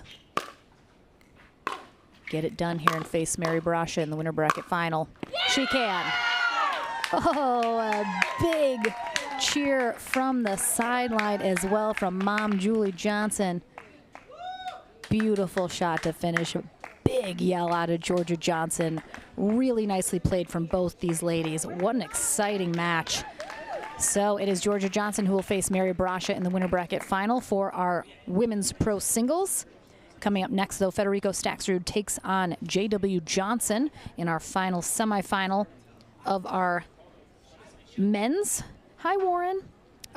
Before we head to a quick break, I just got word, Kathy Dimitri, who is one of the APP's and these pro players' biggest fans. She is the woman that everyone's always like, who's screaming in the background, and has all the players' heads on sticks and is cheering all the time. We love Kathy so much. She was on her way here to the tournament when she got word that her mother had passed away, and so she is heading back home. So we just want to give an absolute huge heartfelt hug and well wishes sent Kathy's way.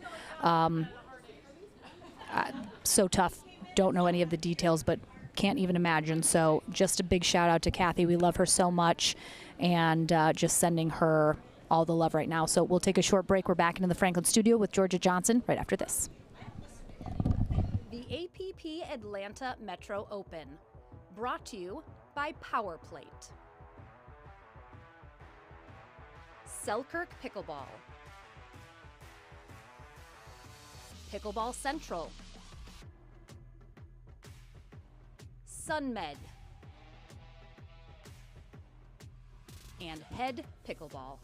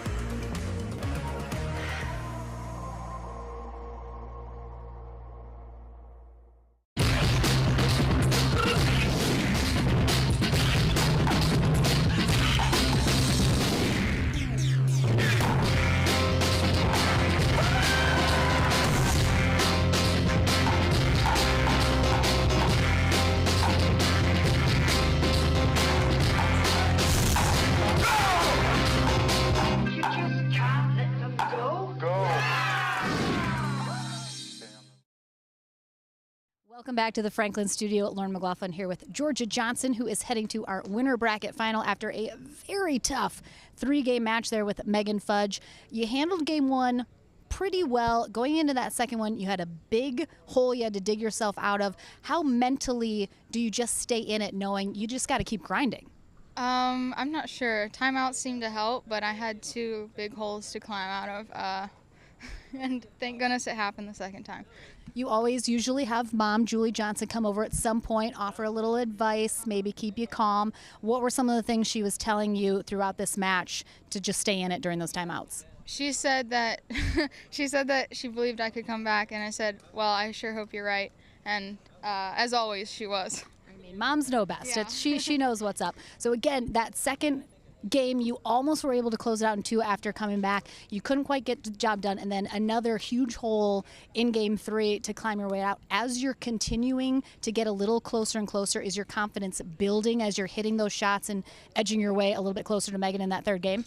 Yes, but then again, she still had a large lead, so I got to remember to just, keep my cool and keep following the game plan that got me out of the hole initially and follow it through. All right, you head to that winner bracket final. You face Barry Brasha. What's going to be your strategy going into that match? Well, I only have played Mary like a handful of times, so I would like to feel out the match and see how it goes from there. All right, well, good luck and congratulations getting there. Don't go anywhere. We have our men's second semifinal facing off here. J.W. Johnson and Federico Staxrud take the court right after this.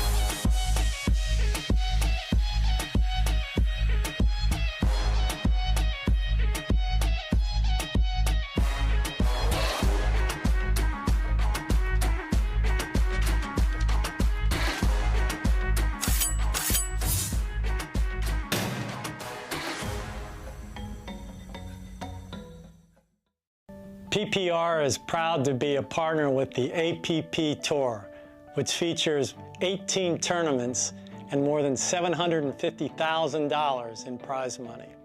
Several PPR members play in APP tournaments throughout the year. Are you at least a 3.5 pickleball player? Then become certified to teach with PPR. Check out our website at www.pprpickleball.org. And as the saying goes, do what you love and you never have to work a day in your life. So give us a call at 843-842-9777. We look forward to hearing from you.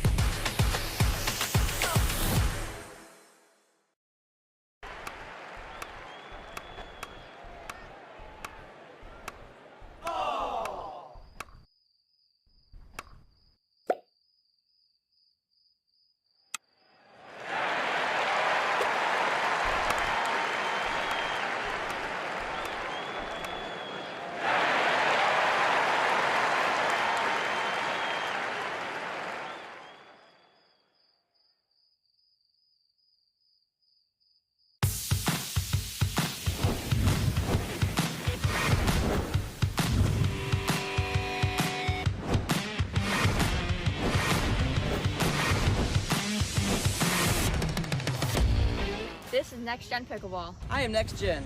I am Next Gen. I am Next Gen.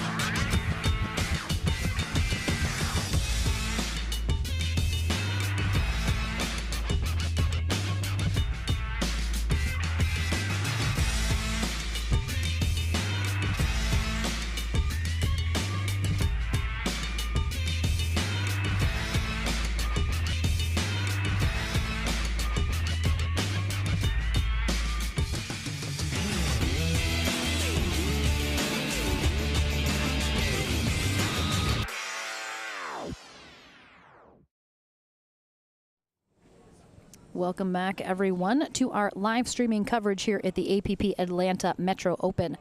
Lauren McLaughlin here courtside for our Pro Women's and Men's Singles Day. We have coming up here the number 2 seed J.W. Johnson taking on the number 3 seed Federico Staxrud. And we have Andrea Gately out of Florida, our USA Pickleball Certified referee here for this match. Her and her husband own a restaurant when she is not on the road reffing. Ladies and gentlemen, we have a men's single pro match. On my left, I believe we will be concluding our day on YouTube and Facebook here today. I don't believe we're switching over to ESPN Plus at all today, so we'll go all the way through our bronze medal matches here today before Championship Sunday has our gold medal matches. Starting tomorrow, we will be switching in the afternoon to ESPN Plus. We'll keep you guys posted about that. Federico Staxrud on the far end. J.W. Johnson on the near end. Johnson, 19 years old, out of Delray Beach, Florida. Federico Staxrud, 26, originally from Argentina, now in Fort Myers, Florida.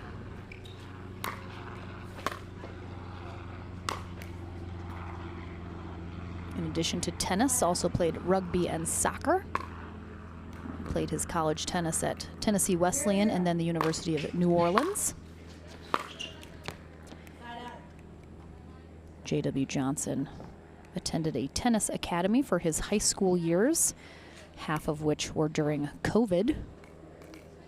But he is foregoing the traditional college route to focus on pro pickleball full time.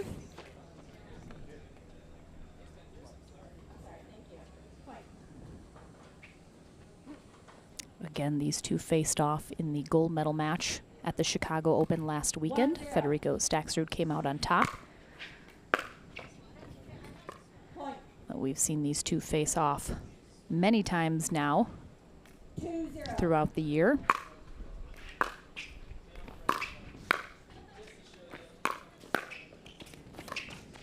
Oh, really nice angle there. Oh, nice job by Staxrud. A nice, easy ATP. Really nice rally all around. Oh, sun just went behind the clouds. You can tell how dark it just got on court. 3-0.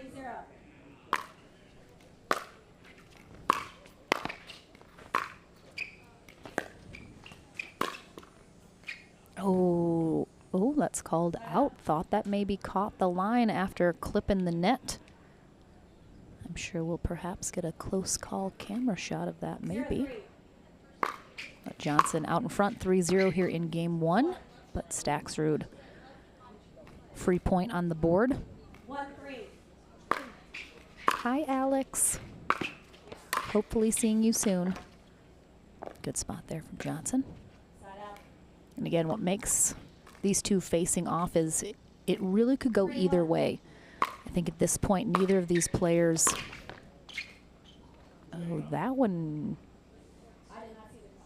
Is he giving it to him? That one he's given to him. I mean, that looked very similar to the last shot. That one goes J.W. Johnson's way. Oh, slingshot there from Federico Staxrud. Certainly not what he was planning or hoping to do. He just caught that ball and threw it straight across the net and into the side fence. Oh, and a beautiful shot there from the baseline from Johnson, just dipping it over the net. And a quick now 6-1 lead for Johnson. Again, it almost looked like the ball stuck to Staxrud's paddle as he tried to hit that. That was so strange. Either my eyes are playing tricks on me from jet lag, or there's some Velcro on that Yola paddle.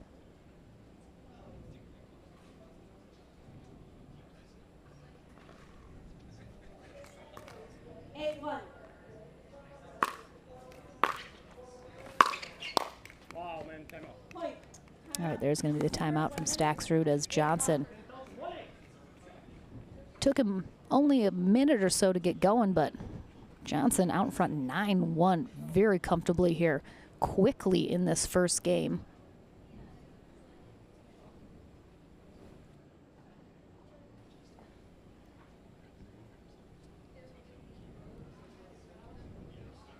if you're following along with our brackets on pickleballtournaments.com. This is one of our semifinal matches. The other one is Zane Navratil versus Dylan Fraser, and Dylan Fraser taking down Navratil in 2, 11-5, 11-4. So what makes the singles game, especially on the men's side, so exciting on the APP Tour is there are so many great players right at the top now. It is so interchangeable who is going to be on the podium. It is by no means a sure bet for any of these players.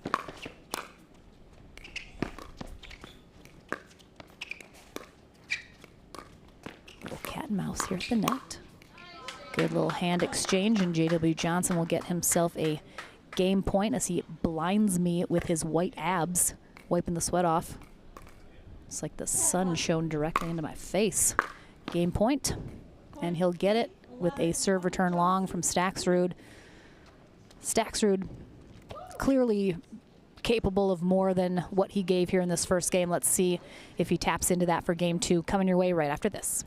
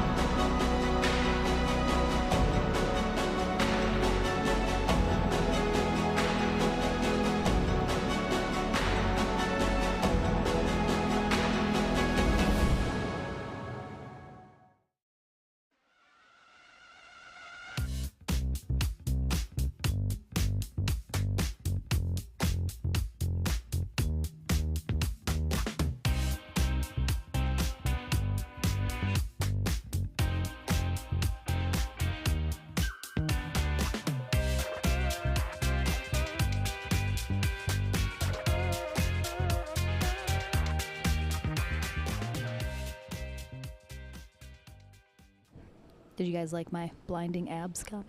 Oh, am I back? Oh, cool. Cool. Thanks for the heads up, guys. Welcome back, everyone. Boxcar Productions trying to catch me in a hot mic situation. I do not appreciate that at all. All right, game number 2 here in our men's semifinals in pro singles. J.W. Johnson on the far end taking on Federico Staksrud. Now on the near end, Johnson just cruising in game 1, winning it 11-1. Will he continue that run, or will Staksrud makes the adjustments? Oh, that's called out. That happened very quickly, but 0-0.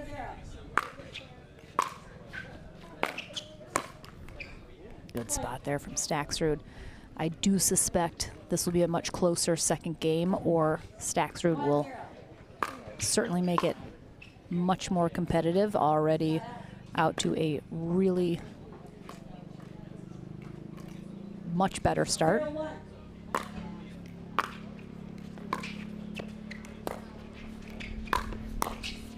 Mm.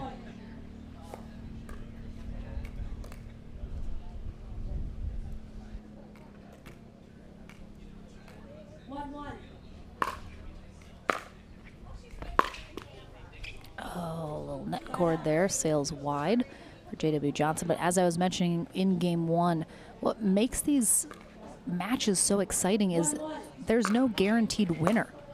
I mean, Staxrud beat J.W. Johnson last week, and right now Johnson seems to have his number here in this match. So there's just no guaranteed outcome for any of a handful of players that are sort of at the top of the game, especially in singles.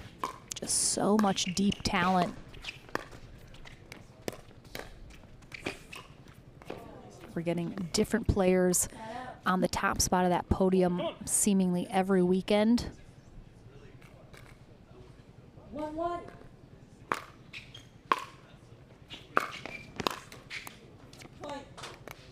Great get there on a really deep return from Johnson, but Staxrud off his back heels. 2-1. Rocks that drive, puts him out in front 2-1 here, and a quick serve return long puts him up by 2. 3-1.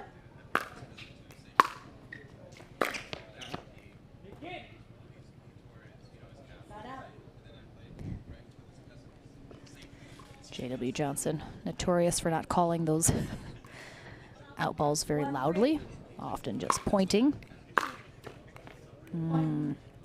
Staxrud returns the favor there of the free point. 2-3.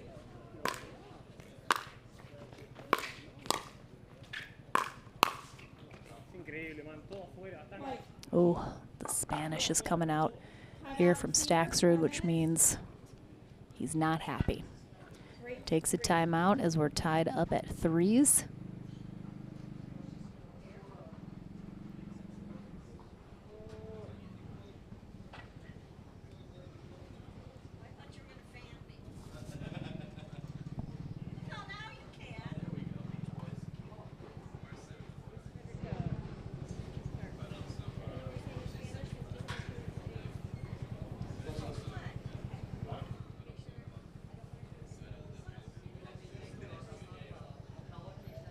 Oh, Staxrud's getting a little talking to from Andrea, our referee. I did not catch what about. 15 seconds. 15 seconds.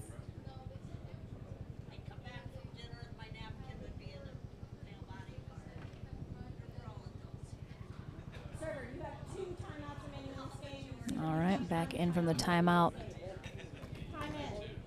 He's telling himself now, hit the ball cleanly.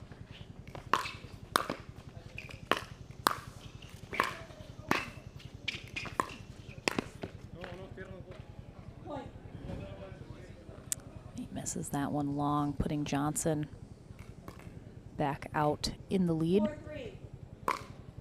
Really nice rally, though, from both sides. Yeah, it just seems to be one of those matches that this time J.W. Johnson 5-3. in control in the driver's seat. Staxrud already giving him a lot more competition here in the second game than in the first. But Staxrud still struggling to really get into the groove that we have seen him in many times before, that has led him to a handful of gold medals, including last weekend in Chicago. But he's just not making the connections that he needs to be in this match currently. Certainly could still turn things around, no question. 3-5. Really deep return there from Johnson. Almost looked like it might have even skipped off that baseline. 5-3.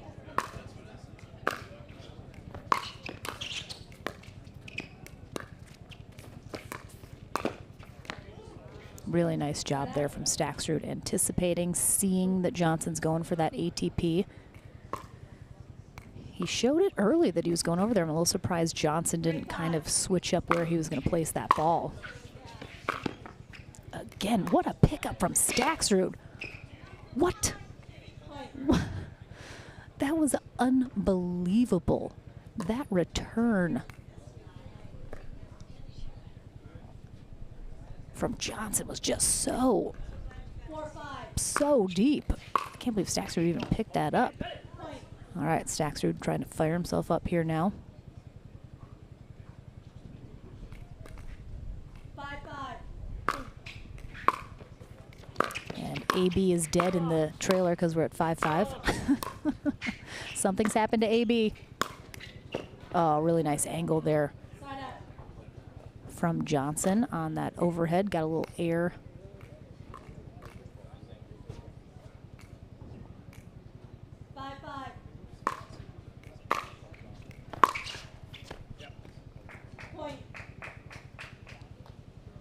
Staksrud just simply acknowledging the great shot there from Johnson as he lets it go by. 6-5. Oh, did he get it? Staksrud doesn't know. I mean, Staksrud doesn't make the call, so almost by default the call is in. Staksrud, I'm not sure if he's upset that he didn't make that call. A close look, Cam. Yeah, I mean, he caught it. I think he caught the outside of that line.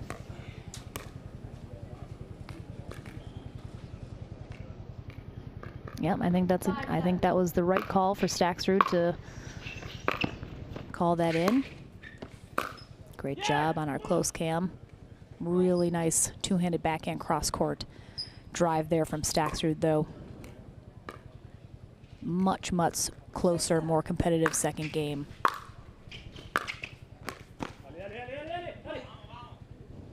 Heard a lot of let's goes there out of Staksrud as we are tied back up at 7. 7-7. Point. And another free point. 8-7.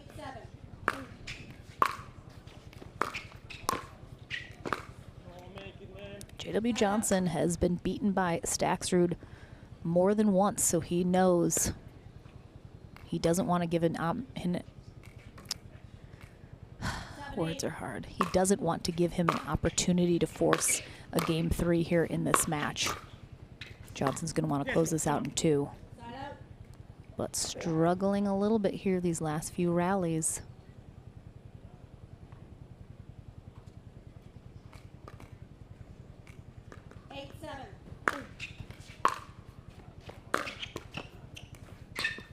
Oh boy. Oh boy. 3 net cords in a row. Come on. Oh, good hands there from Staksrud. I mean, literally 3 net cords in a row. Good timeout here from J.W. Johnson. It's going to be 9-7 Staksrud with the serve. Coming out of this, 2 points away from forcing that third game.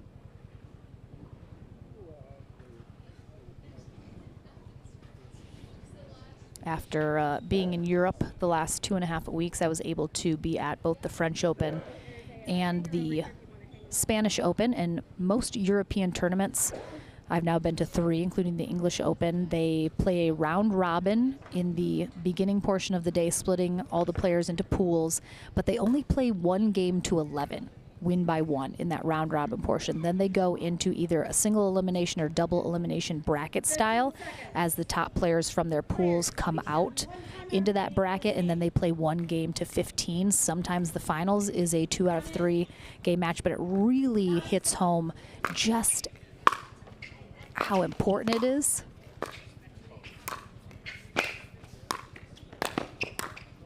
to have these 2 out of 3 game matches that we play in the States in these high level tournaments, because game 1, 11-1, that's, you know, J.W. Johnson kind of smoked Staksrud in that first game, and that would have been it. He's done, you know, you move on. But here you have the opportunity for a second game to adjust, make things better, do what you need to do, which Staksrud has done here. And so it's really tough in those European tournaments when you only have the 1 game to 11. We all know that can go so quickly. When you don't have a second game to fall back on and kind of make any adjustments, it can be really tough.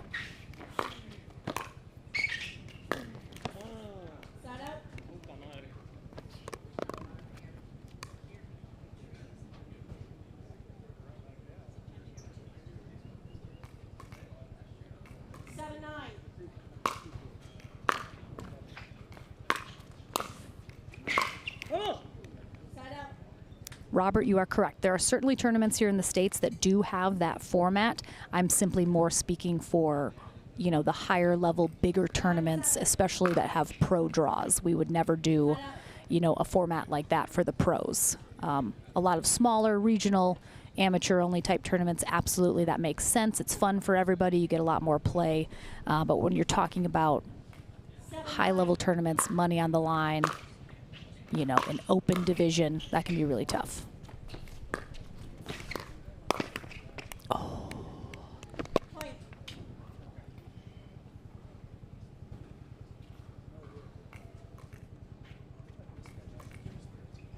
Thank you, Joseph.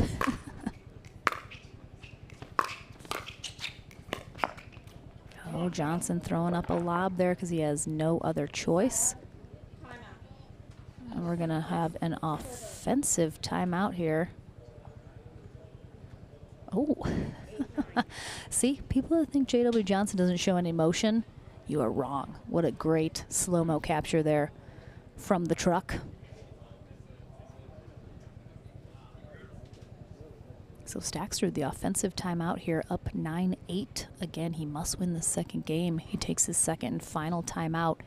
Interestingly enough, at this point, I think just kind of maybe settling himself, trying to strategize the best way to come out of this timeout and get himself a game point. He also left the court, though, so maybe it was a timeout where he needed to go do something or grab something. He's back. Did he change his shirt? I literally can't remember what he was wearing 2 seconds ago. That shirt looks much drier. He changed his shirt. Okay. So we got a shirt change from Federico Staxrud here.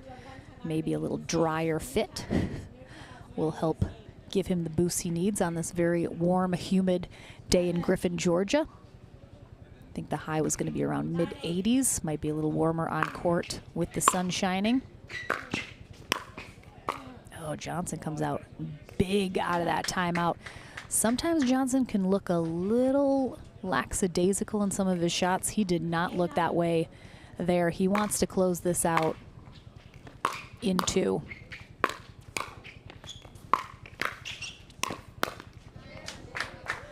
That shot might have gone wide, but Johnson plays it. This shot right here looked like it might have gone wide from Staxrud, but Johnson not taking any chances. Gets aggressive, volleys that out of the air. Oh, good pickup there from Staxrud. Yes! All right, we're tied at 9s, but Staxrud, nice hands at the net here. Comes from a really low position, rolls over the top of that. Great spot.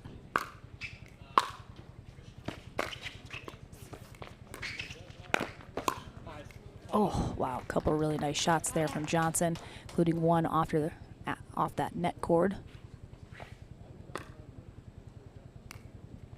Ooh, it's getting exciting, guys. I don't know what's gonna happen. Oh, did he miss it? He missed it. I mean, it looked like it was probably well wide, but from the angle that I was looking at, hard to tell.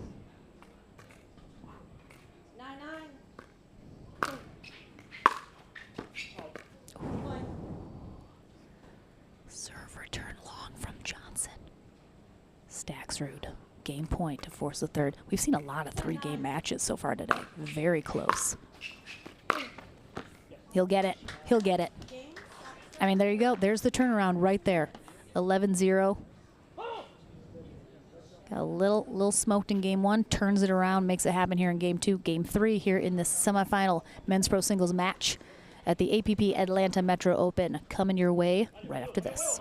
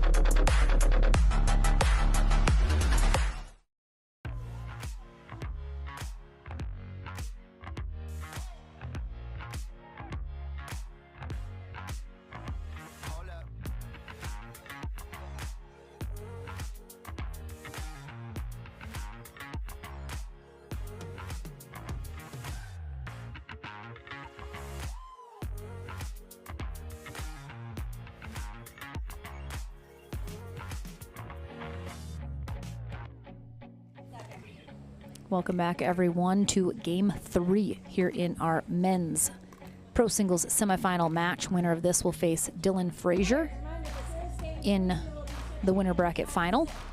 J.W. Johnson will start on the near end. Federico Staxrud on the far end. They'll switch ends at 6. Andrea Gately, our USA Pickleball Certified referee for this match. Johnson takes game 1 11-1. Then falls to Staxrud after being up in game 2 briefly, but Staxrud kept it extremely close the whole time. Staxrud eventually winning 11-9. How this third game plays out is anybody's guess. Yeah, come on. And I did hear that, yes, Zane Navratil has withdrawn from the back draw. He doesn't have an injury. Nothing happened, so no worries about that. Apparently he had a mental injury, he said. Good leave there from Johnson. So he'll be back tomorrow in action again. Only Zane Navratil could give us the reason why, but he's not hurt or anything, so don't worry about that.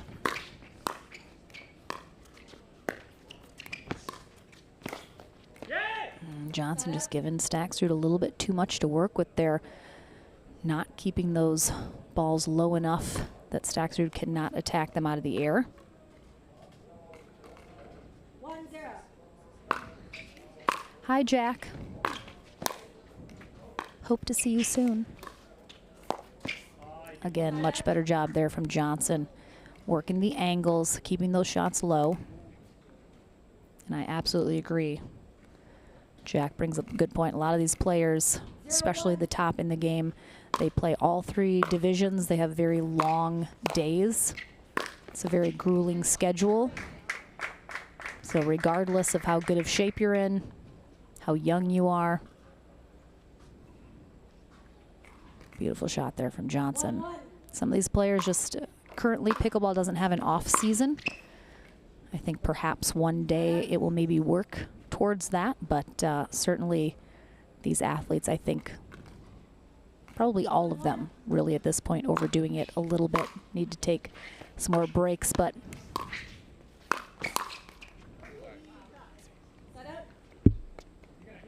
we'll see how it plays out. It's been a long, jam-packed year that we are working our way into the second half of. Good leave there from Staxrud. I believe the APP Tour will be releasing their full schedule for 2023 in the next week or 2. 1-1. We'll keep you posted, of course. Point.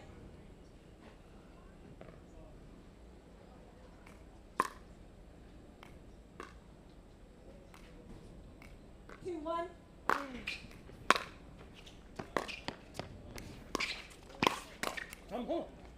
Again, Johnson just, karate chopped himself in the neck.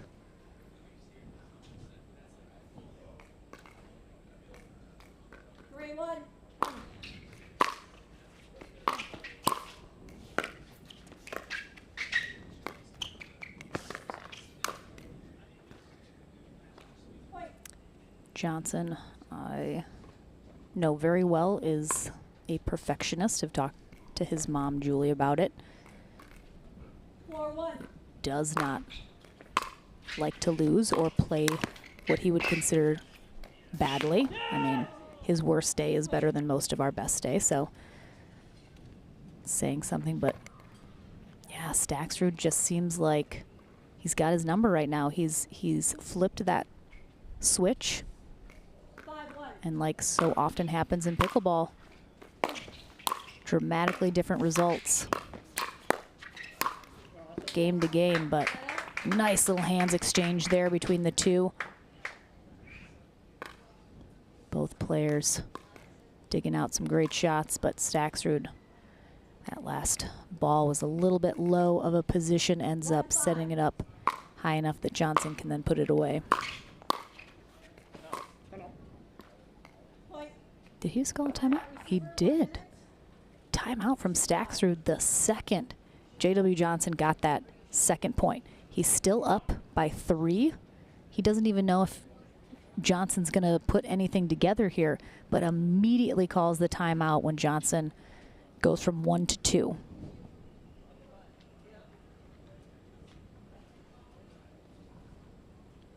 Interesting strategy. I don't mind it at all, just being very proactive in terms of making sure he does not let J.W. Johnson get anything going.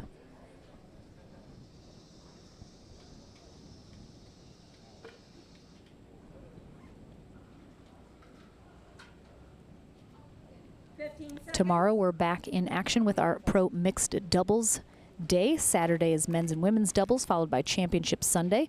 We'll have 2 courts streaming the rest of the weekend.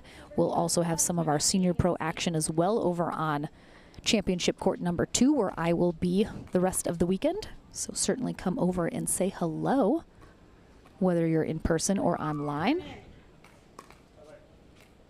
We do have a lot of rain in our forecast the rest of the weekend, however, so we'll keep you posted on any weather delays, whether or not we have to change the stream at all.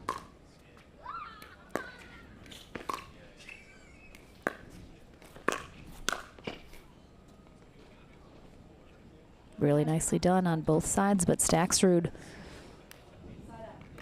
just again whips that forehand across his body, cross court, gets that sideline.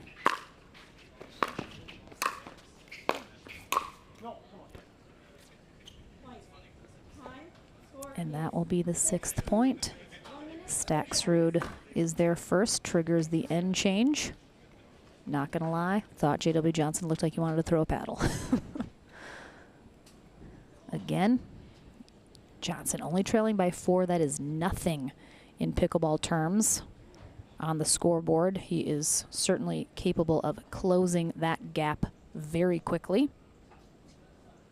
We only have the 1 stream today for singles day, but starting tomorrow we'll have 2 court streaming again if we're able to. That is all weather dependent. Definitely check our social media pages, whether it be on Instagram or Facebook, for any updates in terms of any changes to the streaming or the schedule that we have to make because of that rain threatening the rest of our weekend. So always makes things a little bit more difficult for everybody when you have weather to deal with. Luckily, we do have an indoor location as a backup, and we have 4 covered courts here on site as well. 6-2. All right, the end change is done, and Johnson with another error right out of the gate, putting Staksrud up 7-2 here in game 3. Again, Dylan Fraser has secured a spot in the winner bracket final. He faces the winner of this.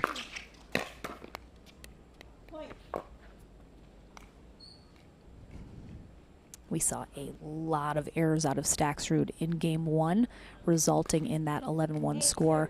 This 3rd game, though, Johnson has been plagued with some errors himself. Gets it. Thank you, TD. Happy to be back safely. Was a fantastic 2.5-week trip in Europe, but definitely missed some of the comforts.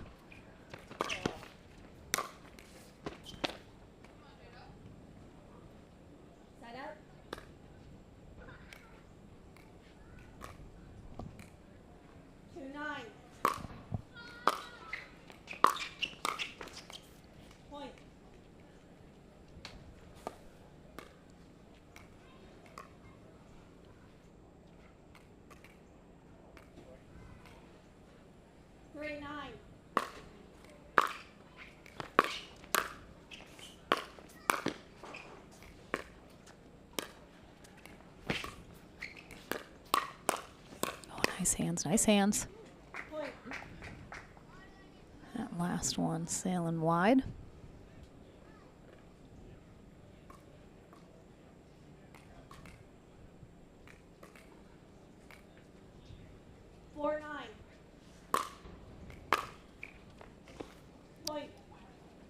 I mean,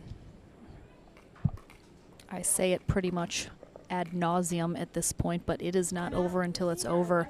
Staxrud will take his second and final timeout here in this third game as Johnson inching his way closer, back within 4. Interesting choice from Staxrud. He will have no timeouts after this. If Johnson continues to roll here, he will not be able to stop him. Would have maybe liked to see Staxrud hold onto that timeout, maybe one more point, depending how it played out. But maybe try and get that side out on the next point, and if not, then maybe use the timeout, but he uses them early and often.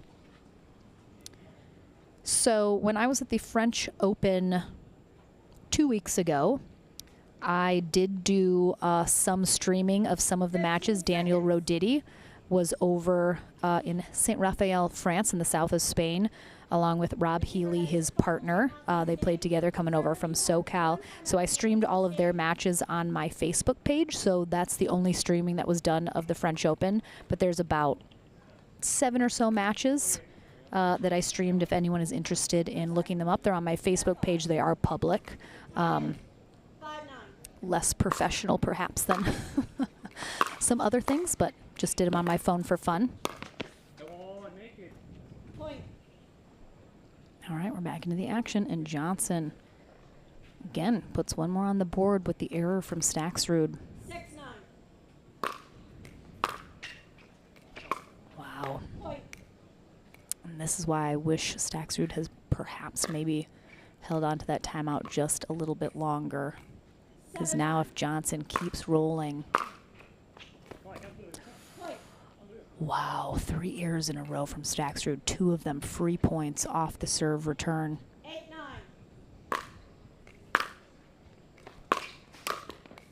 8-9. Wow. Staxrud's got to dig deep now into the mental part of this game because he is in a tough spot. Well done. Desperately needed that side out. Needed to not make an error after 4 errors in a row the last 4 rallies. Big, big side out here for Staxrud. Tied up at 9s.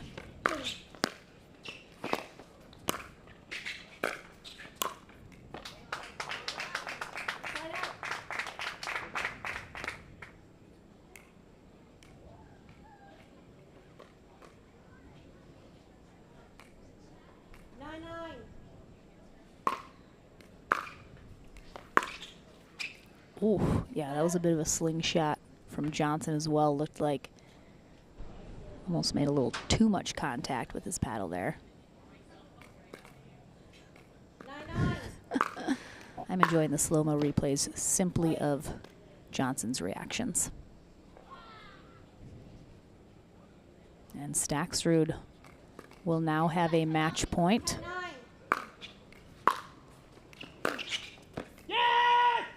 Wow, he hangs on and gets it done. I mean, again, there's the mental fortitude right there. Staxrud just looked like he was falling apart, but stays strong, didn't have a timeout to use, made the adjustments he needed to, and comes out on top. He'll face Dylan Fraser in our winner bracket final. I head to the Franklin studio, and we'll be back with another pro singles match here at the APP Atlanta Metro Open, coming your way right after this.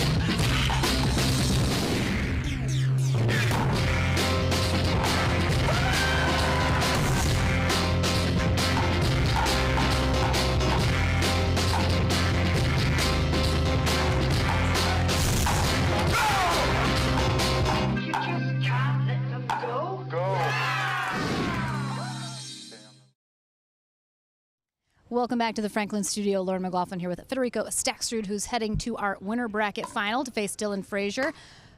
First things first, game one. You lose it 11-1 very quickly. Either what happened in game one or what are you thinking that obviously needs to change in game two? I mean, that was one of my worst games in the year. I mean, I couldn't make a ball. I was sitting for like 3 hours talking to DJ in the tent. Like, I don't know, he's a bad influence. So I think I'm going to stop hanging out with him. And then, yeah, it just came slow. And then after that, I was like, I mean, worse than this, there's nothing. So I just grind it out. I mean, that third game, you're getting close. You use that second timeout a little early, I thought maybe.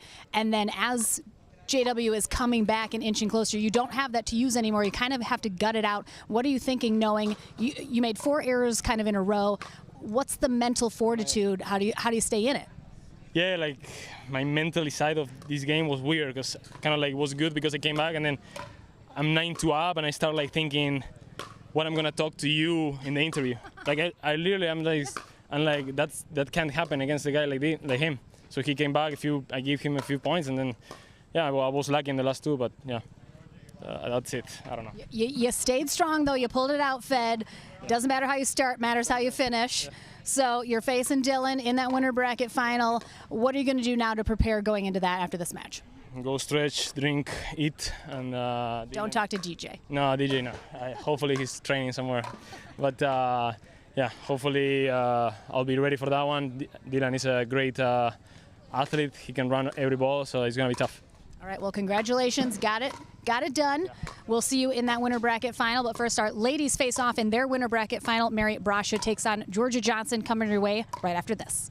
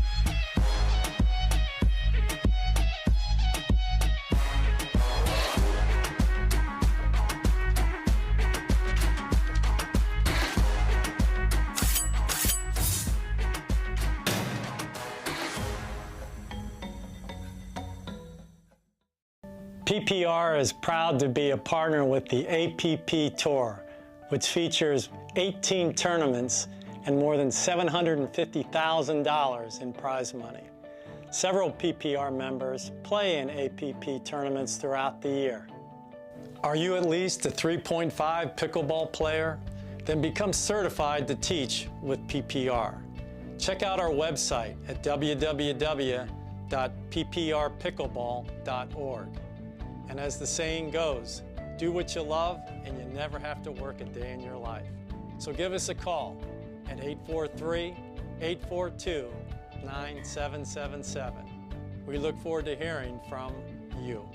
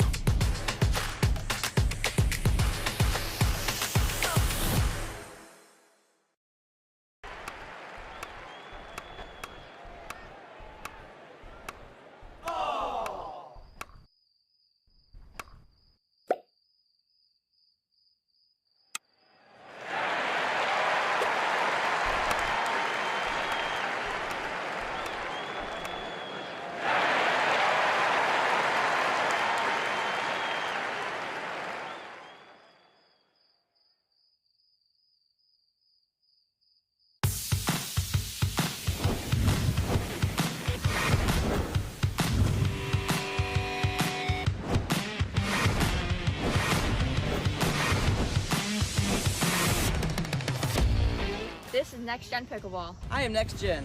I am next gen. I am next gen.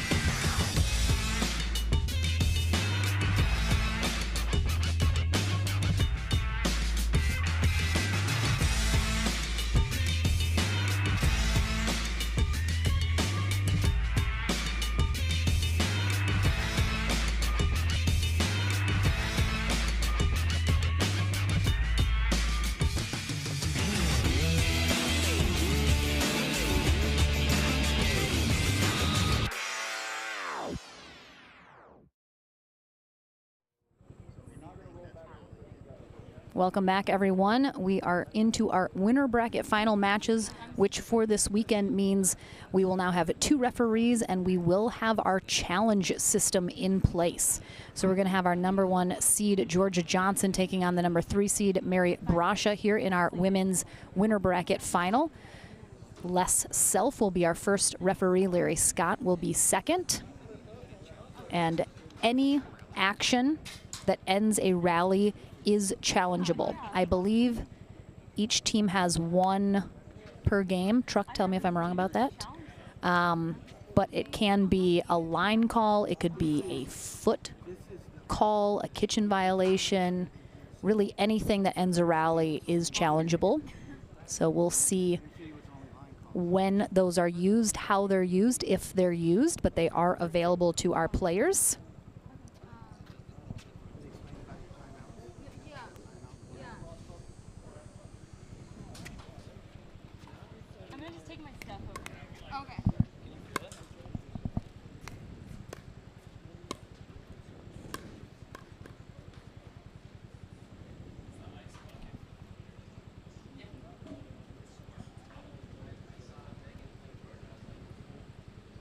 So it looks like Mary Brasha is going to start off on the near end of our court.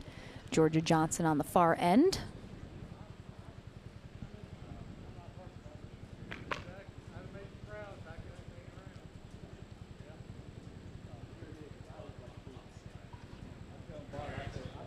Winner of this match gets their spot in Championship Sunday in the gold medal match. Loser will drop to bronze. They will have 1 match still to play to see if they are able to get back into that gold medal match on Championship Sunday.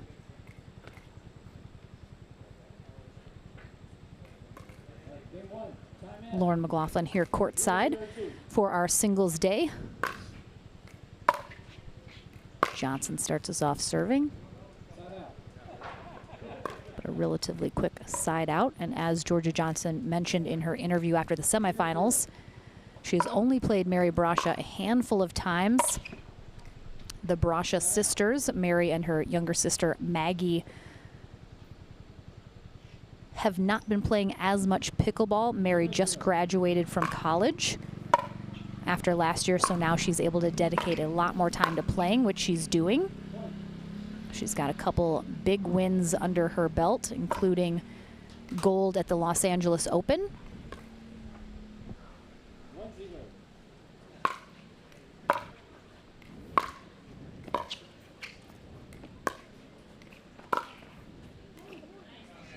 Great spot.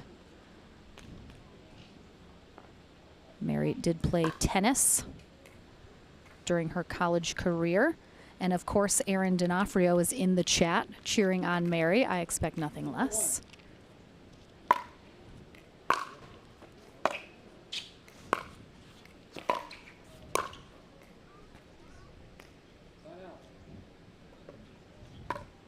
Mary, 22 years old, out of Mission Viejo, California, which is Southern California. 1-0.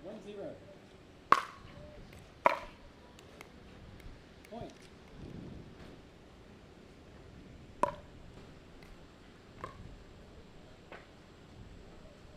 2-0.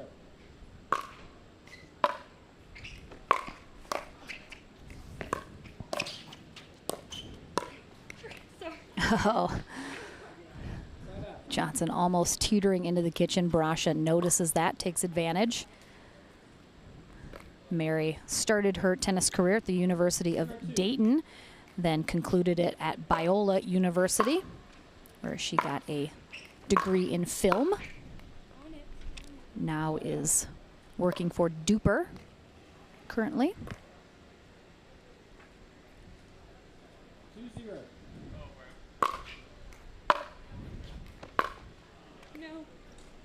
Georgia Johnson recently just turned 16 in the Delray Beach, Florida area. I mentioned to her I haven't seen her in a while, and she looks taller than the last time I saw her, and she said, I hope so. Point.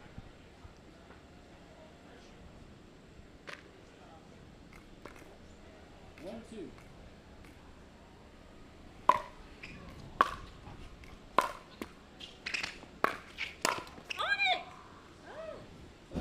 Brasha with a little squeal there, knowing she got what she wanted, just did not execute that shot.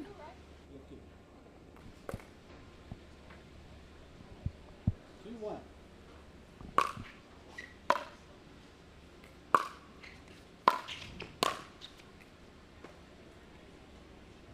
Point.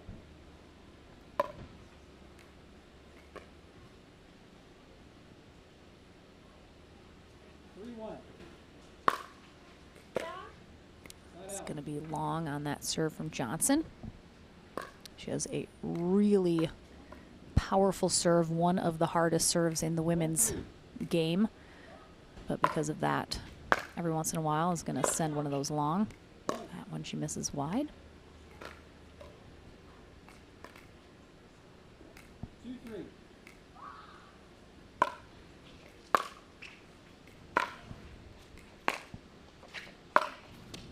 Oh, such a great forehand cross-court winner there from Brasha.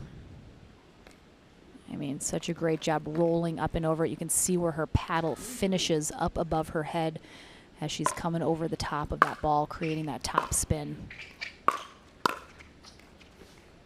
Oh, just kind of drops that in there. Took a little off. Johnson unexpecting that. Wasn't expecting that. I definitely said that wrong.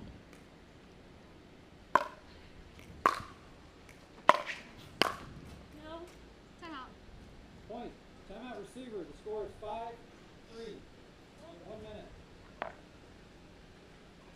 So we have a timeout here from Georgia Johnson as Mary Brasha pulling ahead by 2.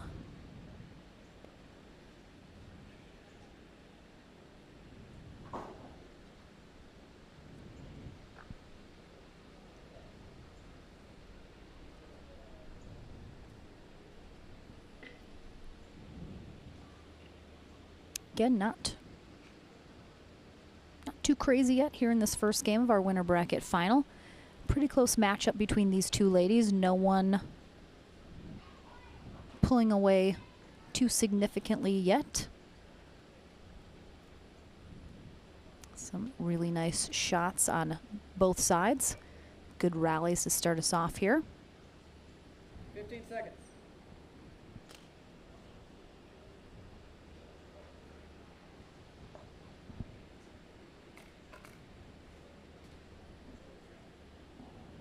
Let's get ready.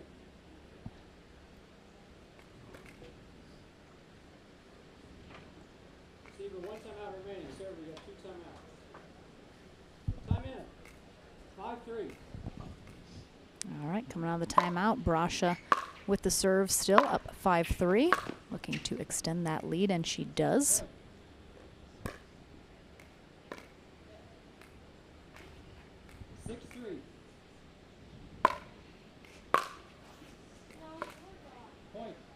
Johnson helping her along the way with that free point on the return long.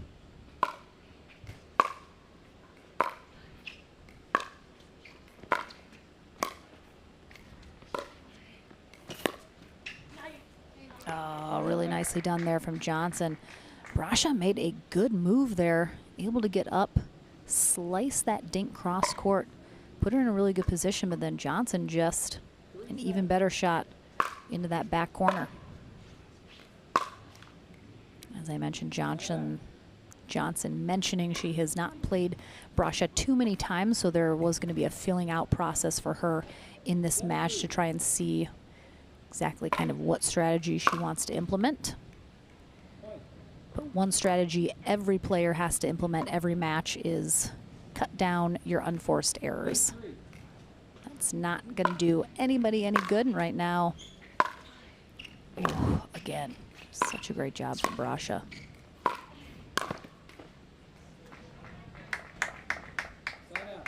Johnson up at that line, getting in control.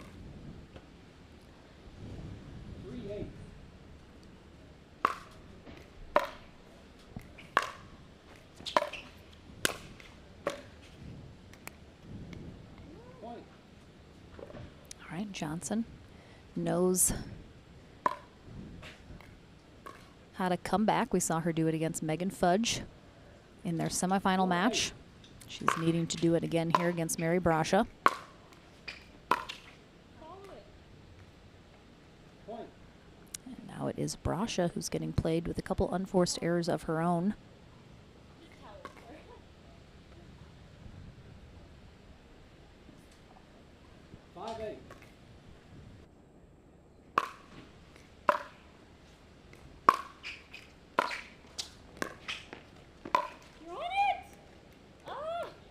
Like that move from Mary Brasha, being aggressive, going to take that shot out of the air instead of letting it drop. But she's going to call a timeout here as Johnson creeps even closer. Looked like Brasha either misjudged that shot just ever so slightly or perhaps changed her mind about letting it drop, instead looking to take it out of the air. Zach Taylor, who we saw playing earlier today, comes over to give her some advice, both of them in the SoCal area. So, excuse me, they get to play together often, are good friends.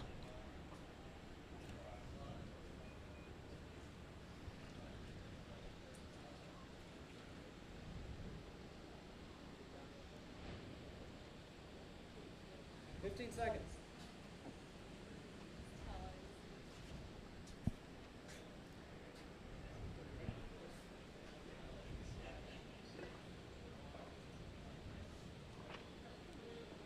Again, one of these ladies will be done for the day after this match, securing their spot in the gold medal match on Championship Sunday. One of these ladies will have one final match to play today in the bronze.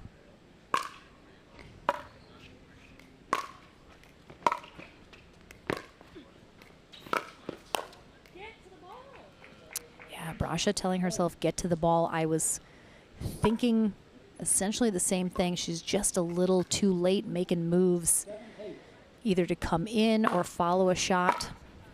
Just needs to make a decision a hair quicker. Right now, Johnson is the one coming up to that kitchen line, controlling these rallies, though, putting Mary Brasha in a tough spot. Really working her, expending her energy.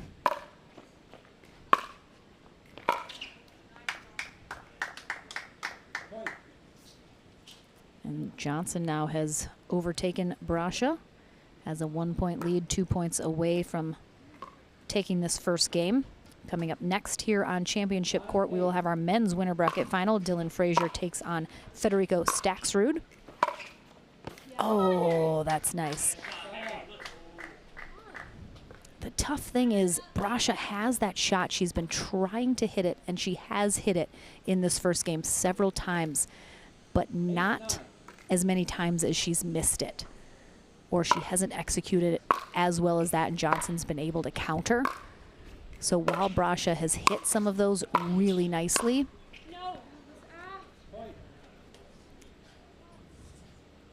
it's only been every once in a while. Just looking for a little bit more consistency on some of these shots. 9-9. But we're back tied up at 9s.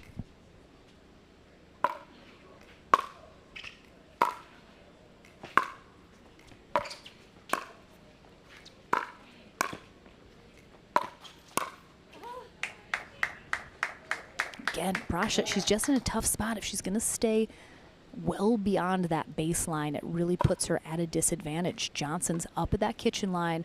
She's controlling these rallies. She's putting Brasha where she wants her to go, and it makes Brasha have to hit a perfect passing shot to get it by her.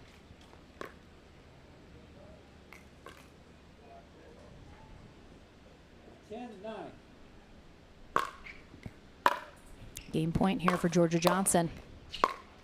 Oh. Mary trying to pump herself up here. 9-10. The second that ball comes off her paddle, Mary Brasha has no idea what just happened and how she hit that.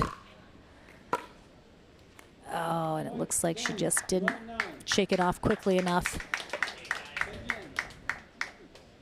Really nice serve there from Johnson right on that baseline. So Johnson, again, comeback queen here today, taking game 1 11-9 over Mary Brasha. We will take a short break, back into the action in game 2 here in our women's winner bracket final right after this.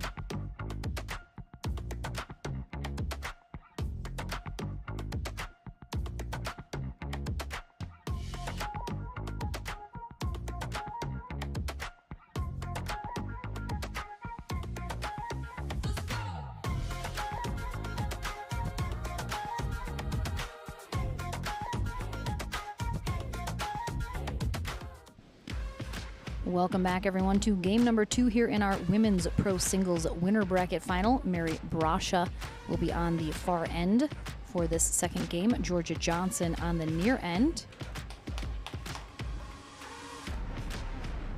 Mary Brasha had the lead in game one, could not hold on to it. Georgia Johnson has been making a habit of digging herself out of holes here today. I'm sure she'd love to start out in front and stay there here in this game two on her way to Championship Sunday. Oh, in, out, I think it was out.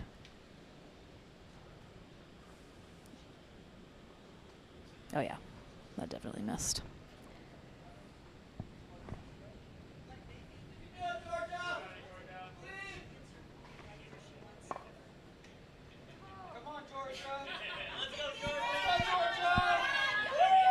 Everyone's cheering for Georgia Johnson to get the ball that's stuck behind the barriers.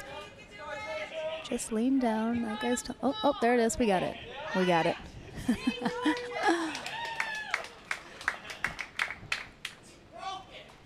the side, Georgia. Put it from the bottom. Put it from the bottom of the side. Pull it from the bottom. Get out there, help her. Why is this my job? We're having issues. Issues on the back wall. Oh yeah, there's the close call camera. Definitely out. Not quite as close as some of our other calls have been. Do love that close call camera. Been looking at that all day. It's been fantastic. All right. Oh, there we go.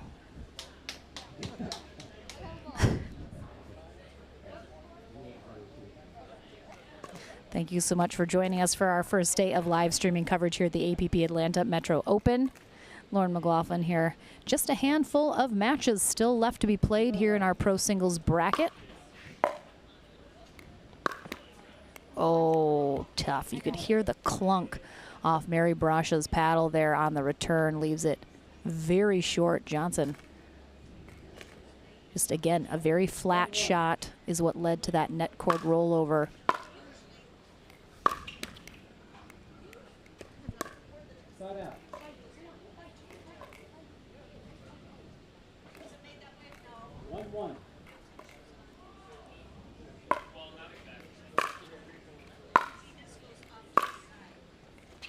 Oh, right on that back corner. Really nicely placed there from Georgia Johnson. Looks like Mary definitely a little frustrated. Her body language looks like she is not super happy with herself currently and how she's playing.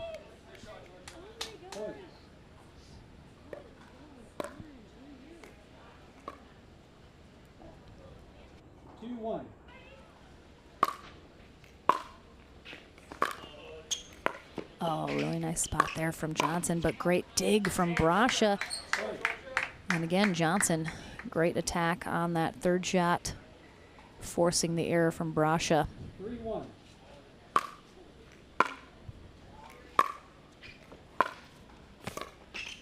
Great pickup. Really nicely done there from Brasha. She is trying to fire herself up after that great shot. Trying to build a little momentum. 1-3.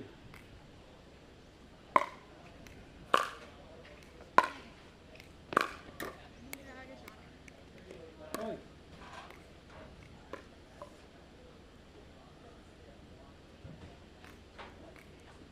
2-3.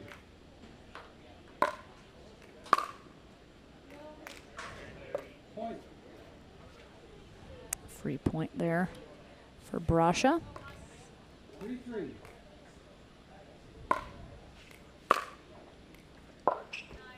Oh, I thought she might have missed that. But no call there or challenge from Brasha. Call is in.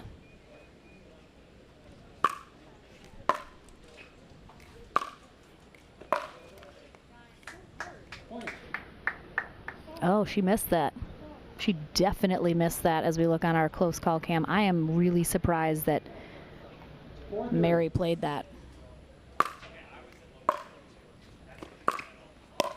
Could have used a challenge. Oh, so good there from Johnson. For someone that hits as flat of a shot as Johnson does, that time she actually, I mean, you can look there as you watch her follow through, not a lot of it. Didn't even seem to get too much of a roll on that, but it dips right over the net. Oh, she got it. I mean, Mary Brasha, she absolutely just full follow through on those top spin forehand shots that she hits. Very nice.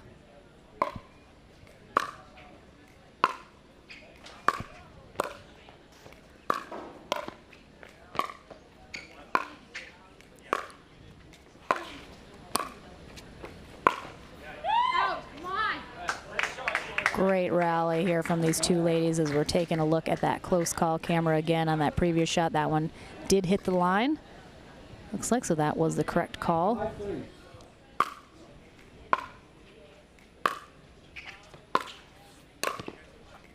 Oh, that one's going to be long.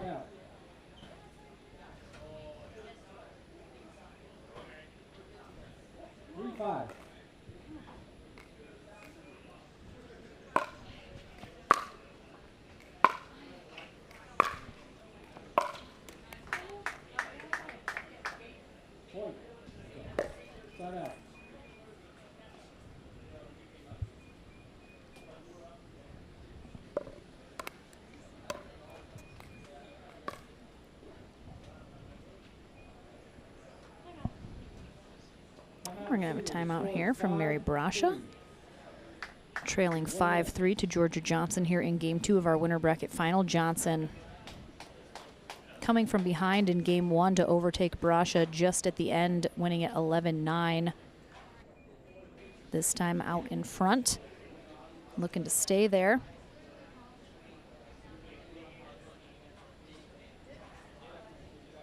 See a lot of the big names in pickleball. Beth Bellamy, Natalie Bagby I can see watching courtside. Beth Bellamy talking to Ray J of Pro XR Pickleball, which she plays with. Have lots of great seating here on this championship court 1 on both sides, so I know for sure those will be a little bit more filled once everyone is off of work, has a little bit more time. We got Julie Johnson over here, of course, cheering on daughter Georgia.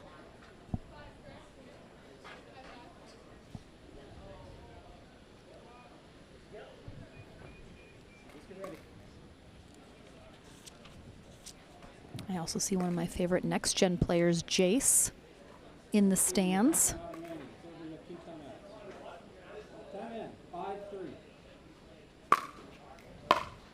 Excuse me, Jaden Broderick. He played with Jace. Super cool kid.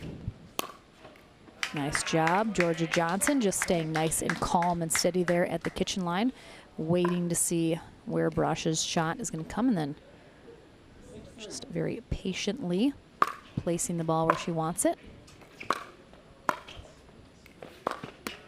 Oh, you're good. Johnson into the barriers. She goes for that. Hip checks him. She would have been good in hockey. Definitely just hip checked someone into the boards. Oh, gorgeous shot there from Brasha down that backhand sideline.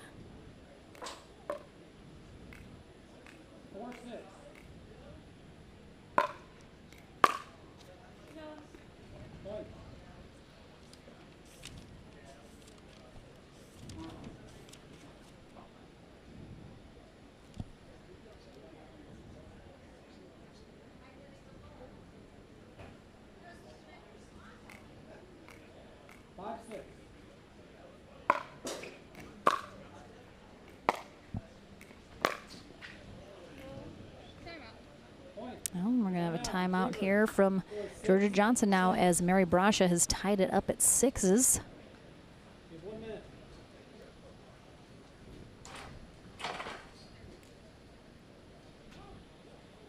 This has been a Very interesting match between these two ladies. Neither has really gone on any big runs. Neither has seemed to be fully in control of the way this match is playing out, which is certainly one of the ways a pickleball match can go. There are many that we see play out all the time.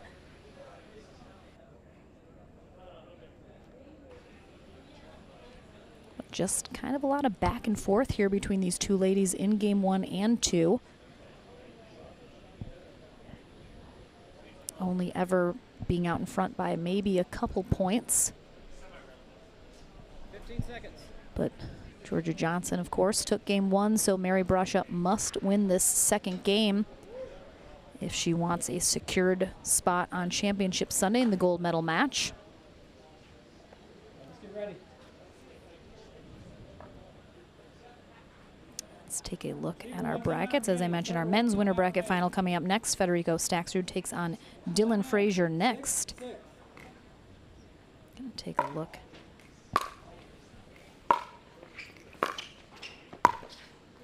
Oh, such a nice angle there from Mary Bruscia coming out of that timeout to put her up in front by 1. 7-6.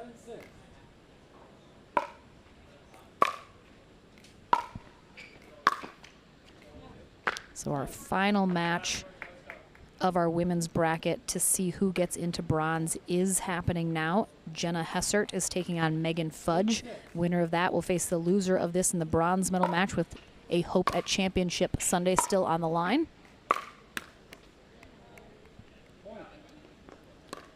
And Bruscia 2 points away from forcing a third game. We have seen, as I mentioned, a lot of 3-game matches here today.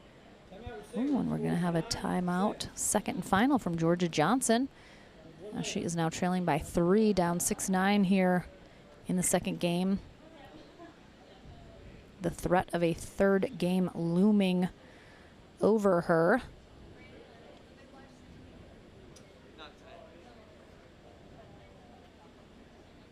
All right, taking a look at our men's back draw.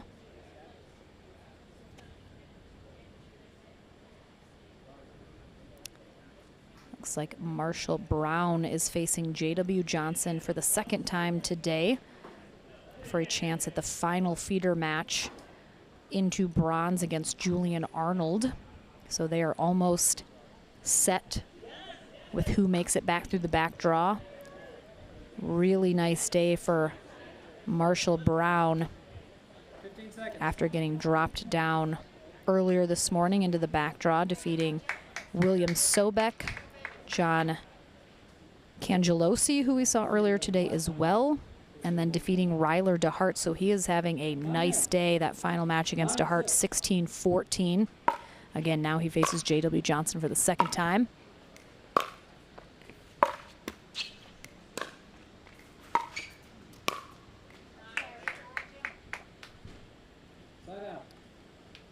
So again, just a handful of matches remaining here in our Pro Singles Day. 6-9.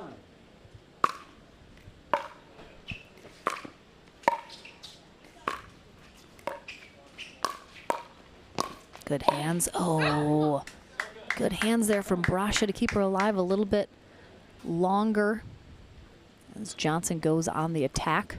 7-9.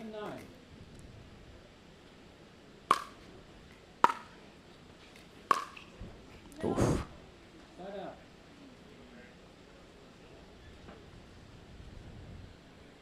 Again, when that sun comes out from behind the clouds, really ramps up the temperature here on the courts. Very humid today as well for these players. Oh, wow. Good gets, good spots. Really nicely done there from Bruscia, hanging in there. Some really well-placed shots throughout that rally. It will give her a game point here to force a third. And why should this winner bracket final be any different than a lot of the matches we've seen already today?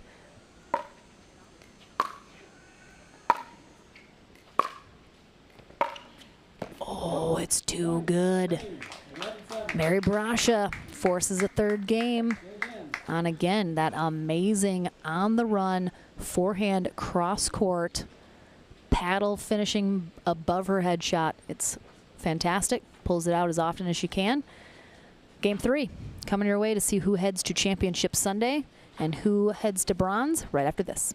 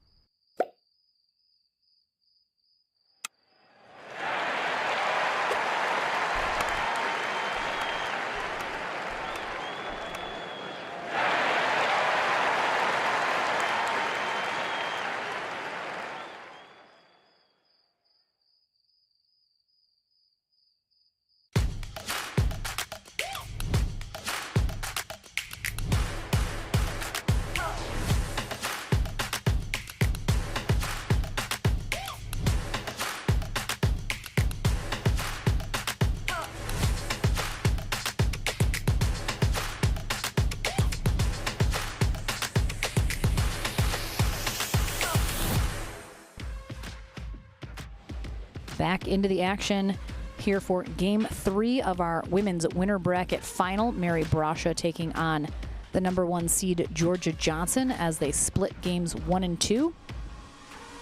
We'll see if Game 3 is equally as close or if one of these ladies is finally able to break away from the pack of 2, and cruise a little bit into Championship Sunday. Lauren McLaughlin here. Our men's winner bracket final coming up next. Dylan Fraser takes on Federico Staxrud.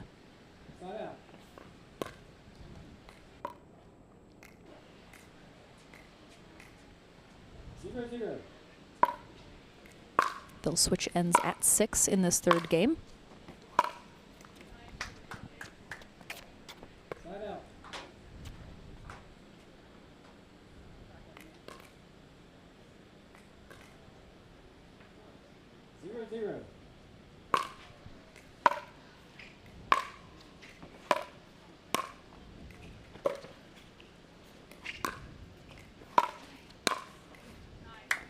And it's tough. Brasha's putting herself in a bit of a tough position.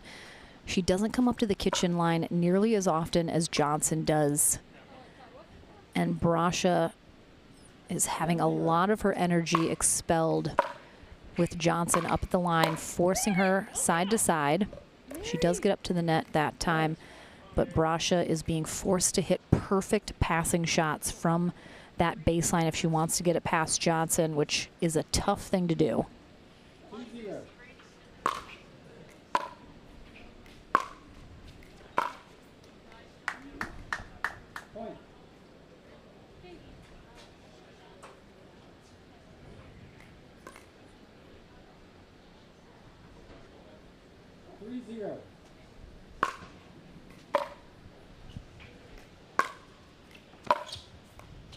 Oh, I'm wondering if Johnson perhaps changed her mind about whether or not she wanted to let that ball go. It did look like it might have been sailing long, but Johnson just kind of sticks a paddle nonchalantly in its path. Ends up clipping it. And it's been pretty dead in terms of wind, but you can see that APP flag on the right side of the screen starting to blow a little bit here as the breeze is picking up. That's definitely going to affect how the ball is played here on center court. Could be the potential for some swirling type winds that might change how these players need to hit their shots. Again, Johnson just keeping Brasha pinned at that baseline as often as possible. 4-1.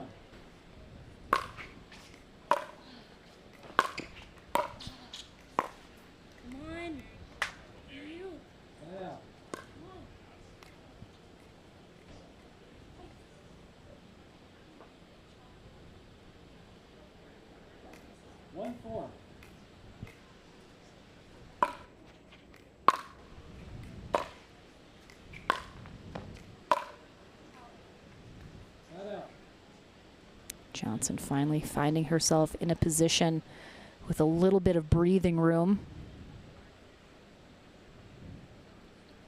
4-1.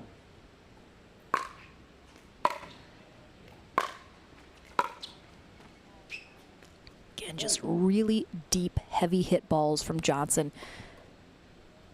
It's making it so tough on Mary Brasha right now to make anything happen. 5-1. 1 point away from the end change. Brasha short hops that serve, but looks like she's just trying to do 1 minute timeout. Kai McMakin coming over to give her a little bit of advice, also out of SoCal. Seems like Brasha's general sense coming into this end change seemed to be she just doesn't really know what to do to counteract what Johnson is throwing her way right now.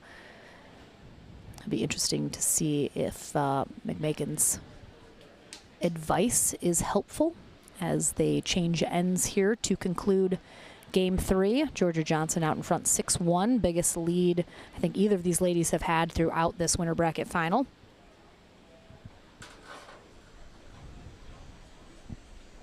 15 seconds.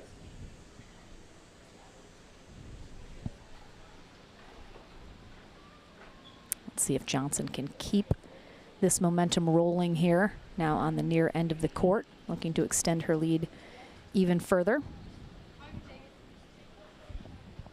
Get ready.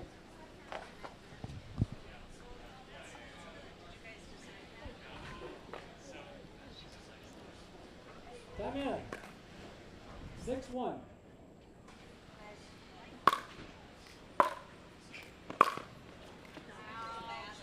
Brasha looks like she's trying to make moves to the kitchen here following in this return, but just 7-1. doesn't quite do it perhaps as quickly as she needs to, and Johnson with just a nice passing shot regardless. Puts her up 7-1. Brasha gets the side out though. See what she can do with it.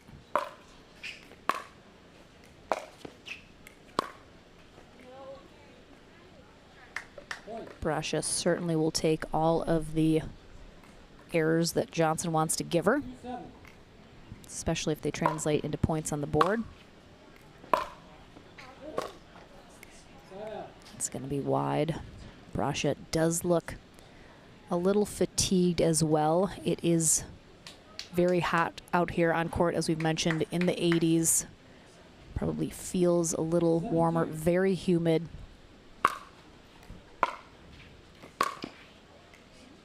Just going to miss that on the sideline.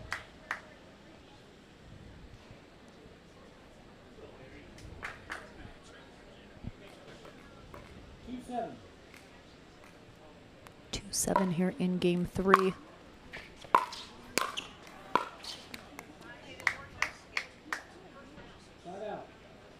Yeah, Brasha just struggling a little bit here in Game 3 to have an answer. Two very close games, 1 and 2. This one a little more lopsided in Johnson's favor. Oh, it's too good. Brasha hit a beautiful shot down this sideline to pull Georgia all the way into that corner. And then Georgia hits the same kind of a shot Brasha has hit several times throughout this match. That beautiful on the move forehand, rolling over top, cross court drive. And Johnson is up 8-2. Timeout here from Mary Brasha.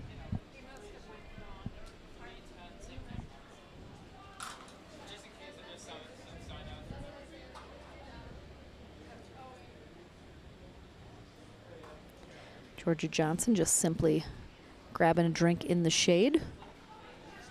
Feeling very confident here in this third game. Things are going her way. Everything coming up roses for her currently. Does not mean it will stay that way, as we see things shift in pickleball all the time very quickly. Again, you can see those APP Tour blue banners on the left side. Getting a little wavy in the breeze. Looks like that wind is going to be cross court from right to left. Doesn't seem to have played too big of a factor for these ladies currently.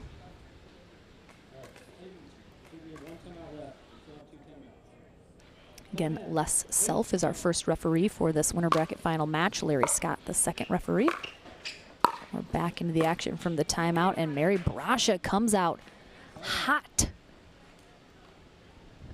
Looks like she got a little boost of energy there during that timeout, or simply is willing herself to dig deep. Try and leave it all on the court here.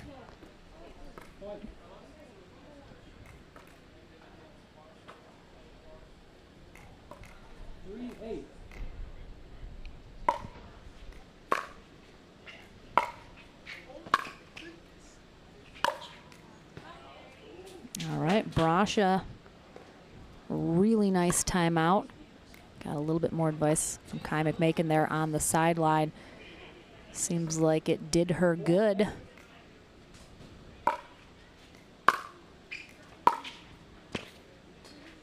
I think she missed that. Got it?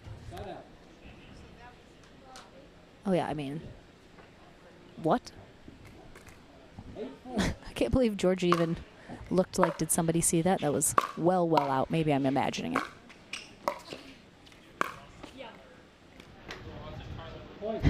Close call, camera. That was not even close. Oh, you can see Georgia Johnson is not watching it, though.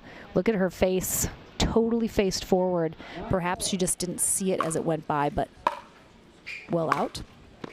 Oh, there's that shot again. You could hear Brasha upset as that shot went by her. She knew how good it was. Same shot that Johnson hit just a few rallies ago, and this is going to be a match point for Georgia Johnson to head to Championship Sunday. Will not quite happen during that exchange. Again, can Brasha work a little magic here? Sprinkle some fairy dust. 4-10.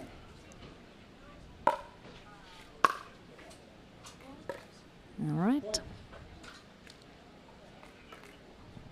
5-10. Hi, Dee. It is me. I'm back.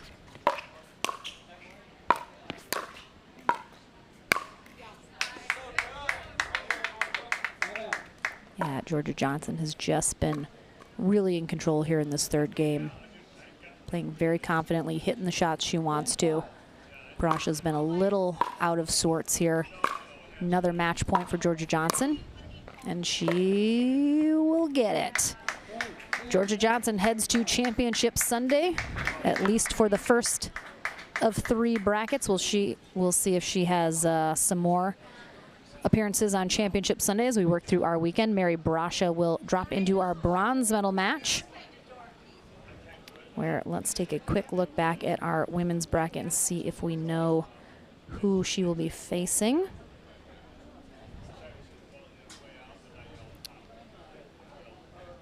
We do not have the result yet of Megan Fudge versus Jenna Hessert, so we'll keep you posted. But our men's winter bracket final coming up next. I head to the Franklin studio to talk to Georgia Johnson one final time before her day is done, and then back into the action here at the APP Atlanta Metro Open right after this. The APP Atlanta Metro Open, brought to you by Power Plate, Selkirk Pickleball, Pickleball Central, SunMed, and Head Pickleball.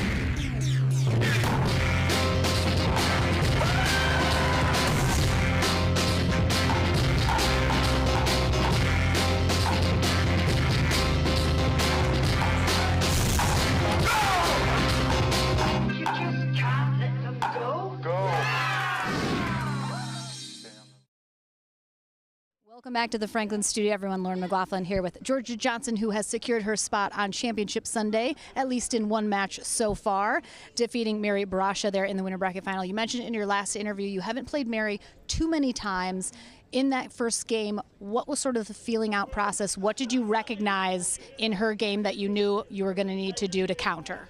Well, she definitely has some great rolling shots, so I would have to stay on my toes at the kitchen line and just try and power through that because, you know, I like to get to the net and I like to play from that area of the court, and she definitely did a good job in passing me, but in the end I just kept going until it worked. I mean, you mentioned you like to get to the net. You were able to do that, it seemed like, a little bit more than Mary, especially in that third game. You kind of really took control. Did you feel like you sensed that things were turning your way? You were able to keep her pinned back a little bit and hit the shots you wanted to? Yes, but I always, keep it in perspective because I've come back from being down 0-8 a couple times today. So I definitely just remember that is always possible, especially in pickleball. So true. Well, you are done for the day, of course. You'll be back tomorrow in mixed doubles. How are you going to spend your evening recovering and relaxing before you go into tomorrow? Well, I'm going to eat some food, obviously, and watch my brother play. And yeah, I'm very happy because last year was my first pro medal and I got bronze in singles. So I'll do a little better this year, whether it's gold or bronze. It's so I mean, we feel like you're a household name now, but yeah, only your first pro medal in singles a year ago today. So amazing. We'll see you on Championship Sunday in at least one match, perhaps more. We'll see how the rest of the weekend goes. But congrats to Georgia Johnson. Our men's winter bracket final coming up next. Dylan Fraser takes on Federico Staksrud to see who is headed to Championship Sunday as well and who heads to bronze. That's coming your way right after this.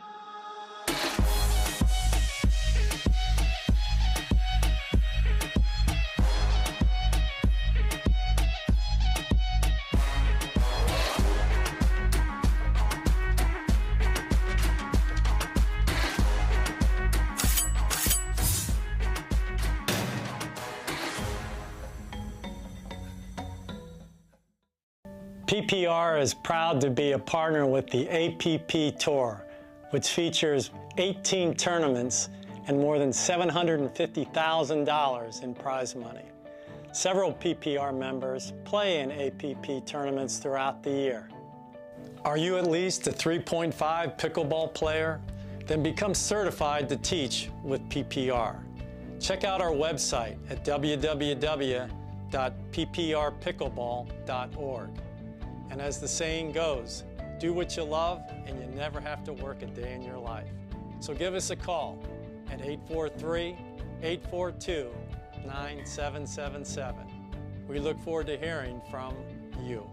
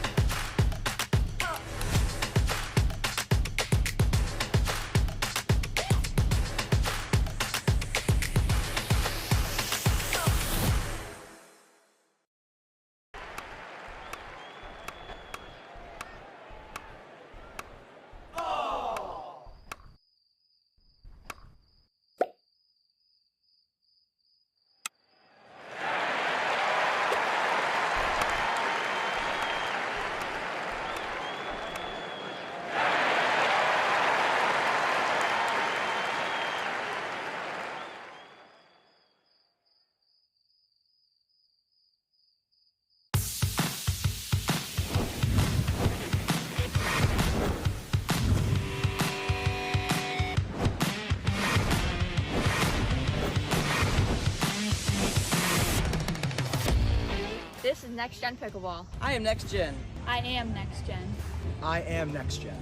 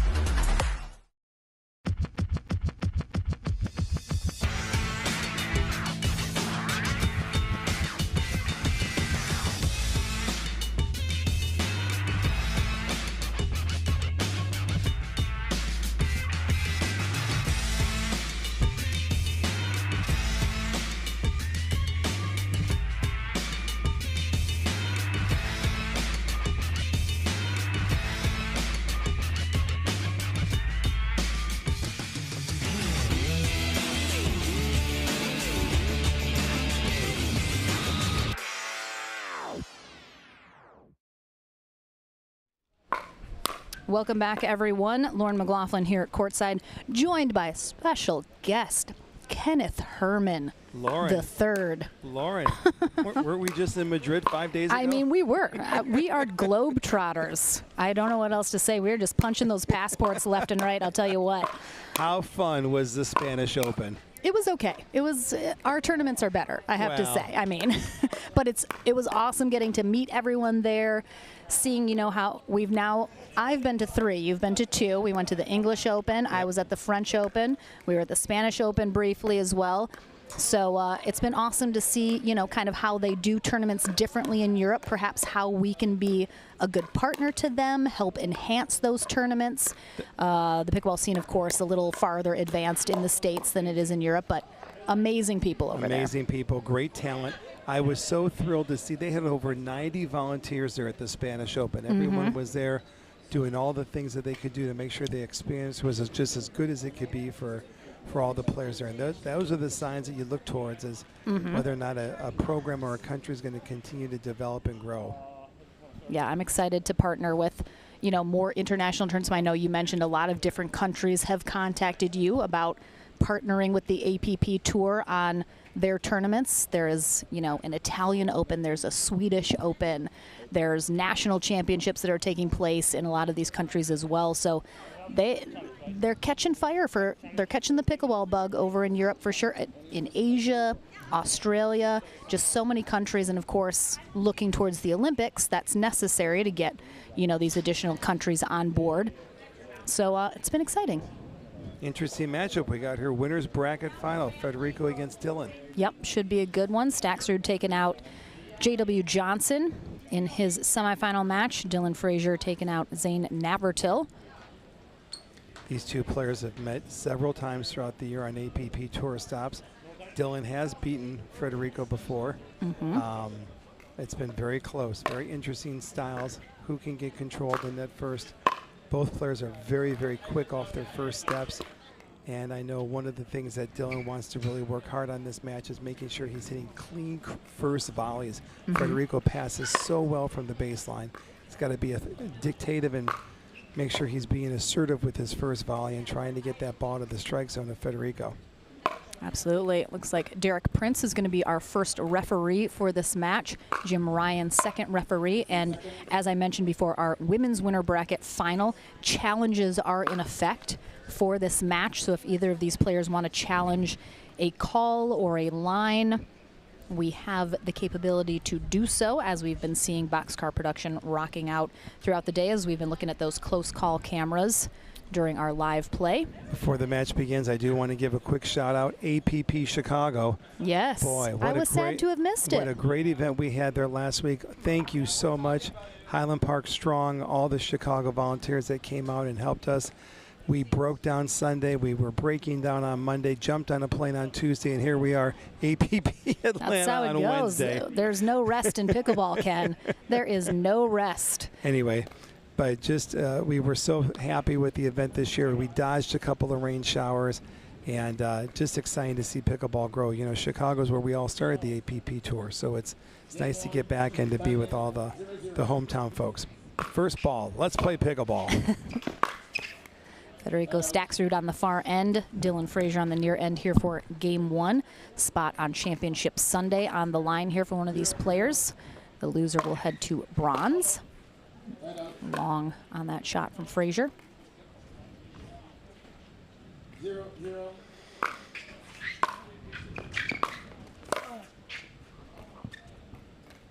Good spot there from Staxrud, kind of pulling Fraser to full extension there, not able to get a great paddle on it.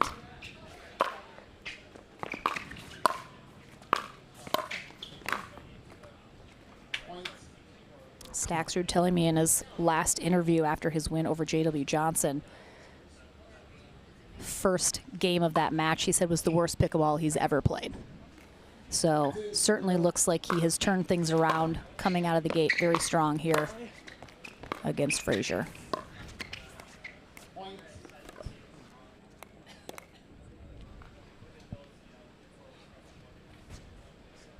Couple of big forehands here Federico has started off with.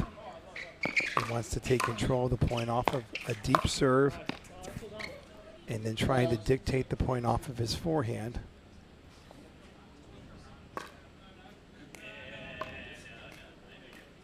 All right, Fraser looking to get on the board. Will not be able to get it done yet. Dylan had a good week last weekend in Chicago, picking up He sure 2 did. gold medals, winning the men's doubles with Andre Dascu.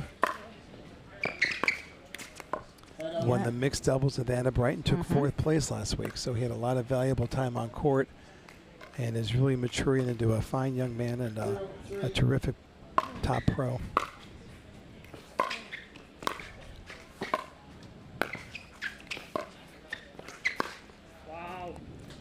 Dylan also had his whole family there. He's got a very supportive mother and father. Had the whole Dylan Fraser whole fan DTF club. crew. They were out in form cheering him on. So it was nice to him to have all that support, being so close to where he resides from in Missouri.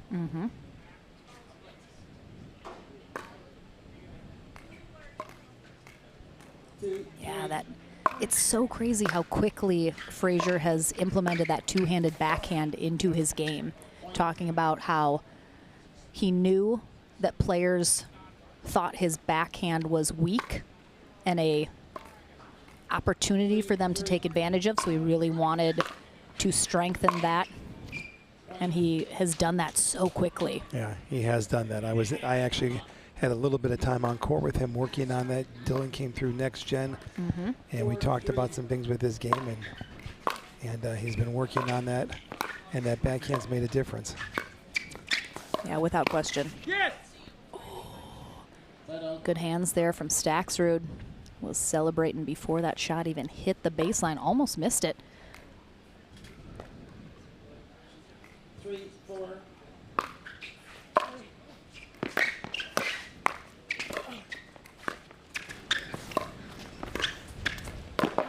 Oh, right on it. Look at that close call camera. Kyle Salenko in Boxcar providing us with those beautiful replay shots.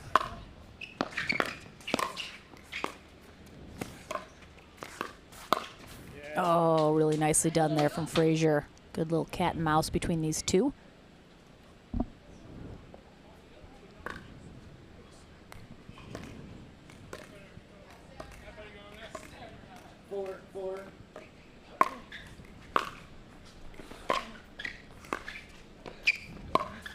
Yeah, come on. Yeah, Fraser. It's like he had a couple options available to him about where he wanted to go with this shot. Leaves it a little high. Staxrud right there.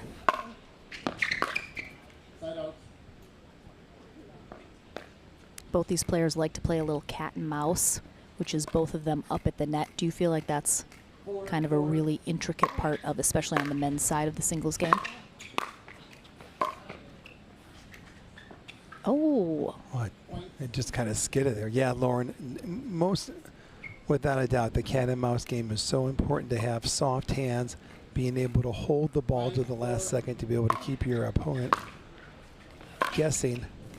Oh, beautiful drop there from Fraser. But you know, one of the things about a pickleball court is the court is not so big.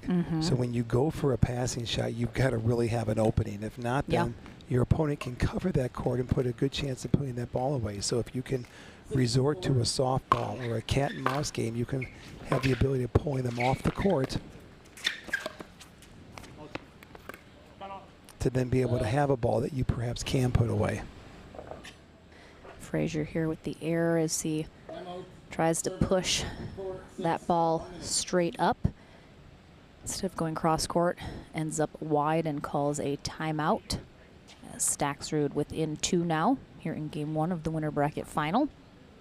Humid day here today in Atlanta. We're supposed to have bad weather coming in for the weekend. We've got alternate plans lined up, but it is just hot, muggy, humid weather. I can announce another tour stop coming on 2023. We're going back to Boca.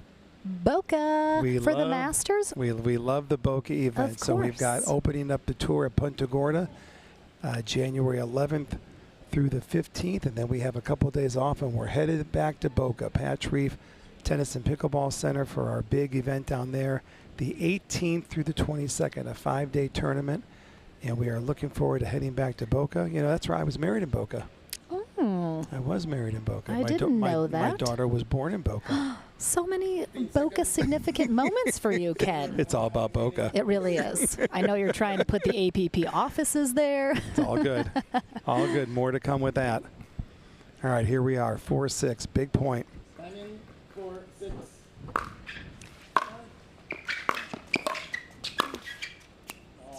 Yeah, Got it. Dylan's approach out was too short there. I know one of the things he's trying to work on with his game is lengthening his follow through.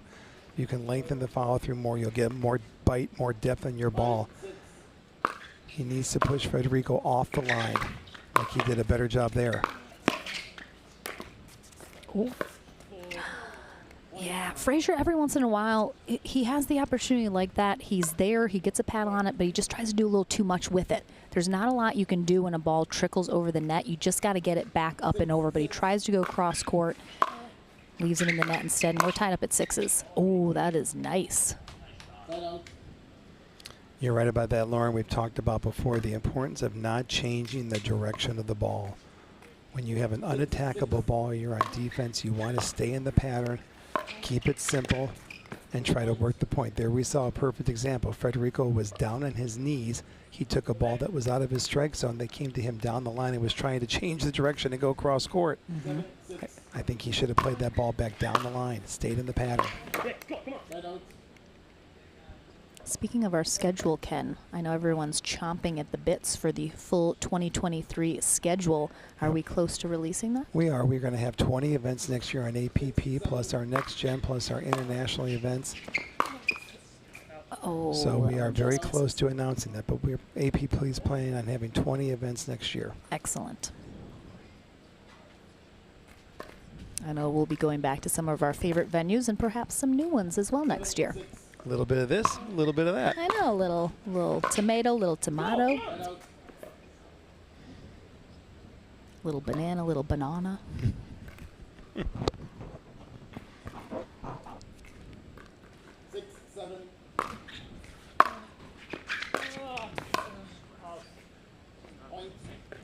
Well, it was a better approach out there for Dylan. Dylan's elbow came out on that volley. That's where he lost control. His paddle was open and that ball sailed long on him.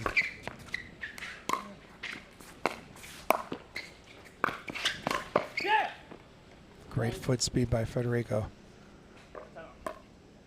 Timeout, receiver, 8, 7, 1 minute. All right, we're going to have a timeout here. Second final for Dylan Fraser as Staxrud now in the lead by 1.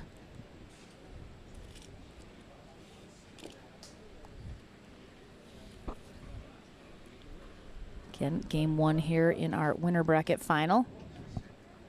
One of these players will head to Championship Sunday.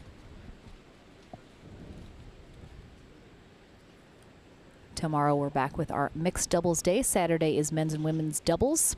And then, of course, Championship Sunday on Championship Court 1. And then we'll have all of our senior pro action over on Championship Court 2. We'll have 2 court streaming starting tomorrow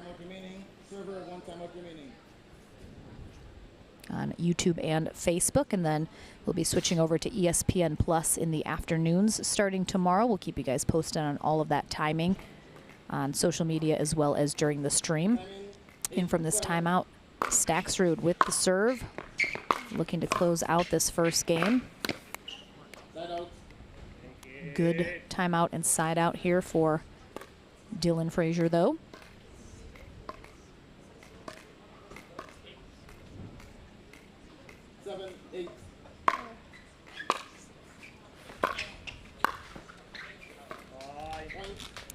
And we are tied up at 8, as Staxrud pushes that a little long.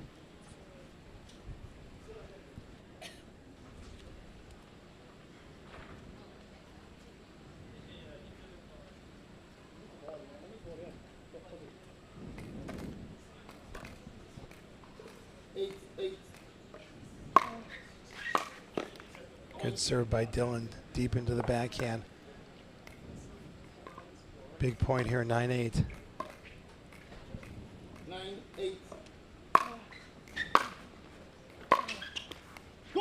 out.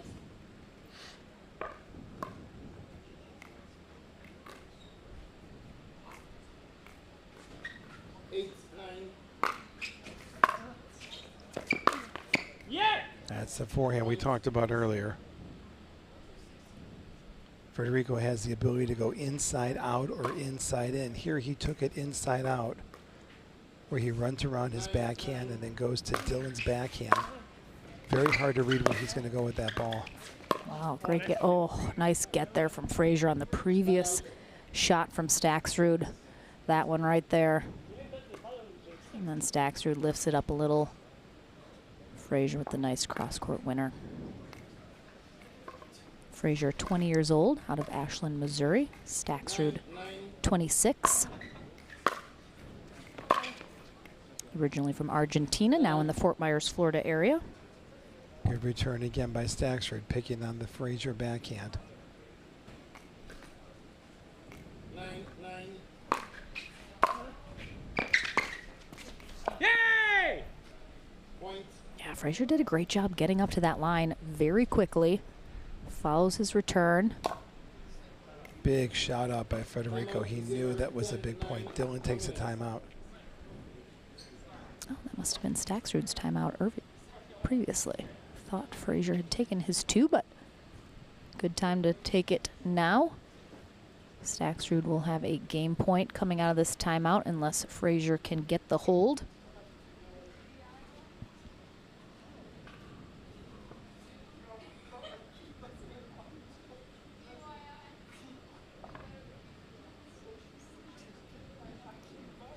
Looking at our brackets in pickleballtournaments.com.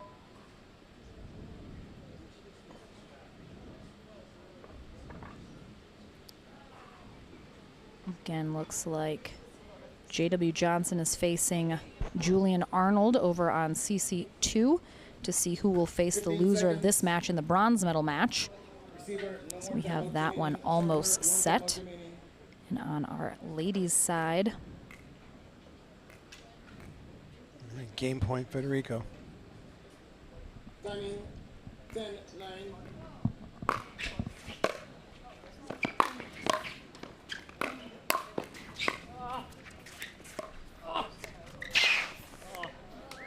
Cannot quite get it done. We'll have our women's bronze medal match coming up next here on CC1. Mary Brasha takes on Megan Fudge. 10.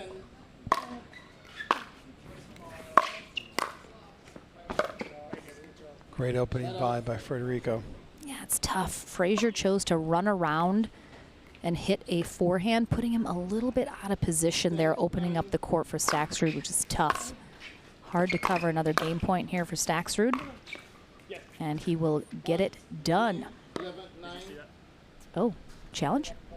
Challenge? I mean, I think he definitely got this. Yeah, he definitely got that. 2 minutes. All right, so game number 2 coming your way here in our men's winner bracket. Final spot in Championship Sunday on the line. Back into it right after this.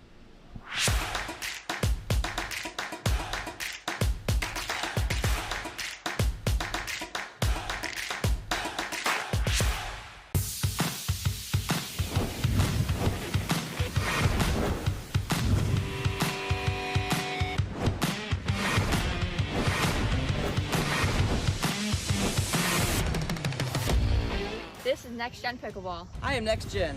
I am Next Gen. I am next gen.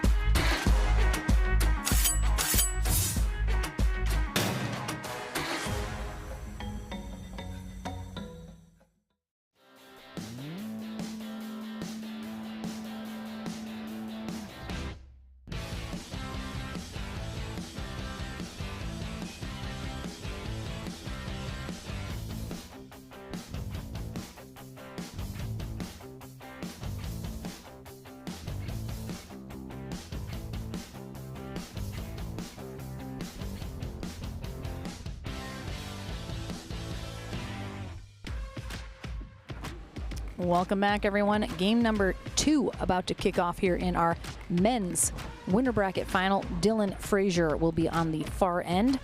Federico Staksrud on the near end. Derek Prince, our first referee. Jim Ryan, our second. Staksrud edging out Fraser in game 1.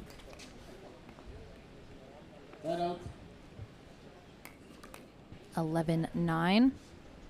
We'll see if we have another close one here in game 2, or if one of these players can catch fire. Pull away a little bit. Oh. That one just took a lovely little stroll down the promenade along the tape of that net. Exited stage left. Really nice serve there from Staksrud in that back corner. Followed by a really nice third shot drive. Staksrud's done a great job of really dictating the pace off of his forehand.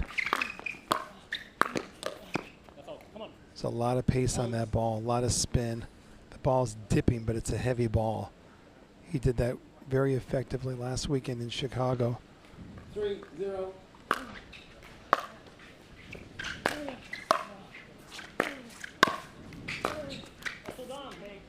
Yeah, Staksrud still predominantly a singles specialist. He's often on the podium now in the events that he plays in. Still working on his doubles game, having a little bit more success, getting a little bit better partners as he's trying to work on that doubles side of his game as well, but have not seen him hit a podium yet in men's doubles or mixed doubles. 3-0. Good return by Dylan deep to the corner. One of the first ones that he's been able to push him off of positioning, push him off the line.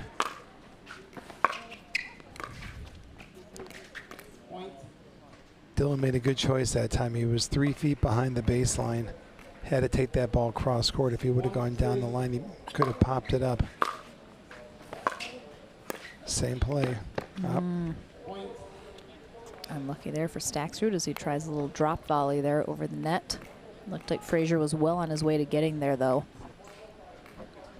2-3.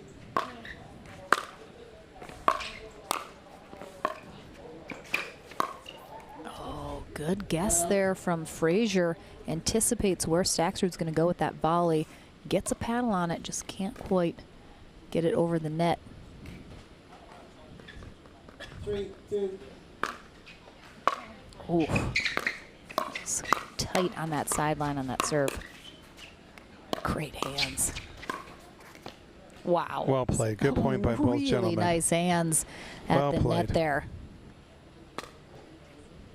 Fraser eventually opening up a little court there. 2-3.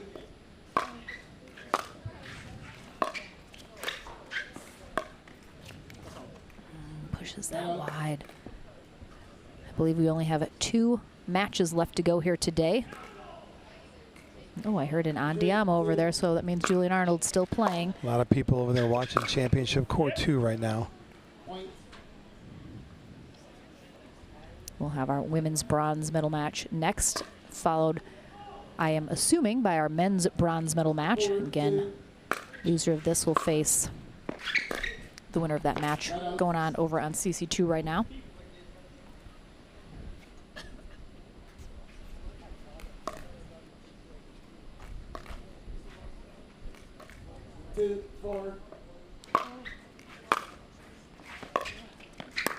Yeah! Right here! Staksrud looking to close out this game in 2. We've had a lot of 3-game matches so far here today. A lot of players battling back after losing game 1. Ooh, nicely done. Fraser hoping to do just that as well here in game 2.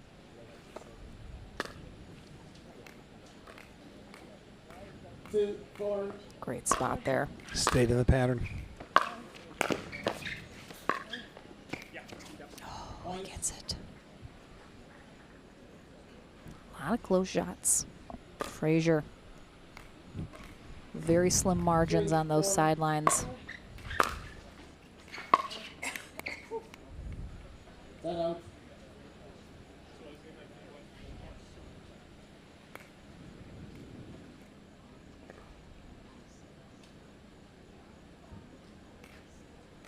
Forward, 3.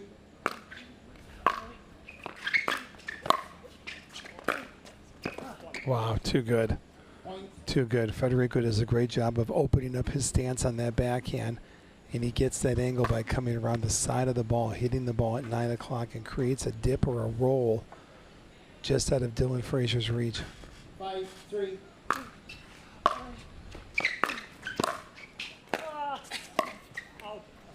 Again, Fraser just presses a little bit too much on some of these angles. He's, you know, he has the opportunity. He has the shot he wants. Do you think that's just simply something Fraser needs to get into his head to give himself just a little bit more space on those sidelines? He doesn't need to cut it so close? Yes, and yes, answering to both of those questions. So again, I know you talked to Dylan during the changeover about how he doesn't have that tennis background skill, and I know he's sick and tired of people pointing that out. He won LA, or he's won several events this year and playing very well. Working on your patterns in singles is completely different than working on your patterns in doubles. So as he's going through this, gain a lot of matches, and he's going to realize what shots are the right shots to play at the right time. Now, Dylan that time took a ball that was a little bit too high, and again, he changed the pattern. It could have been a safer shot for him to have hit behind Federico and just knife that ball back down the line. The reason we talk about that he hasn't played tennis is because it's so much more impressive how good he is without that tennis background. Federico was a top 200 player on the men's ATP tour. Yeah, the fact that Fraser is up there in the elite class of men's singles players right now, not having that background just speaks to, you know, his just athletic ability in general.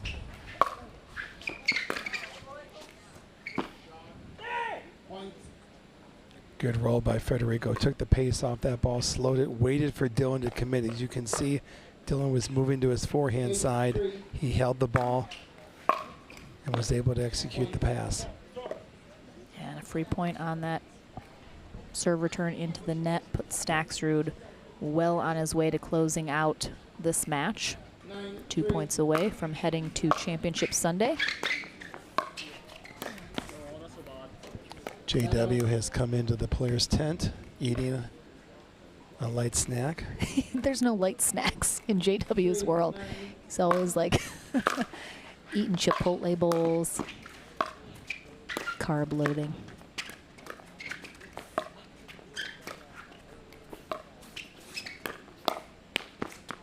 Oh, nice cat and mouse there, but again, Fraser just gives Staksrud finally a little too much here. The ball came off the top rim of his paddle. Federico came over, looked at us, smiled, gave his paddle a kiss.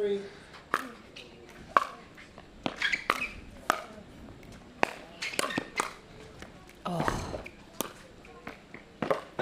Well, great playing by Federico. Good hustle by Dylan.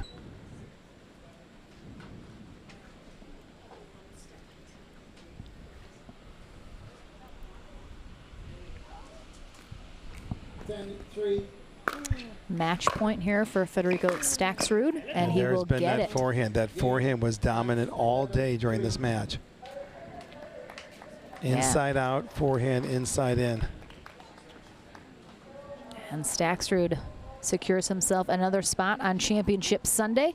Dylan Fraser will have to fight in one more match in the bronze medal match, which is coming up in just a moment. We'll have our ladies bronze first, though. And I am not sure who came out on top in that previous match over there, but we'll find out soon. We'll be back into the action here at the Atlanta Metro Open right after this.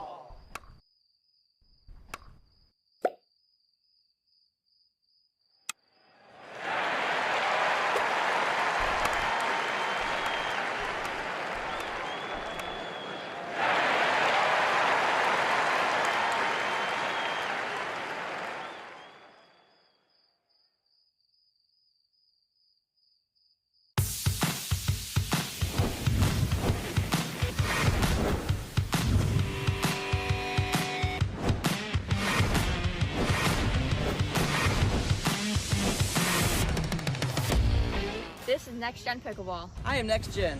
I am next gen. I am next gen.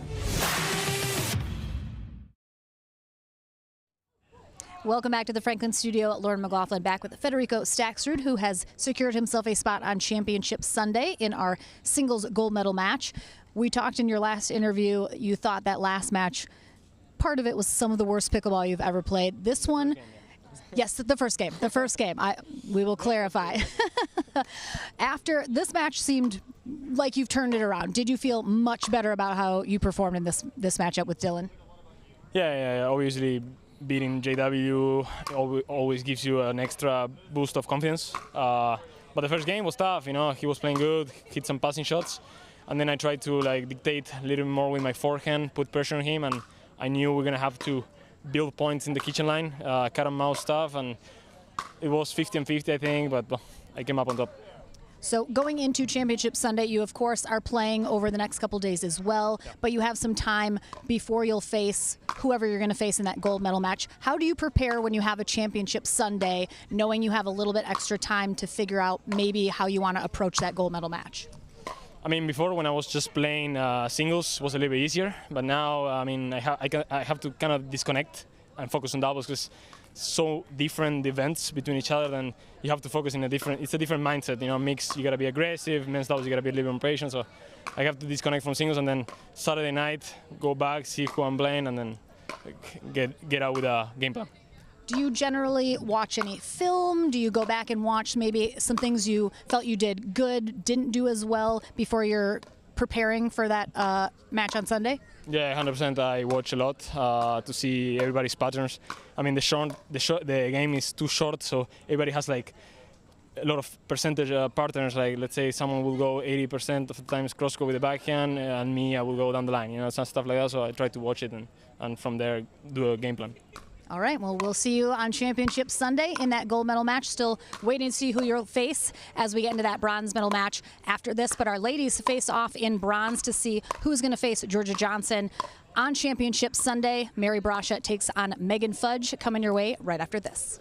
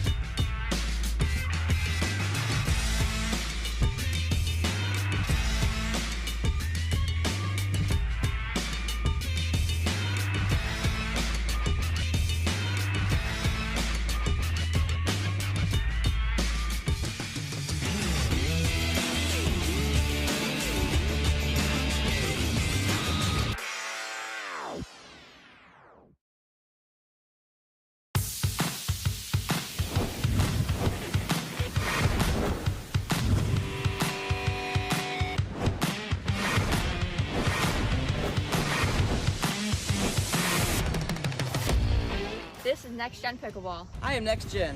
I am next gen. I am next gen.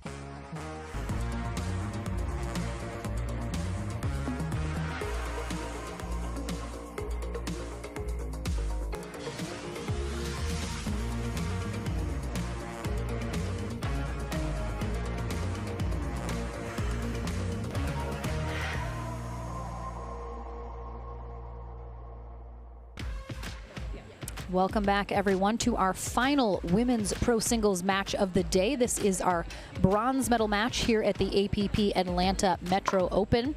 Lauren McLaughlin here with Ken Herman.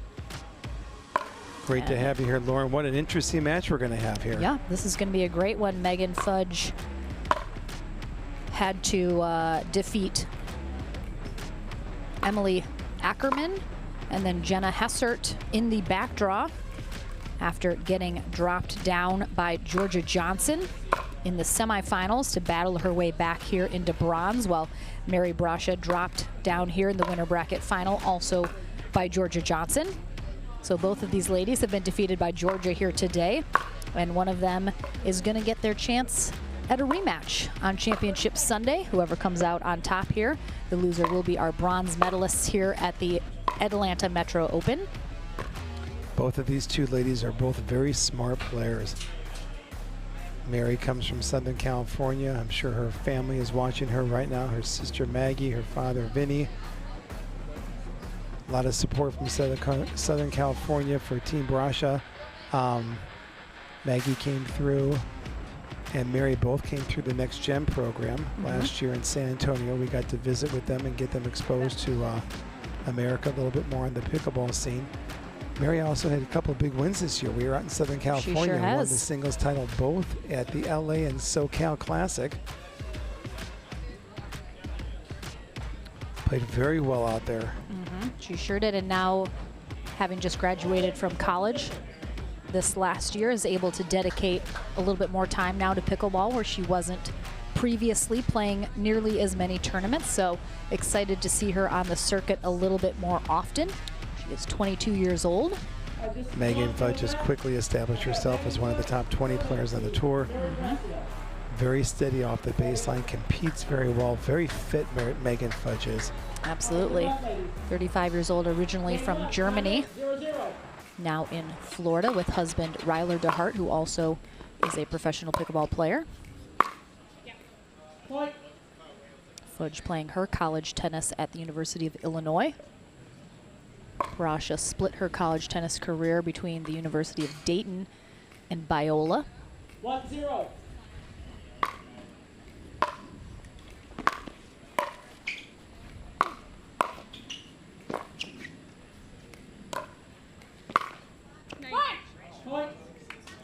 Brasha did a great job getting up to that kitchen line, keeping Fudge back. But Fudge gets a great cross-court passing shot there.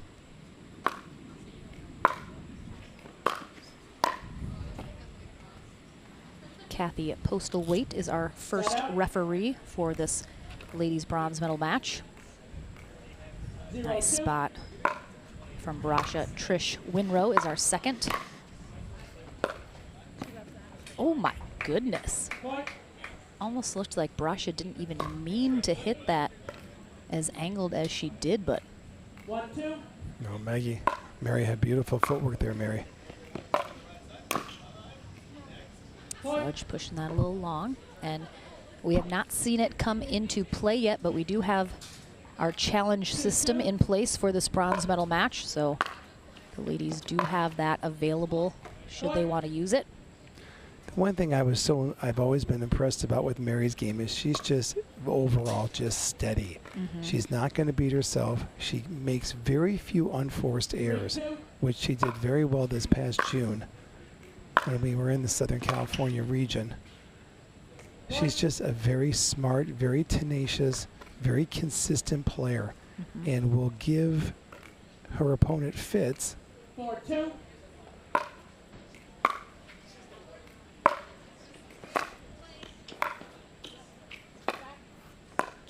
She'll give her opponents fits, especially if her opponent starts to rush herself or there's a little bit of wind or they start making unforced errors. I have never seen Mary Brasha beat herself on a pickleball court. She's also one of the nicest ladies on the tour. Yeah, love the Brasha family. They are fantastic. And it looks like Brasha has taken a cue out of her loss to Georgia Johnson in the winner bracket final. Looks like she's trying to get to that line a little bit more frequently now, trying to be a little bit more aggressive. That is called out on that baseline. Tied up at 4s. Good depth by Megan on her serve.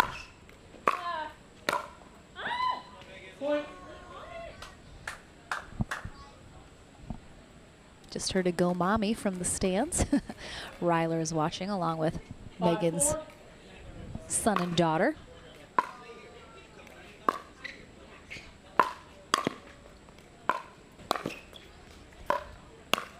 Oh, error there. Megan was there. Looks like she broke her paddle.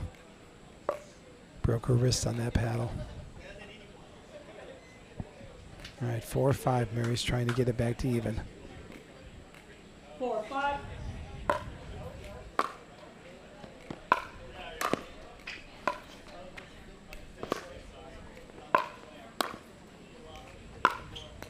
Oh, nicely done there for Brasha.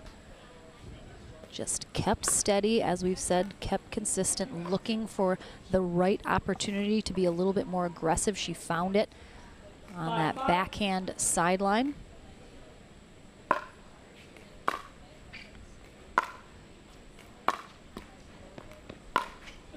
And she will follow it up with the exact same shot and the exact same result. Taking the lead now in game 1 of this bronze medal match.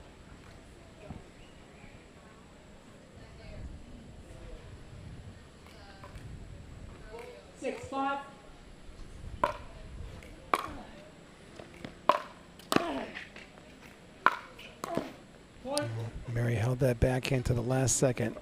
Waited to see which way Megan was going to commit. Yeah, Brasha's having a lot of success on that backhand sideline right now.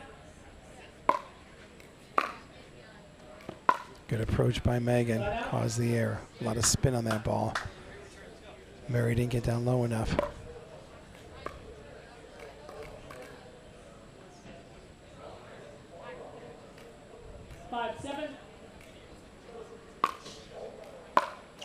Point.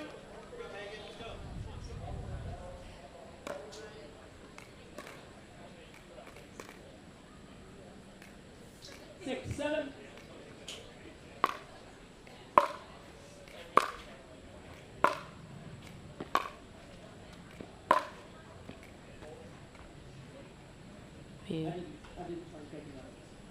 Did we get it? Are we looking at it?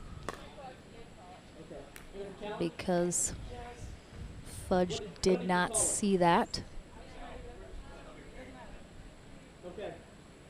We've got a video challenge on the call. We have a video challenge. All right. A challenge. Boxcar in the room looking at an official challenge here.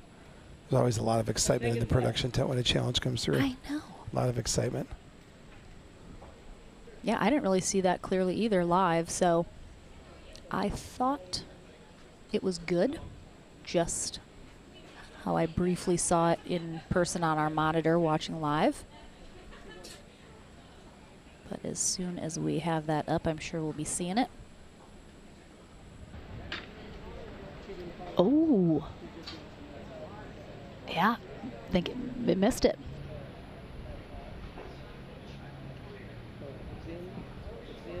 Ball's out. So we can't see the exact point of contact, but that looks like where it was. Yeah, that's out. Look at that. We'll wait to get an official ruling from the referees. 3 referees right now looking over the call. They even got a headset. They're putting on a headset to talk to the crew.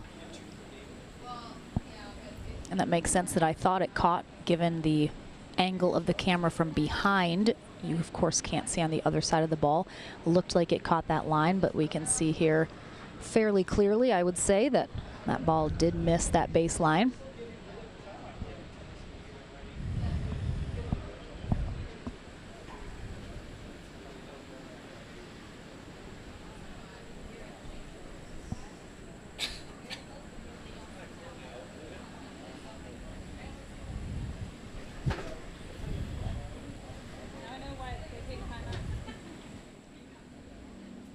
Good timeout here for our players as well.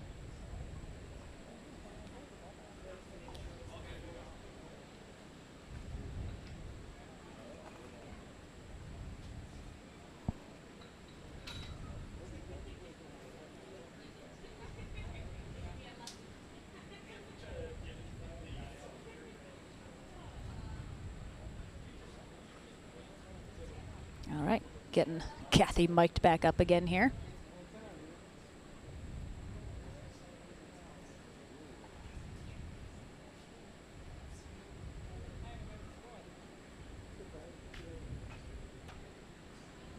All right, back with the official ruling, which I have to assume will be out based on what we saw. Okay, the video challenge showed that the ball was out.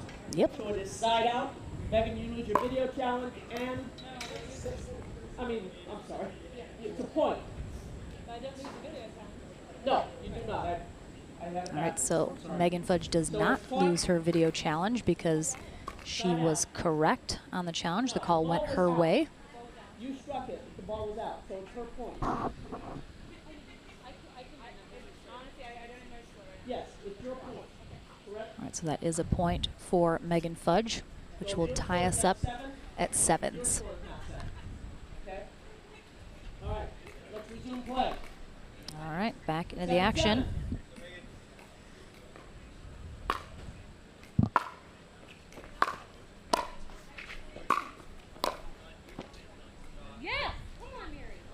All right, Mary doesn't get too vocal too often, but definitely trying to fire herself up over there.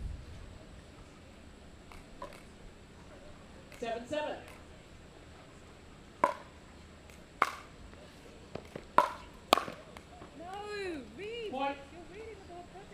Fudge is right there.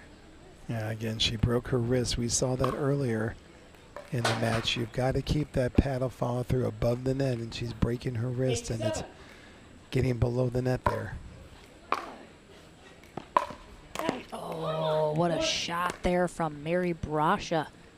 Mary did a great job moving her feet. That ball came hard and solid down the middle. She got out of the way of the ball and was able to execute a pass going to Megan's backhand. 9-7. Mary needs a deep serve here.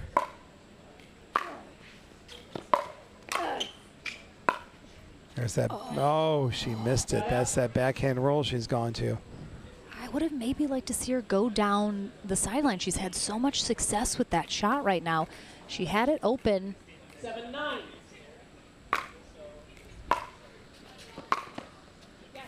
Oh, Clean. Brasha lets it go by. Hoping it was going wide.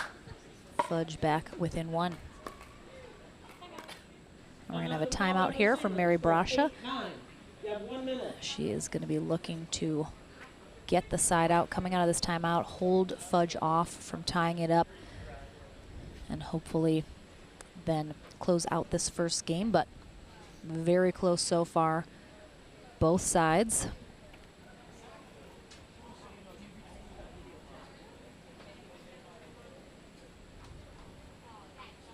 Is it just a matter of couple errors from both of these ladies, some issues with execution every once in a while that's kind of made the difference here with neither of these ladies being able to kind of string together too many points in a row? Well, you're right about that. Nobody really has put together 3, 4, 5 points in a row. They've all been kind of streaky. The momentum's changed back and forth.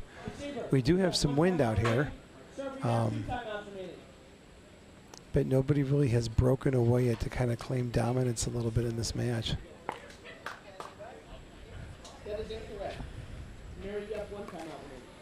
All right, and from the timeout, let's see if Brasha can indeed get the hold and the side out here, or if Fudge is going to tie it up here.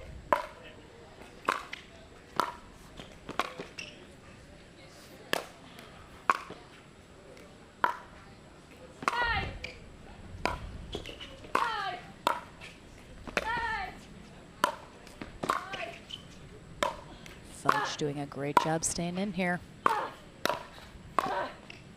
Oh my goodness. Oh, what a rally. What a rally. Too good.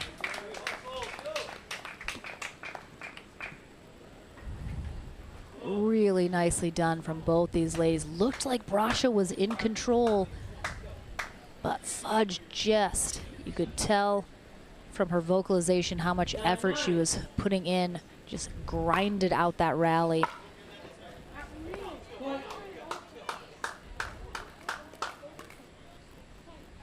And Brasha's going to take a quick second and final timeout here. Definitely seemed a little rattled after not being able to come out on top of that rally. And a quick point on the board again for Fudge puts her at a game point here in our bronze medal match.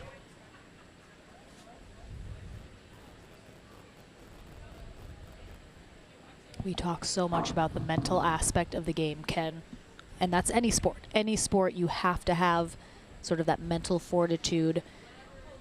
When you're watching these players sometimes, do you think it's easy to see sometimes when the players, either through their body language or what's happening, have kind of lost that battle with themselves on the mental side and need to kind of get back into it? Sure, you can definitely see that. You can see that in their eyes. You can see that in their posture on the court with their strutting out on the court. So many momentum changes back and forth with pickleball, much more so than even in a tennis match. You got to keep playing in the now, keep moving forward, and trying to remember what it is you do best out there and try to execute your patterns to get yourself in that winning position. Deep serve by Megan, just coming in down the middle. Oh, and there is that backhand side passing shot down that line that Brasha has hit multiple times here in this first game. She continues to do so. Clutch rally right there for Brasha, holding off Fudge from taking game one. Looking now. Oh, so good. I mean, that right there, that second time out from Brasha, she comes out. It's like she cleared her head of everything that happened before and focused simply on the present. You're playing in the now.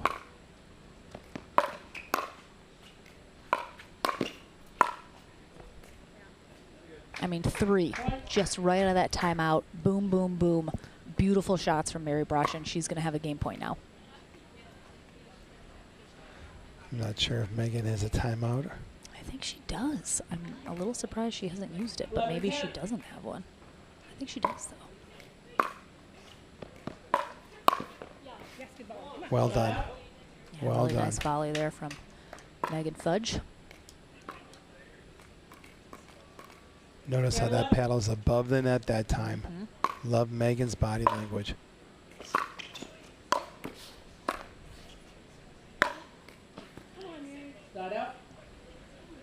Really good angle there from Brasha. Looked a little bit like Fudge thought the shot previously, or 2 balls previous, might have missed, but doesn't call it out. So Brasha maintains her game point here in game 1 of this bronze medal match.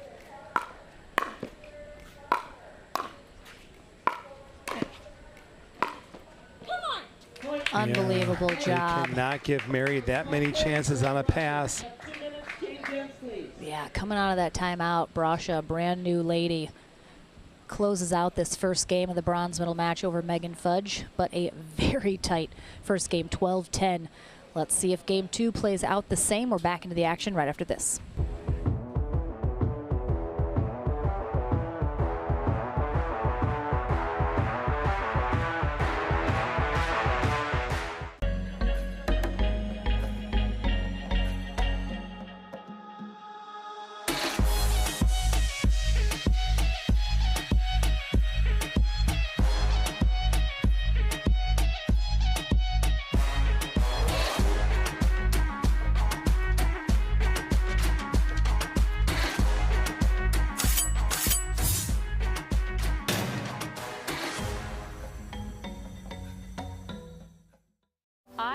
Pickleball. I love pickleball. I love pickleball. I love pickleball Because of the community. The community is #1, the community, the competition level. It's very satisfying seeing yourself get better over time. I can play with my neighbors, I can play with my family, I can play in the pros, I can play against my friends. The people I've met in this sport have become lifelong friends. It's so social. At the end of the day, we're all just here to have a good time. Just met all kinds of people through all walks of life, and that have just become family.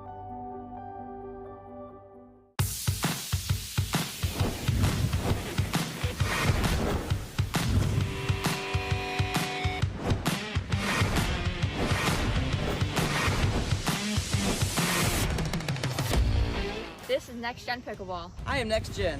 I am Next Gen. I am next gen.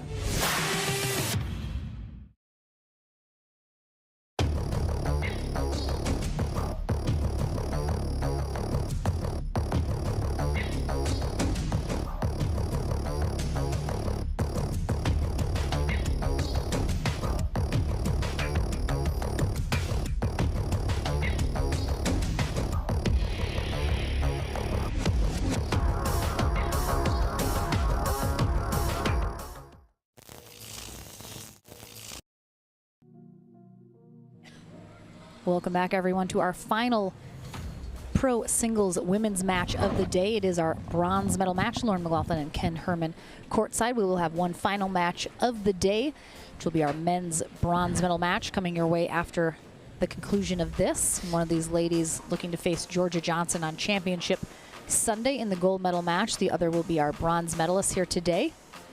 Kathy Postlethwaite, our first referee, kicks us off into the action. Mary Brasha on the near end, Megan Fudge on the far end. Quick first point for Brasha, who took game one 12-10, coming from behind. I'd like to see Megan put a little bit more heat on her opening volley. You cannot give Mary enough opportunities to pass her. She needs to put a little bit more bite, a little bit more sting on that opening volley to try to put Mary on her heels a little bit more in defense. Mary hits the ball too clean off the ground. She also hits the ball awfully well when she's on the run. It's funny, sometimes watching Mary Brasha, you'd think she doesn't have a lot of power. The way she hits the ball sort of seems a little unassuming. She kind of takes you by surprise.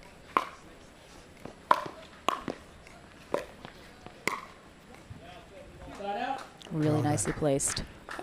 Mary does have power on her ball, but what she has is she's a very steady, consistent, tenacious player.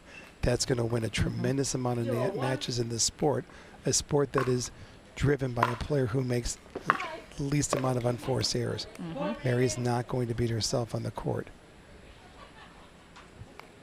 If there were a couple of things that Mary's working on back in her game, I'm sure she's working on her transition game. I'm sure she's working on perhaps developing that forehand a little bit more as a weapon. Good leave.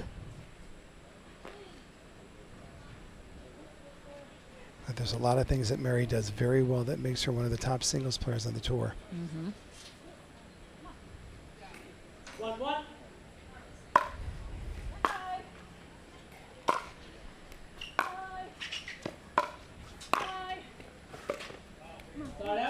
That time, that's a perfect example of Megan doing more with that opening volley. She had Mary on the run. Mary was not even to put a second hand on her paddle to hit the pass. 1-1.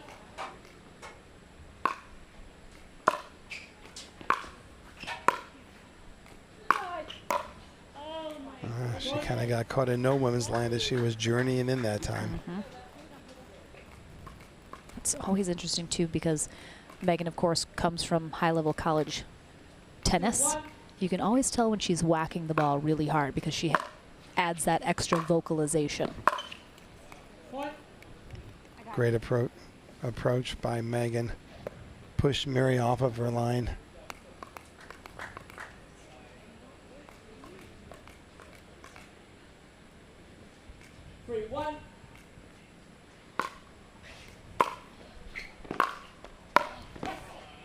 Really nice spot there from Fudge cross court.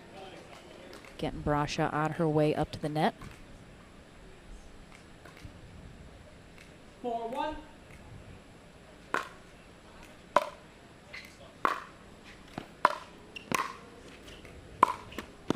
Oh, little net cord there, and Brasha with the sorry, but we all know she's not.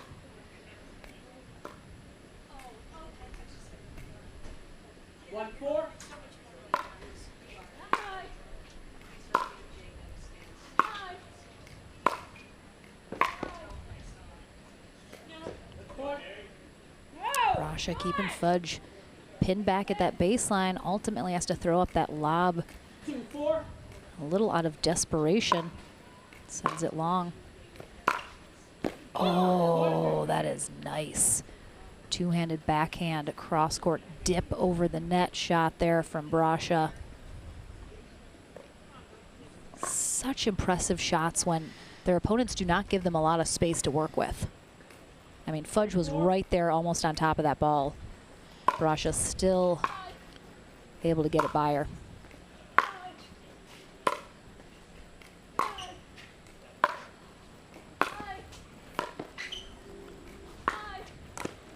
Wow, great hands.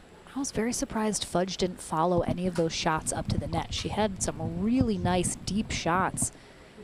She stays back at the baseline instead. It works out for her, but would have maybe liked to see her follow one of those shots up to the net. Oh, I thought she just missed that.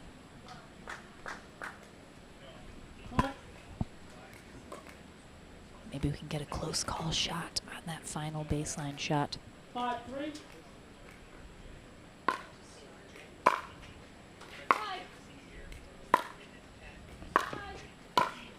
Oh my gosh.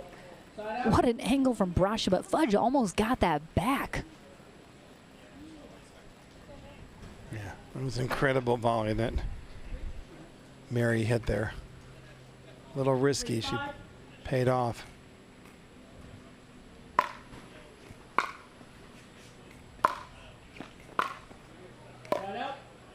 It's long there from Mary Brasha.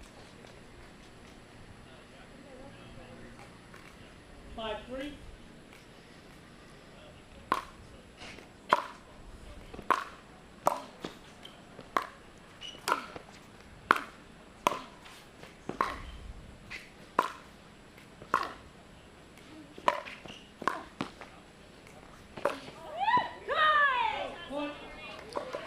Megan doing a great job taking the ball early, taking the ball on the rise, cutting down Mary's time to get back into the court. Really good effort on both sides, but Brasha with the timeout, I think she definitely just needs a breather after that extended rally, a lot of energy expelled. Taking the ball on the rise is shortening your backswing and taking the ball before the ball reaches its peak. You then can cut down your opponent's time, take the ball early, and really get them moving side to side, which is what we saw Megan do to Mary that pass point. Now that all happened in the world of tennis. You had a famous coach named Nick Bollettieri that came along and created a player named Andre Agassi. And Agassi came out into the tennis scene back in the 90s and the late 80s. You know, remember Nike, images everything, and started taking the ball early on the rise and was cutting down the reaction time that his opponents had. And that really was a changing of how the aggressive baseliner player really kind of came into his own. And then we saw future champions from, you know, Andy Roddick, Jim Courier, top Americans, all the way to the current stars today.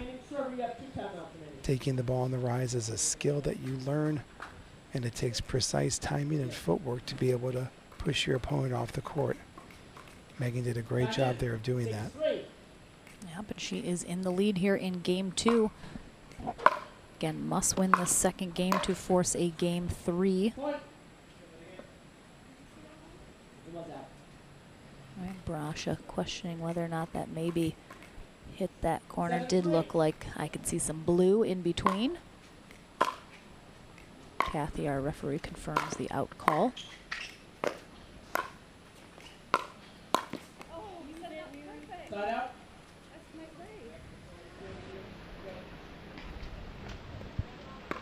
Yep, there's that shot. Was the correct call.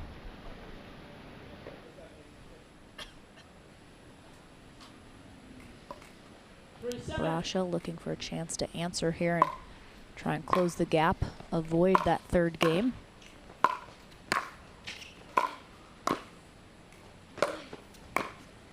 Yeah, Megan.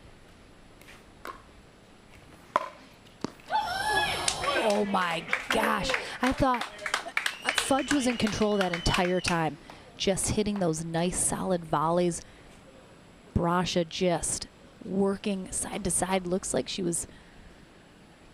didn't have a lot of energy left on that rally, but finally hits that beautiful passing shot. Unbelievable. She's gonna get that too.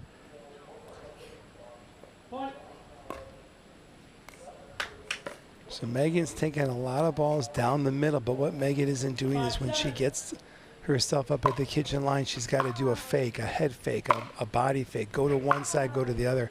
She's standing there in the middle.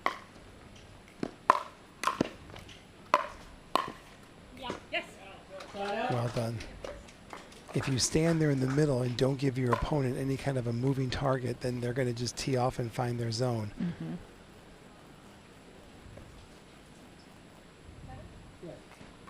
All right, Brasha got within 2, though. Definitely putting the pressure a little bit more on Fudge here in this second game. Unforced error. Good depth on the serve by Megan. 8-5. Looks like Mary opened up her shoulder that time and that ball sailed long on her.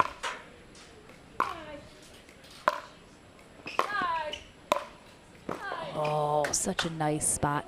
Almost looked like Brasha was maybe going to push that a little too close, but just perfect placement there.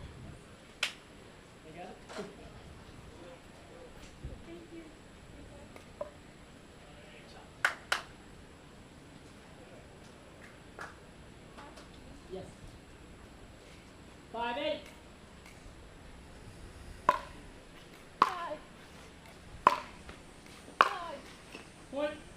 This time, Megan does not come up to the net. Chooses to stay at that baseline. Upset it herself.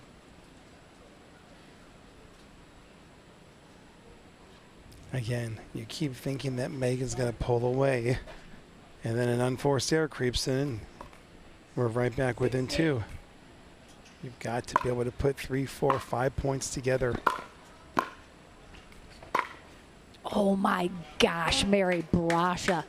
Like, she just comes out of nowhere. Well, Mary hits the ball very well on the run.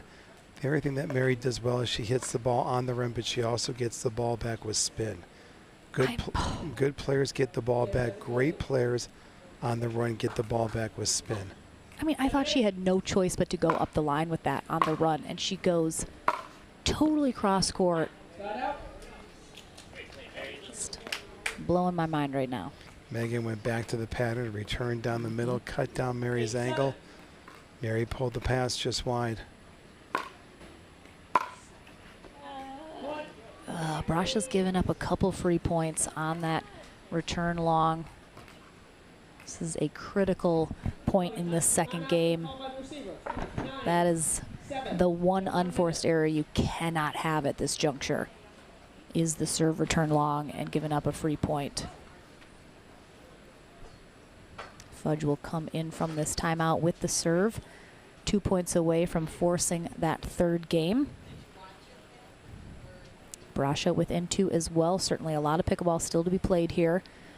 Could go either way. Either of these ladies could come out on top here in this second game, but if Brasha does it, she gets her rematch with Georgia Johnson on Championship Sunday, and if Megan closes out this second game, a third game is coming our way here in this bronze medal match. For our final ladies match of the day, our men will take the court to conclude our day in their bronze medal match. J.W. Johnson will take on Dylan Fraser. Friends off the court, enemies on the court for that bronze medal match. 15 seconds. Which, of course, I'm just joking because they're best buds.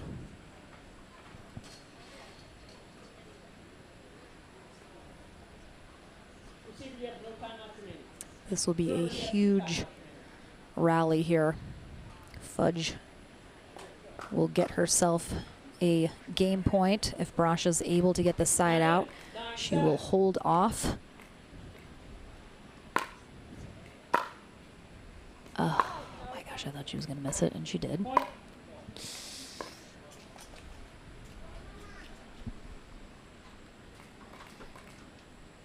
Game point here for Megan Fudge to force a third game. Oh, nice get there from Fudge. Well, Megan Fudge. That is so tough. Good I mean, composure. Absolutely. Good composure. Certainly grinded, no question. Mary Brasha, just a few too many unforced errors in that second game. So game 3 coming our way here in our women's bronze medal match. We will conclude it, see who's headed to Championship Sunday right after this.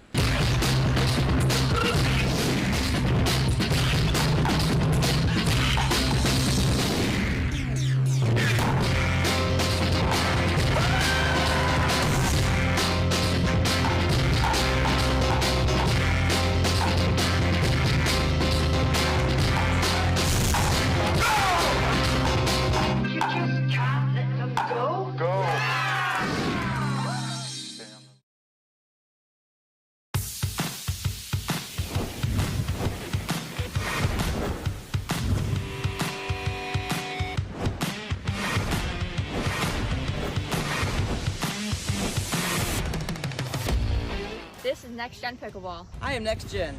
I am next gen. I am next gen.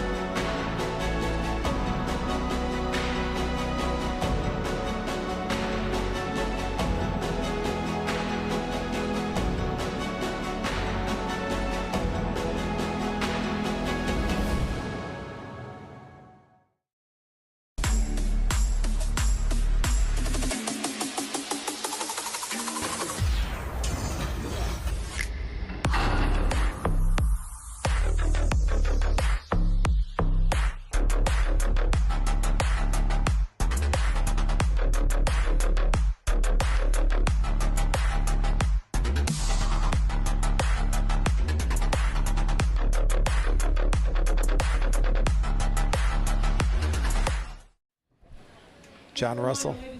Welcome back. Lily and JR, Megan Fudge's kids, I think, offering some advice during this changeover. Yeah, cheering on Mom. They said, Mommy, can we go in the pool yet? I know. They're like, are we done yet? Why are we still here? Let's go. We got things to do. Off to a third game, winner to Championship Sunday. Yeah, Megan Fudge will start on the near end.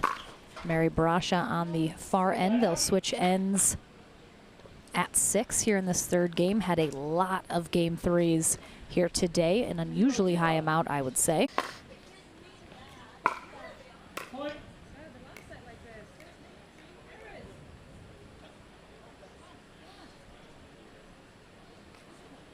One, zero.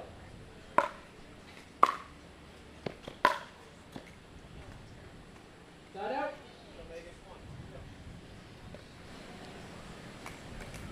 Close call. 0-1. Ball was out. Call was correct.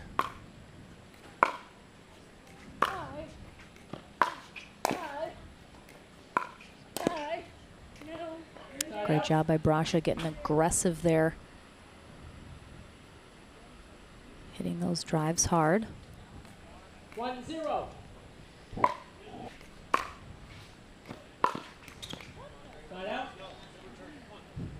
You can see Ryler DeHart on the sideline there with the two kiddos. I'm sure now they're like, Daddy, pool, let's go. Tell Mommy to get it together. 0-1.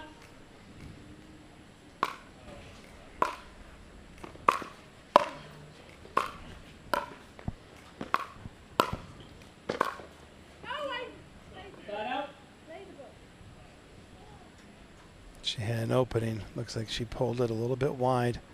Got her paddle back a little late and got jammed on that ball. 1-0. So important to get off to a quick start third game. Mm-hmm.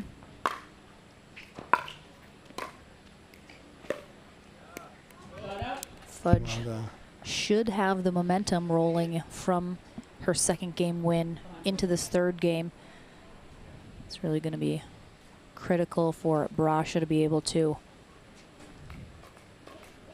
put a couple points on the board quickly here. 0-1.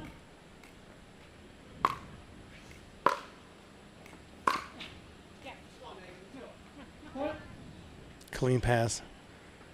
Megan's got very good technique off that backhand. Gets her shoulder turn, keeps her paddle below the ball, and has a beautiful follow through towards her target zone.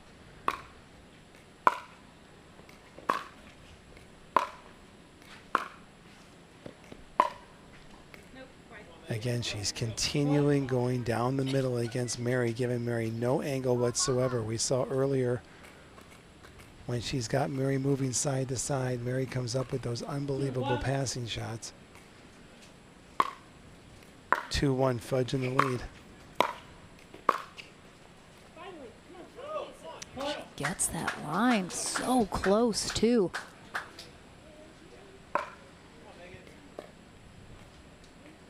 I'm a little worried about Brasha's body language being a little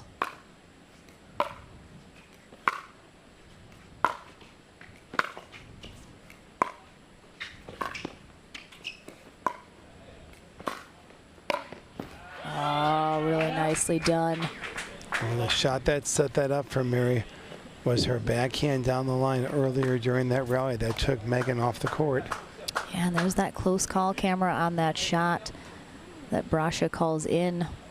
Very close, might have even just missed, but I think, you know, in the moment, Brasha's going to make that call. Too close to see it super well. And again, Brasha's had some nice rallies, some nice shots, but 3-1. definitely looks like she's just showing some signs of fatigue here in this third game.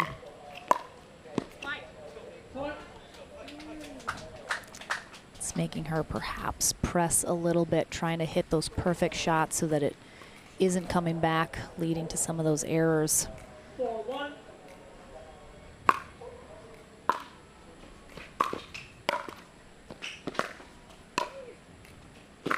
Megan got it.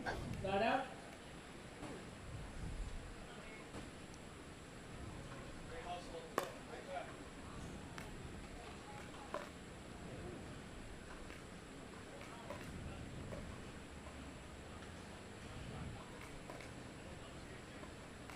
Four.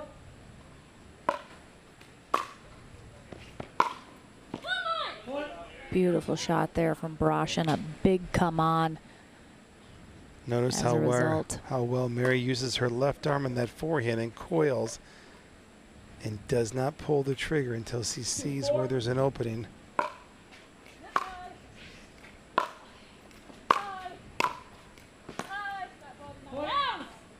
Good approach shot. Mary coming in that time. That ball just doesn't bounce at all for Fudge.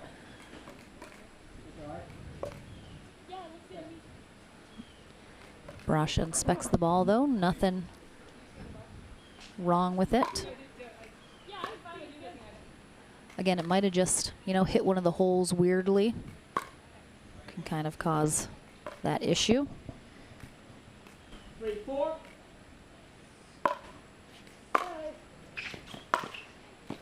Oh, that time Mary did not come in down the middle, Megan did not come in down the middle, gave Mary an angle, and Mary was able to hit her 13th winner down the line off that backhand side.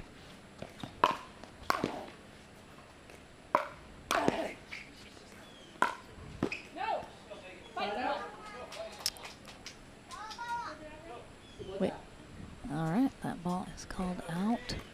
Oh yeah, that does look like it missed. Back line at 4-all. Side out.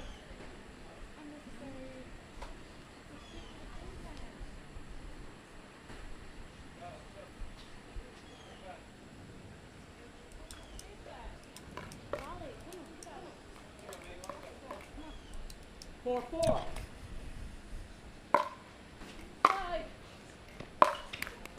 Again, she keeps going back to that pattern of taking Mary down the middle. So coaching Mary right now on the side, I would say, Mary, what can you do to your serve to get that ball in a different strike zone for Megan? Can you move a foot over to the left? Can you put some higher loft on your serve? Because right now Megan is weighing a lot of points when she's coming in down the middle.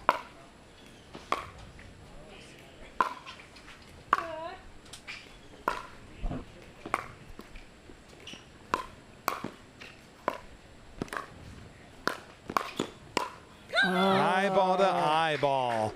Great hands, some nice shots from both these ladies.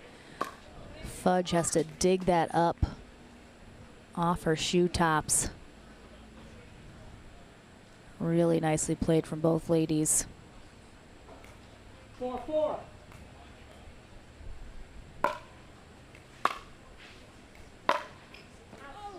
Side out.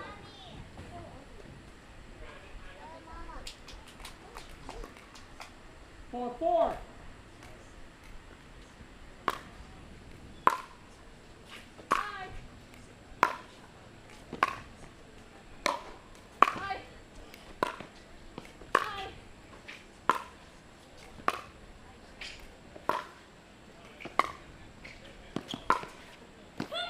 I mean, these rallies. Well, every kind of shot you would want. Both players are doing everything right now trying to get a lead in this third game. Megan had 2 terrific gets that time to try to take the offense back, having been placed on defense. 4-4. I need ice! Watch the ball! Megan opened up Did she say I need ice? No, eyes, E-Y-E-S. Oh, it was like... She also needs to keep her shoulder turned. Megan opened up, and that's why that ball sailed long in her as she was coming in. Better job on that approach shot there. Ooh.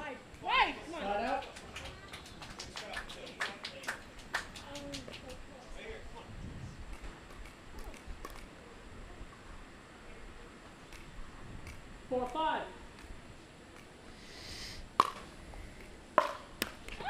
Point. All right, so Brasha did finally break off of 4, but now Fudge has done the same, tying them back up at 5s. This is going to be a knockdown, drag-out fight here in this third game. Both these ladies looking to get to 6, trigger the end change.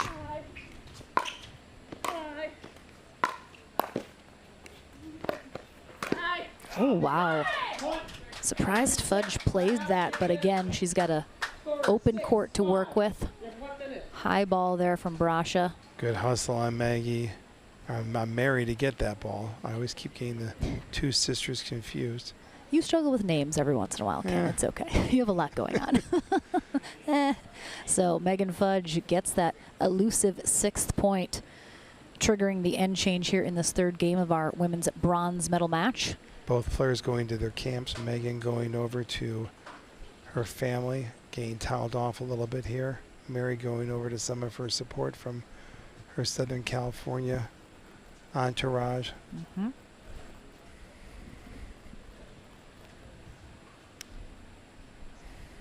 We have a couple amazing tournaments coming up as well. I know we're headed to, for the first time ever, Sacramento. We are so excited California. about Sacramento. I am super pumped going to Johnson's Northern Ranch, California. A beautiful, dedicated 24-court facility. So excited to be hanging out there, and that's a new area for us. We've always kept going to Southern California. Yep. The folks in Northern California say, hey, what about us? So we're excited about heading out to Northern California. And I believe registration is still open for another 4 days or so. That's correct. So if you have not signed up, you're maybe interested in joining us in Northern California in Sacramento in just a couple weeks. Head to pickleballtournaments.com on the APP Tour page where we have all of our tournaments listed. And get registered. Should be an awesome time, beautiful venue, as Ken mentioned. First time there.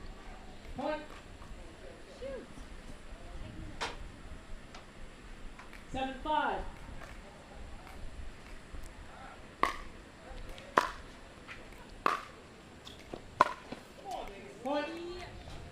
Great Fudge. depth on that ball. Yep, pulling Brasha totally off the court.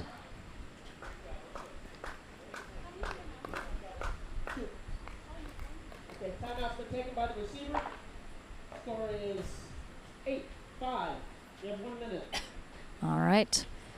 And another timeout here from Mary Brasha as Fudge has pulled away a little bit after the end change, putting 2 more points on the board. And we've mentioned a couple times Next Gen, our tournaments for younger kind of up-and-coming junior players, player development style. We have 2 more left this year.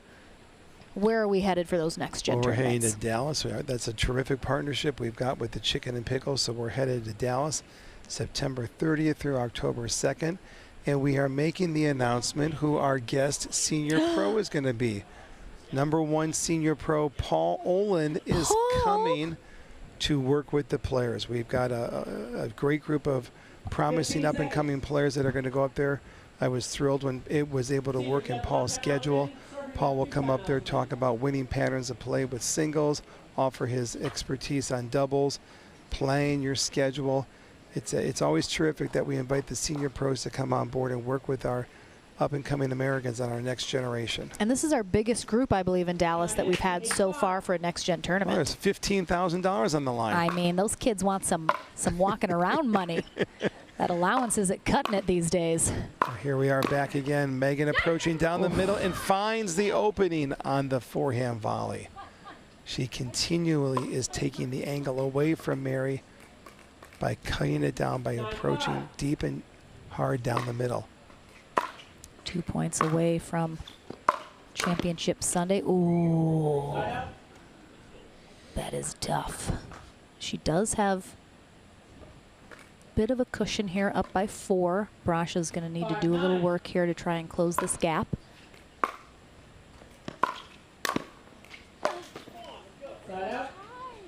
Fudge applying pressure very well, though not really giving Brasha the opportunity to do so. 9-5. Point. Tough. Well, that's the last thing you want to do is give your opponent match point with a return into the net, but Megan Fudge, match point to head to Championship Sunday to face Georgia Johnson in a rematch. And she's going to get it done. Well done. Good battle between these two ladies. Again, taking it to 3. Pushing everyone to the brink. But a big congrats to Mary Brasha. She will be our bronze medalist here at the APP Atlanta Metro Open. Really nicely played. But Megan Fudge secures herself a spot on Championship Sunday in the singles match. Gets a high five from husband Ryler DeHart. And I'm sure the kids will high five her as well. We'll head to the Franklin studio to talk to her as she heads into Championship Sunday in our singles gold medal match in our ladies division. We'll find out which gentleman is heading there to face Federico Staxrud. Next in our men's final match of the day, bronze medal, Dylan Fraser. I'm blanking on who he takes out. J.W. Johnson. Thank you. I was like, the jet lag, it's getting to me, Ken. We're back into the action right after this. The APP Atlanta Metro Open, brought to you by Power Plate. Selkirk Pickleball. Pickleball Central. SunMed. And Head Pickleball.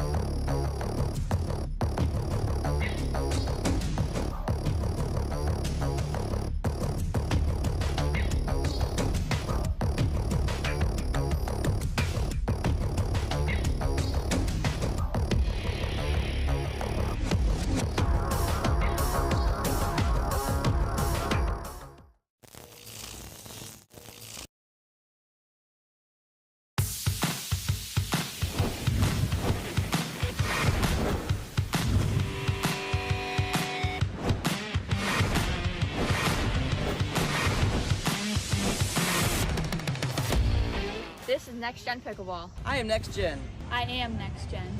I am Next Gen.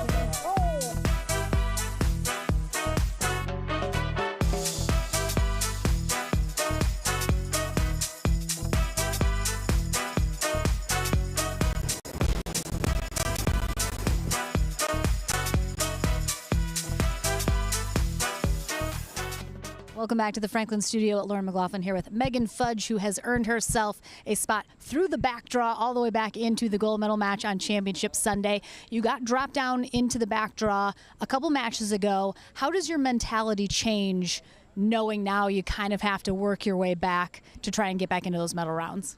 Yeah, I mean, like, I know all the players are so good, and anything can happen, especially now in the back draw, like game to 15. Jenna played phenomenal, Emily plays phenomenal, so it could have gone either way every time. And so it's, you know, Sue's got to go to battle, try it out, and hope for the best. But super excited to kind of earn my way back in and my first Sunday. Exciting. Very exciting. So you'll face Georgia Johnson again. She is who dropped you down into the consolation bracket a little bit earlier today. Now knowing that you kind of have that to look back on, you have a couple days off before you go into facing her again. What's going to be your preparation to try and have a different outcome against her the second time? Yeah, I mean, like, I got to be super positive about my previous match against her. I honestly had match points in that, and it was a super close match. It was a roller coaster. I'm definitely going to watch it back, just kind of see what worked, where I was off, and just kind of work from there. We mentioned, of course, your family here supporting you. You got the kids. You take them on the road with you guys often. Is it super fun getting to do that? I know you mentioned the kids have been like wanting to go to the playground and they hate that you've kept them here so long, but is it fun having kind of the family along with you for this ride? No, absolutely. I mean, it's a family affair. It's so special to have them here and have me have them watch me. And I know in years to come I'll be watching them all day. So it's exciting. They want to get to the playground, but we definitely can't do it without our friends at home as well. So shout out to our neighbor Bunny, who's taking care of our dogs. So I know she's watching. So thank you so much, Bunny. All right, well, congratulations for Championship Sunday. We're looking forward to seeing you as you face off against Georgia in that gold medal match. So congratulations, done for the day. I'm sure the kiddies will enjoy the playground as you recover going into tomorrow. But one final match still to go here, our men's bronze medal match that's coming up. Dylan Fraser takes on J.W. Johnson next.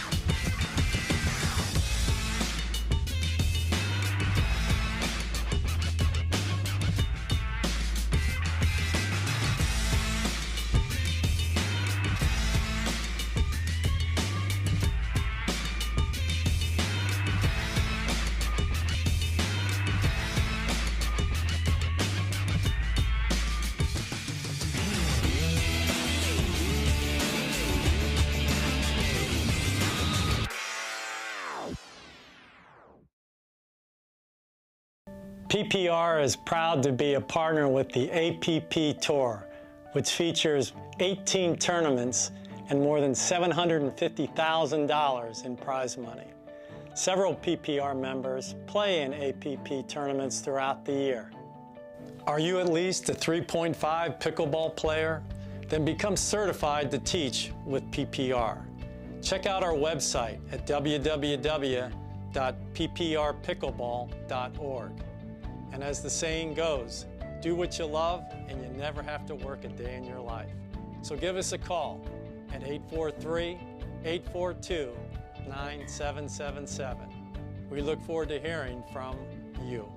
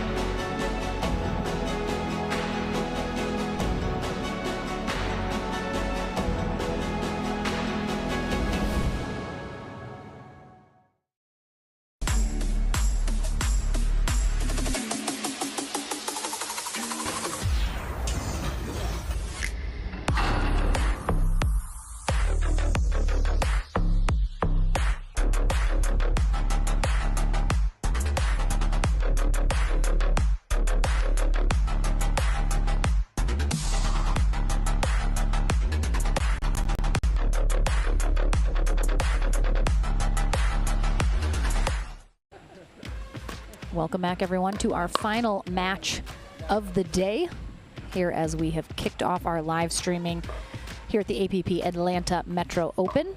We have J.W. Johnson and Dylan Fraser battling it out for a chance at Championship Sunday against Federico Staxrud, who has secured his spot.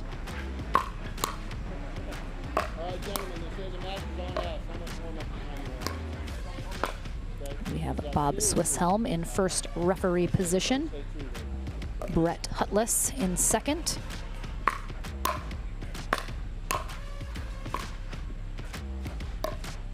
J.W. Johnson, the number 2 seed here today. Dylan Fraser, the number 5 seed. Those seeds are based on World Pickleball rankings.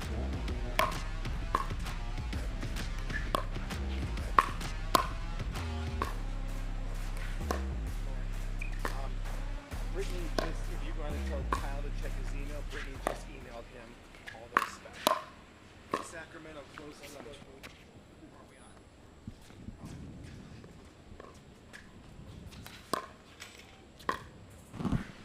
All right, Ken Herman joins me back in the booth for our final match of the day.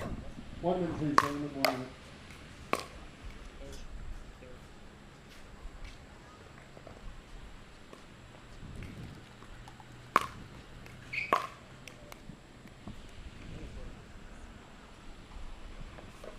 Looks like J.W. Johnson's going to be on the near end. Dylan Fraser on the far end. A couple final warm-up serves.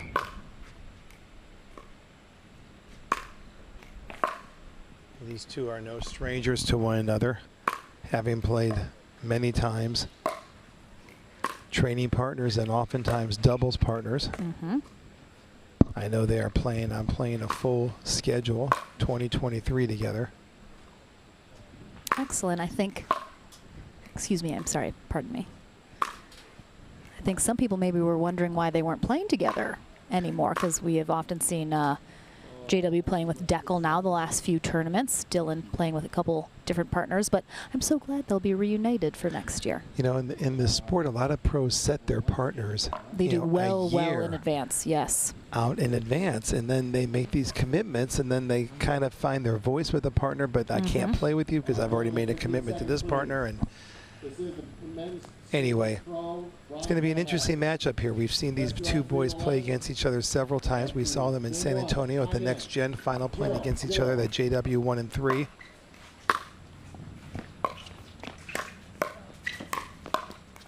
Yeah, and they both know each other's game so well, kind of inside and out.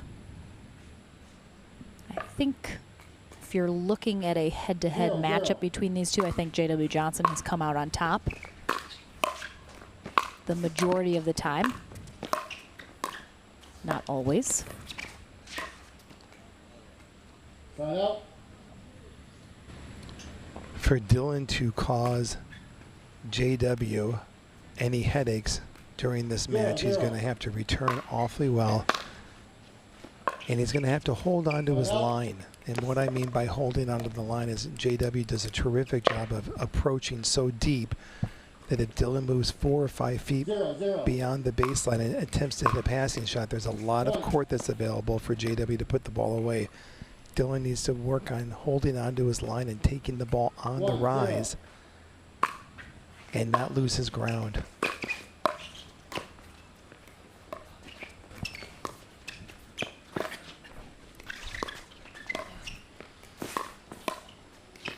Great job by Fraser, just moving Johnson around, finally creating that open court to work with here. Gets that a little bit behind JW, forcing him to pop it up a little bit.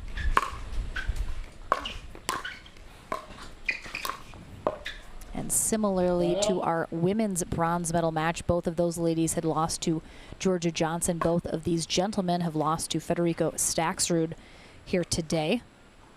Federico taking out J.W. Johnson in the semis in 3 games. And then taking out Dylan Fraser in our winner bracket final. Oh, that is nice. Clean pass by JW there. Good job taking the ball early. Dylan was about 1.5 feet getting up to that line that he was short on, and JW was able to get in there and hit the pass. Oh my goodness, nice recovery off the net there. Not just a good recovery, but almost puts it into hitting an overhead. Overhead, overhand. Over a high forehand volley. Both of these two young men are being groomed into being our future, you know, premier players for years to come on the tour. Both have very supportive families, and they get along very well together, both on and off the court. I've often said I wanted a podcast with these two. The world according to Dylan and JW. I'm not sure they'd have enough material for more than one episode. And that episode would be 7 minutes long.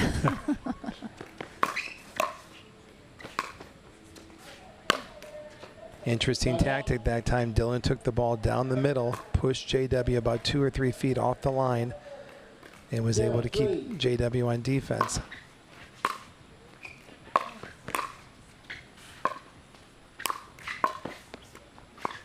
Oh, great anticipation from Fraser on where Johnson was going to put that shot, and then gets a little net court love 1-3. to get him his first point here in game 1 of this bronze medal match. Dylan didn't get down low enough on that backhand. Legs were too straight on that ball. JW putting relentless pressure coming in and getting himself up to that line when looking to hit his first volley. Nice deep shots there from Fraser, and recognizes the opportunity for a nice little drop volley. After Johnson back at that baseline, can't get to it.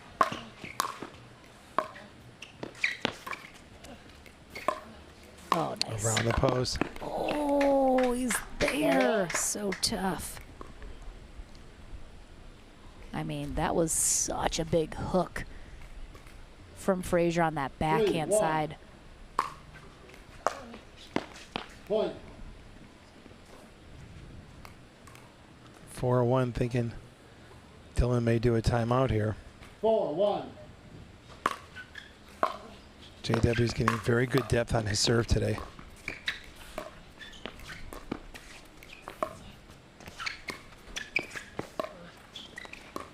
Good cat and mouse, good movement. Side out.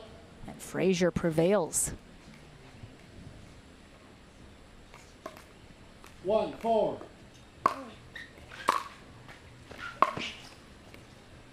Side out.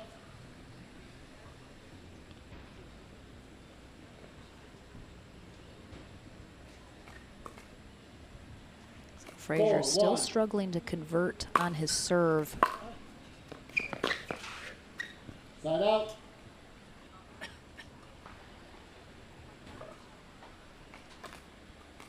One, 4.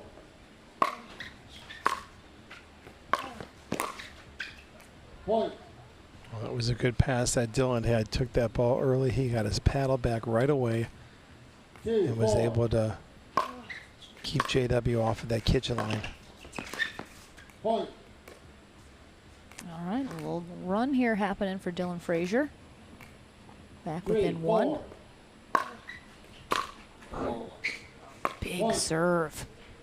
Almost didn't catch that sideline, but put JW Johnson in a precarious position. Misses the return wide. Side out.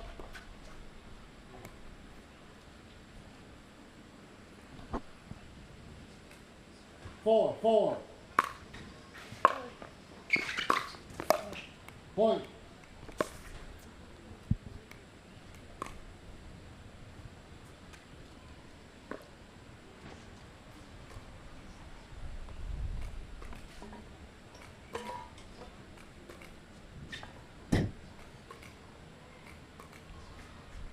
Five, 4.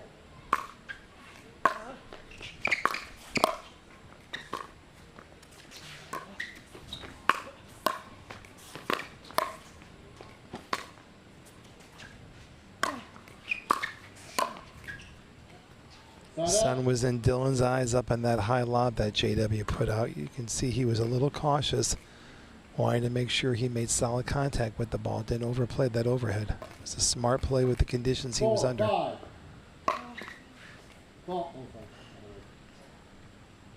Side up. Timeout, server. All right, offensive timeout here from JW Johnson. I'm intrigued by this timeout. Well, an offensive timeout is very important to have. You know, neither player has really pulled away, and I think he's looking right now to try to get himself established to see if he can get his rhythm, and knowing that these next couple of points are pretty important here.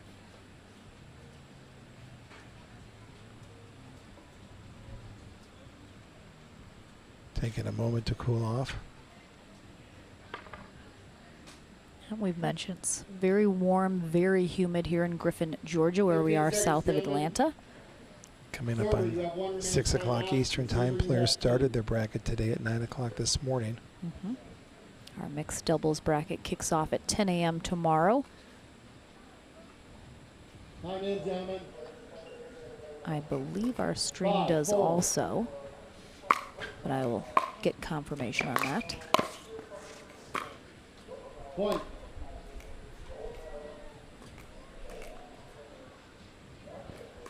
Right. 6-4.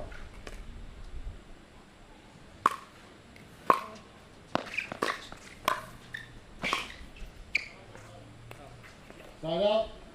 Better first volley there. 4-6.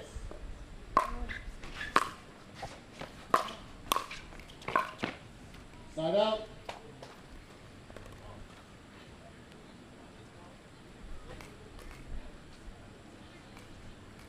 Six, 4.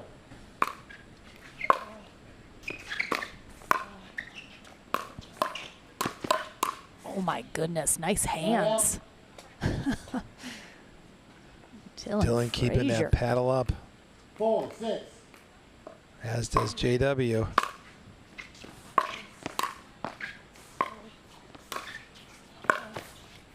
Point. Really nicely done. JW Johnson has that great backhand wrist flick shot. But Fraser ready and waiting for it. 5-6. Back within one. Point. Yeah, Fraser's really putting a lot of heat on his serve. 6-6.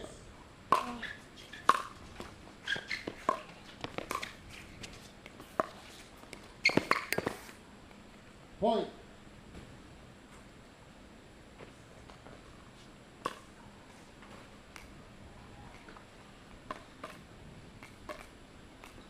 Seven, 6.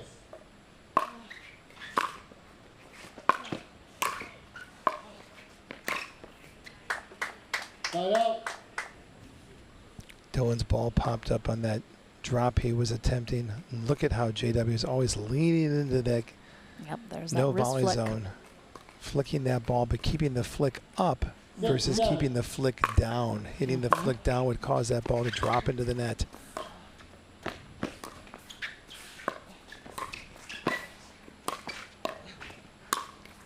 Well played. Both these players know how important it is to try and take a volley if you can, not letting your opponent set up. Fraser gets pulled off his feet a little there, forcing that pop-up.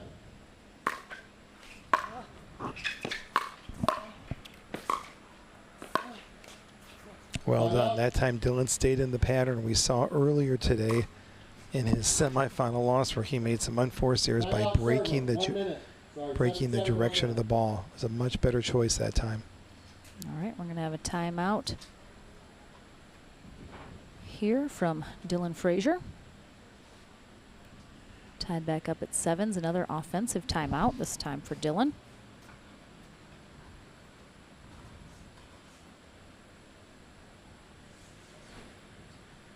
If you're talking to Dylan right now during this timeout, giving him a little advice, What are you seeing that he should be looking for? Well, I will only say for Dylan if I also say for JW, because both of these two young men are very dear to me. And what I would be telling Dylan right now is to make sure he gets good depth on his return to serve and make sure he executes a solid first volley. You can't give JW too many passing shots. If I'm with JW right now, I would remind JW to get the depth of his serve. Dylan's had a nice streak the last 4 or 5 points, getting good approach shots. JW's got to get good net clearance, good net, and good depth on his ball to try to keep Dylan off the net. Big point.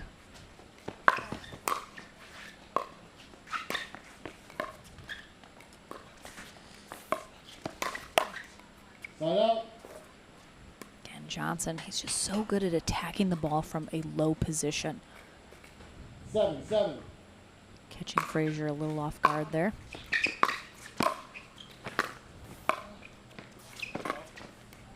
Point.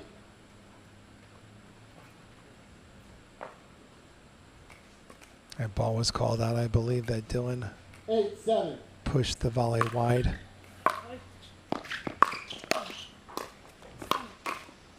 Oh my goodness, what a dig from Johnson. Tough lane. JW had a great get on that one ball. Dylan stayed in the point, stayed alert. 7-8. And just like that, defense to offense. Mm-hmm.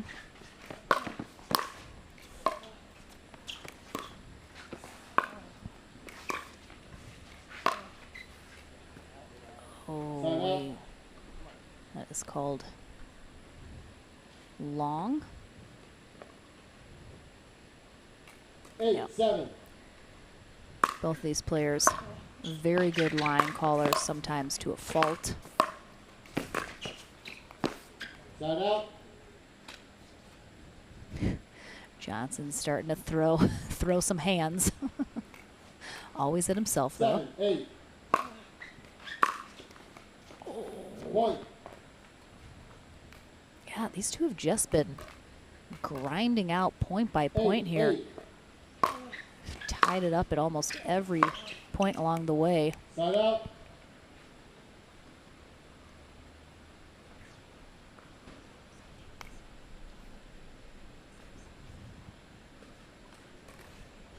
Eight.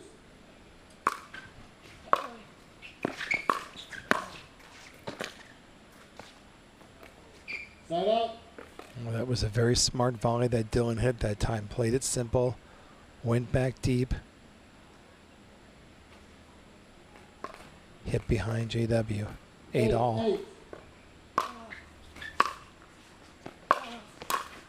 Point. I mean, this is... Oh, there's the close call camera. Just catching that baseline. 9-8.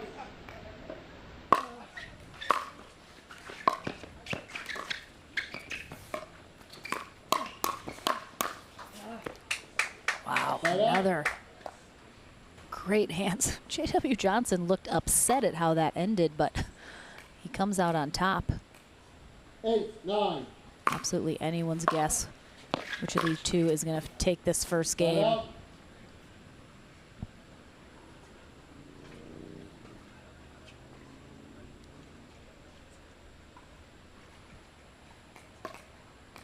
Nine, 8.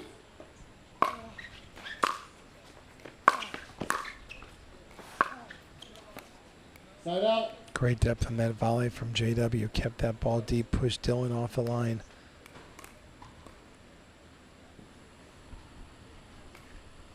Eight, 9.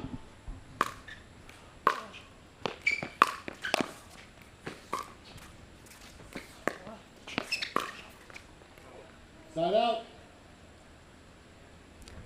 There's the almost want to throw a paddle. 9, 8.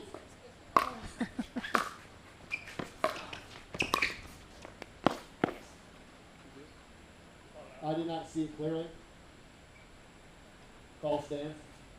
All right, that ball clips the net and is called wide. 10-8. Dylan Fraser, first game point.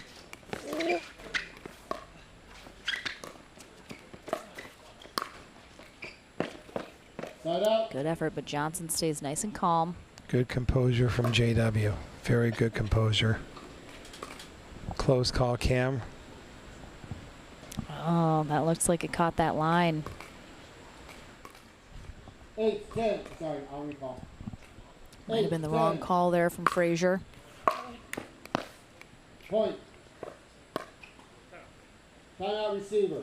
9-10. 1 minute. All right, we're going to have a timeout here from Fraser as Johnson back within 1.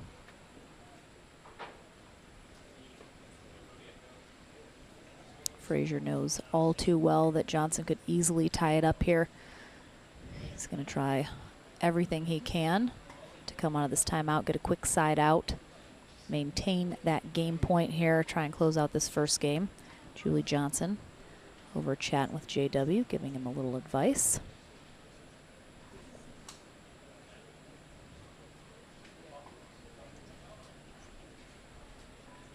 Again, final match of the day. One of these players will be our bronze medalist here at the APP Atlanta Metro Open. The other heads to Championship Sunday with a rematch against Federico Staxrud in the gold. Tomorrow back with our mixed doubles day. And we'll keep you posted, of course, on any weather issues going on and how that affects our coverage. Great job by Fraser coming out of that timeout. Holds on to his game point here in game 1. 10-9.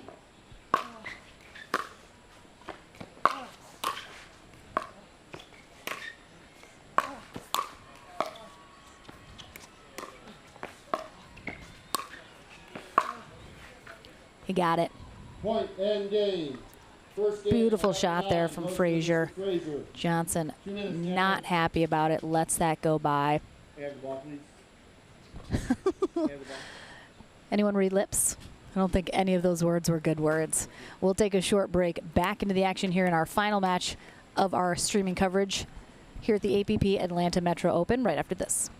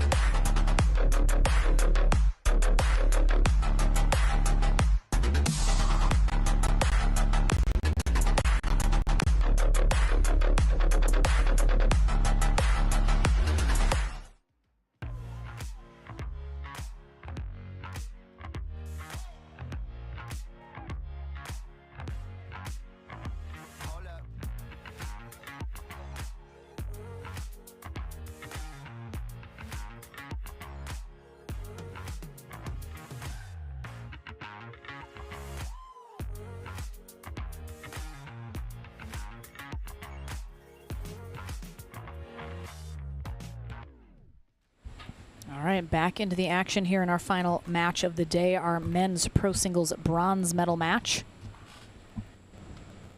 We have JW Johnson on the far end for game 2, Dylan Fraser on the near end.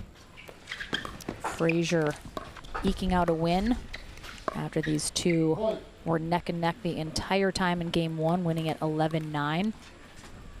Neither of these players able to pull away. We'll see if this second game plays out very similarly or if someone can go on a little run, get a little hot. Lauren McLaughlin and Ken Herman here on the mic. Bob Swisshelm, first referee. Brett Hutless, second referee.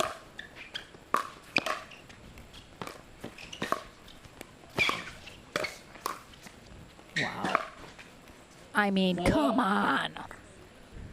Well played. Throwing a towel. Come on, what? That is so good. Dylan Fraser, get out of here. And JW goes back to taking that ball out in front, leaning into that kitchen, taking away the time for Dylan's speed to chase down that shot. Serve is called long. 0-2.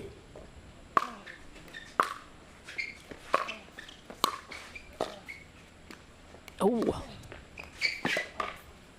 Side out. Tough. I don't think Fraser thought that last shot was making it over the net. It does, and then he's a little late getting up to that next one.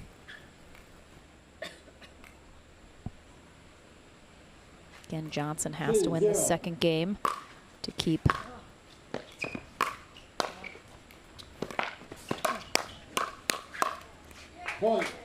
wow. I've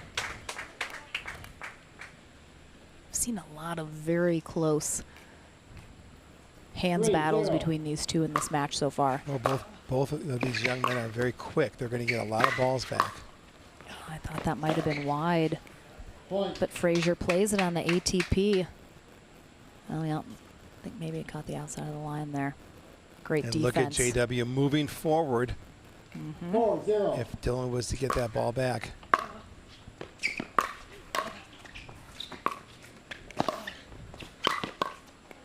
Yeah, a really nice spot there from Johnson, then quickly moves into an attack position. It's very Timeout. aggressive. Good timeout for Fraser. Quickly down 5-0 here in this second game. Johnson seemingly locked in a little bit better now.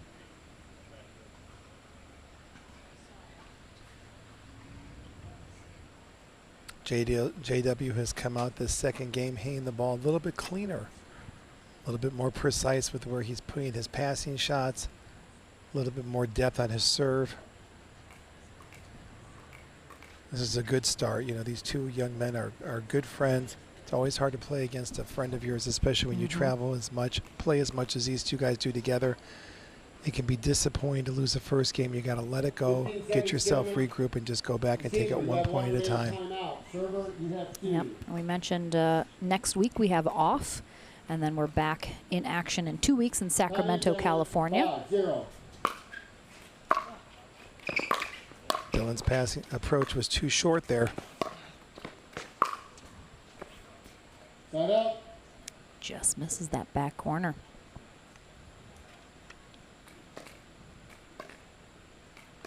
Zero, 5.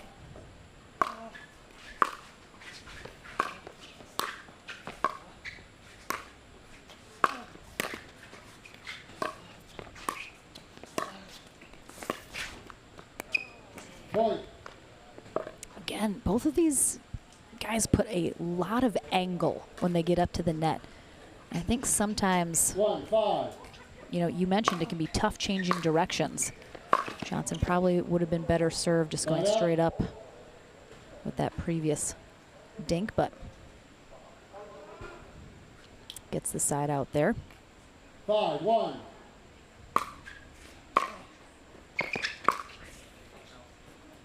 Side out.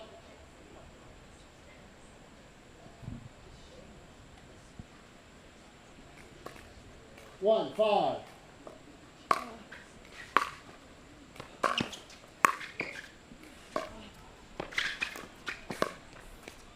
Point.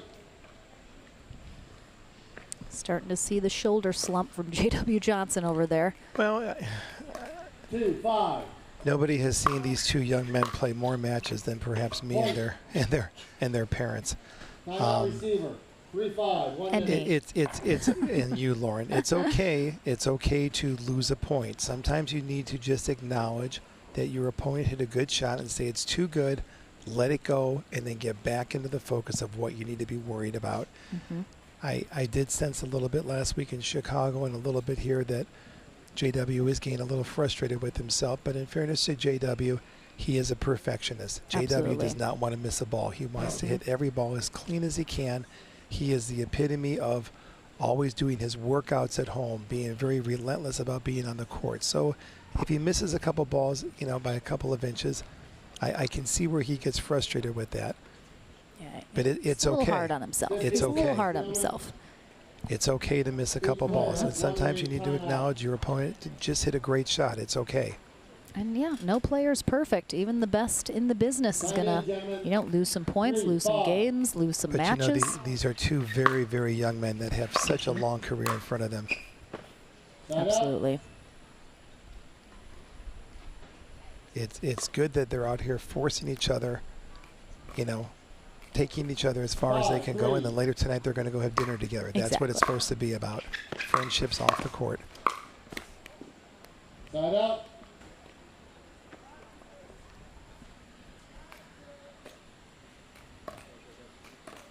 Three, 5.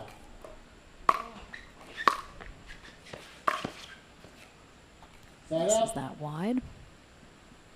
Good approach out by JW. Again, taking down the ball down the middle, trying to cut it down Dylan's angle.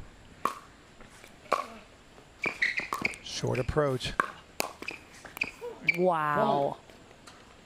I mean, Fraser just, again, he has no backswing and then just flicks that up right at Johnson's right shoulder. Definitely could see it. Took him a little by surprise, but managed to get a paddle up 6-3. on it. And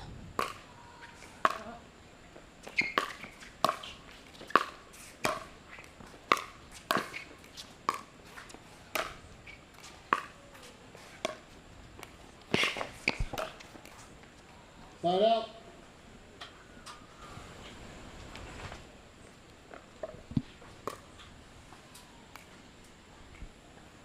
again, such an effective shot. These players that know how to use that drop volley when you've pinned your opponent back at the baseline. Because even if they manage to get there like Johnson did, you're not going to get a good paddle on it a lot of the time. He had to dig it out, ends up popping it up. Point. Smart play by Dylan there, taking that ball early. He saw that JW put a heavy amount of backspin on that ball. Was able to neutralize JW off that shot. Good play. Now that's a good pattern for JW. He took the ball deep down the middle, jammed Dylan, and was able to execute an opening volley. Now he needs to just find that positive, reward himself on that positive, and then build a base off of that. 6-4. Point. Not a very, you know, Johnson doesn't have a big serve. It's not a very aggressive serve. Interesting, he's one of the players that he puts a little, he does have a little spin serve, but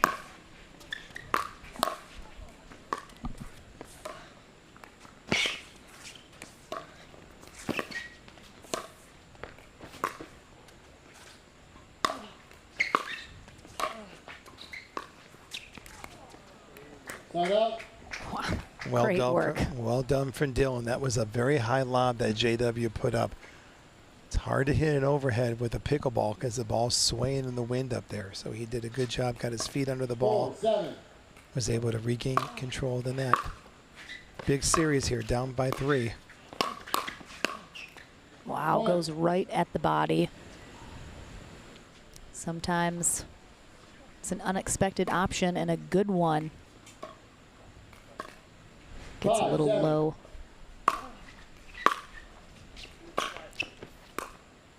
Just wide on the path, on the approach.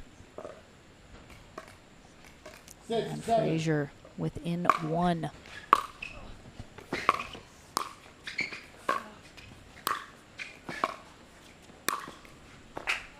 Side up. So one of the things I think Dylan probably needs to keep working on with his game is when he gets 3 or 4 feet behind the baseline and he goes for that soft, that cat and mouse, that dink ball, he's not putting any spin on his shot. He's hitting the ball fairly flat. when you hit the ball fairly flat, you run a risk of popping the ball up like he did there. If Dylan can keep working on maybe putting some underspin or some backspin on that ball, I think he'd have a better chance of getting that ball down lower at JW's feet and then following that shot into the net. Good placement there from JW. Kept his paddle down low. Very deceptive with where he was going to pull that trigger.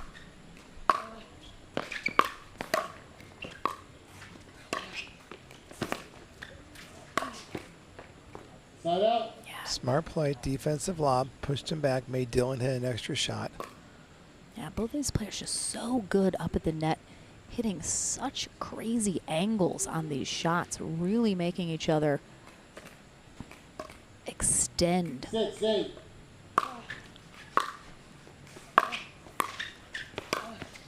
Point.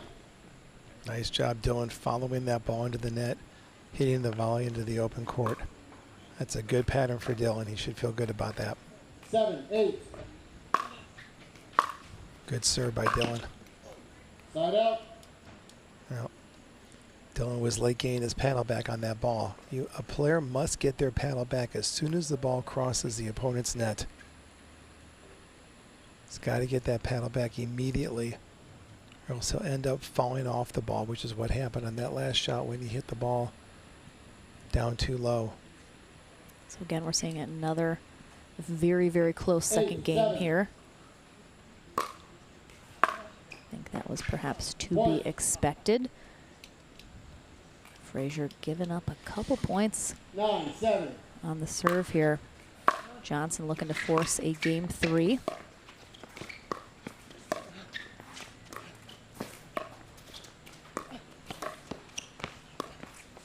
Good movement. They have some of the most extended cat and mouse rallies. Neither player looking to pop the ball up, and JW strikes blood. Yes, you have a timeout. Timeout receiver, 10-7. I think that might have even gone wide. Looked like he pushed it a little tight, but Fraser clipping the end of his paddle, and Fraser will call a timeout here, his second and final, I believe, in this game 2, as JW Johnson will have himself a game point to force a third game in this final match of the day.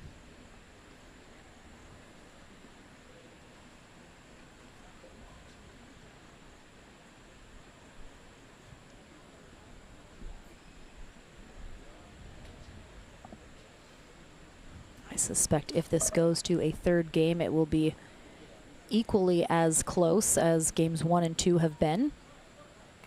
See if Fraser, coming out of this timeout, has a hold. Receiver, that was your last timeout. Server, you have 1 remaining. Time in, gentlemen. 10-7. Oh, too good.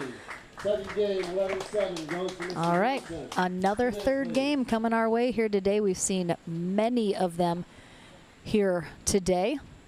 Why should this one be any different? We'll take a short break. The conclusion of our day in this men's bronze medal match coming your way right after this.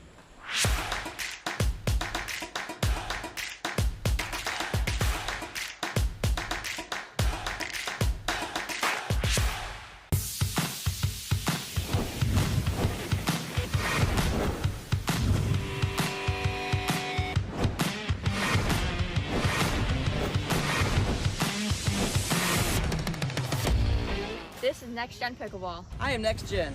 I am Next Gen. I am Next Gen.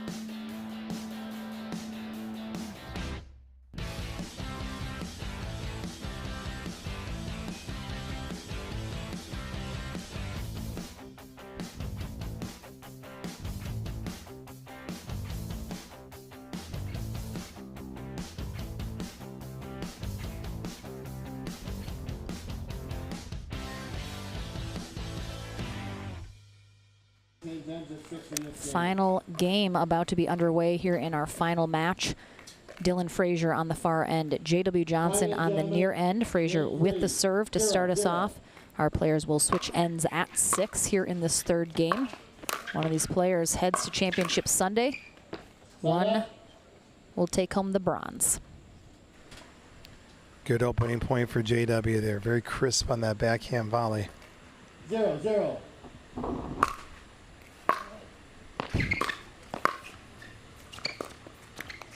Side out.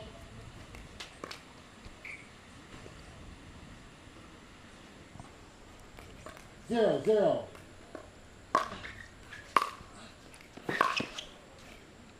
Missed that wide. And because this is pickleball, we could have an absolute barn burner of a third game, or one of these players could catch fire 0-0. and decisively take this third game. Side out.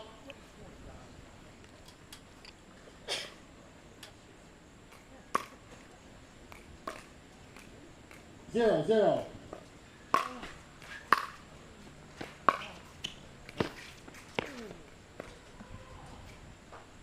Side out. Ball was called out. Still no point up on the scoreboard. Side out. All right, they're just trading side outs right now.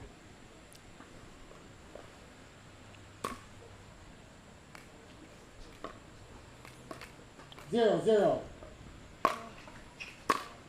Side out.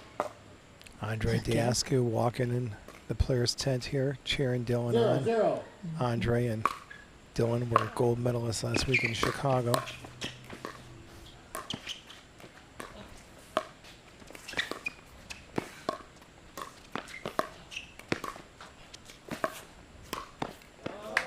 Well done. When watching JW here, look at how effort he is with his footwork. Always on the balls of his feet. Always very centered, always very balanced.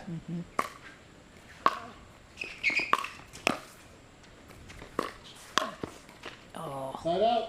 that's a little hook shot there from Fraser. I also see JW's silver medalist partner, Deckel Barr, watching along with Zane Navratil in the stands. 0-1. Point. 1-1. Side out. All right, so we've moved from zeros to 1. Yeah, Dylan's going to move his feet there. These young men have been out here a lot today playing. Got to move your feet, especially in this third game. Footwork is crucial. Point. Yeah, even more crucial as fatigue starts to set in at the end of a long day. And singles, of course, the most grueling day here at a pickleball tournament for the players that play singles. Point.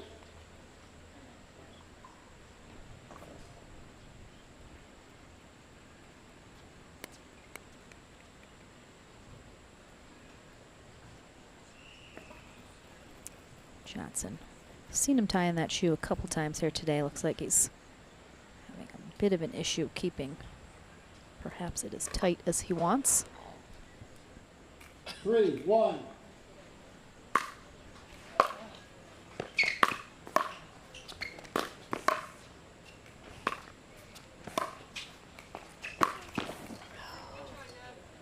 Side out. Good effort, but good placement there from Fraser. Yep. That was a hard volley that Dylan was able to execute there. Kyle Yates walking into the player's tent. Anxious to see what's happening here. Yeah, He's all playing the players here. Yeah, I think he's playing mixed and men's doubles this weekend. 3-1. Kyle's had a good summer. Finalist in New Jersey. Played well last week in Chicago. Side out. W. Johnson just sometimes like throws himself around like a rag doll. 1-3.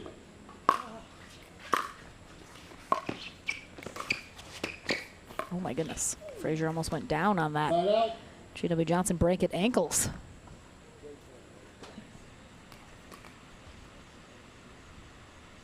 And Johnson out in front by 2, but very slow start for both these players in terms of points on the board here in this third game. Point. Good pass by JW. He really turned that shoulder well, disguised that backhand with where he's going to go. You know what? A two-handed player, 4-1. the left hand controls the paddle on a two-handed backhand.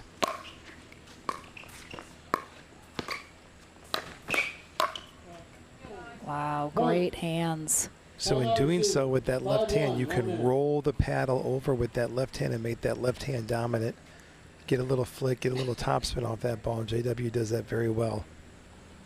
And we're going to have a timeout here from Fraser, even though Johnson is just 1 point away from triggering the end change, which is a bit of a built-in timeout, but Fraser trying to stop the momentum now. Johnson picking up a little steam here.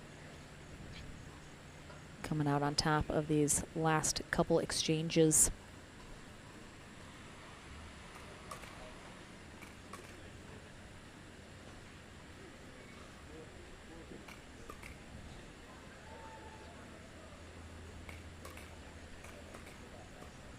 $15 seconds, gentlemen. Receiver, you have 1 remaining timeout. Server, you have 2. Time in, gentlemen. 5-1.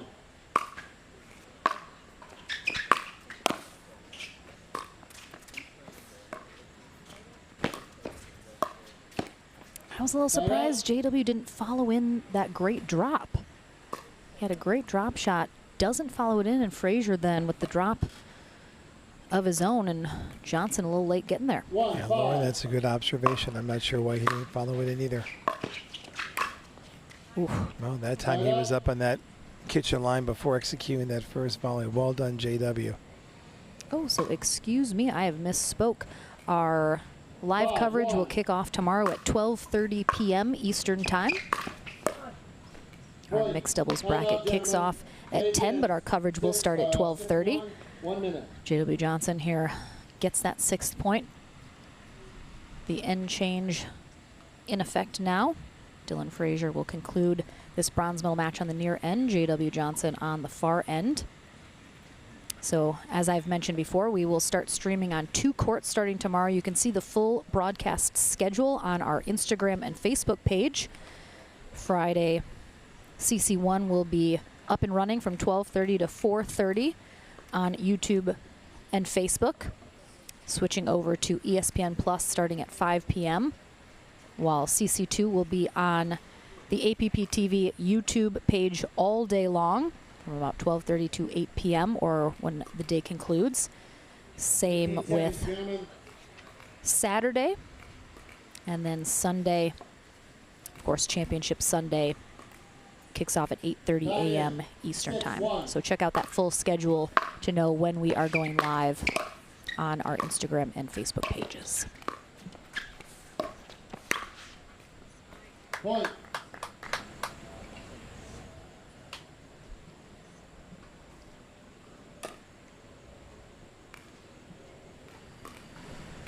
Seven, 1.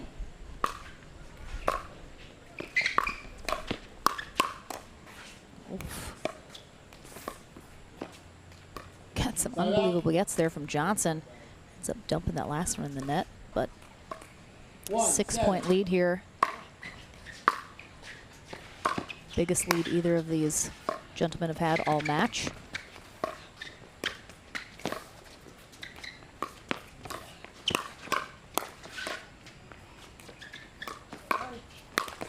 Oh my gosh. Great Fraser athleticism knows. by both points. Both young men. Fraser knows he lucked out big time on that.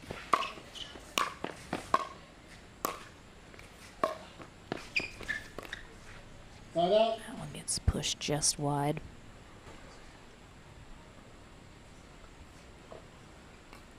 Seven, 2.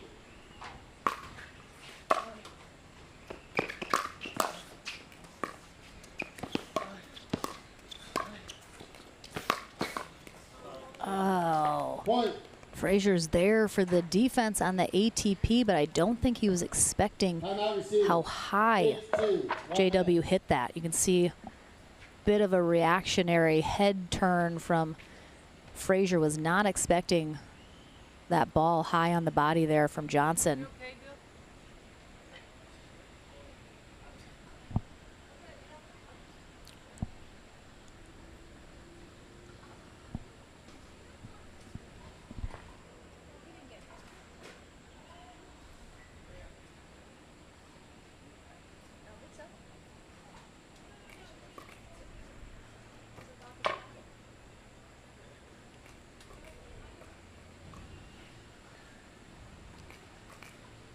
Did he get hit in the face?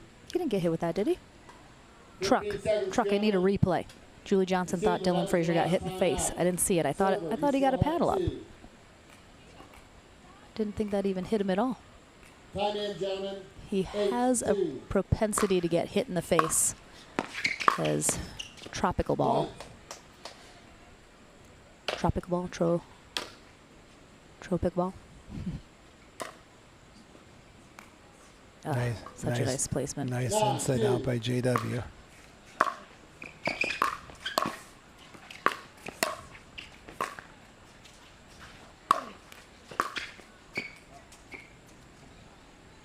Side up. Just missing that wide. 2-9.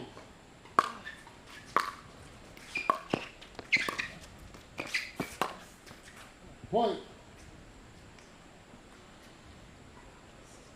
Well done by Dylan. Good job keeping his paddle down low as he was having to be on the dead run that time, getting that ball back. Side out.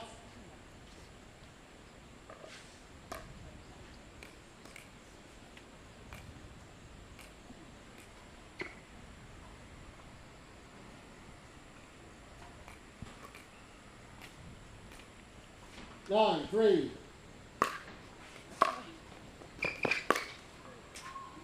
Yeah, Johnson has definitely seemed much more locked in this third game than he has this whole match. Just executing much more precisely. And he will have a match point. 10-3.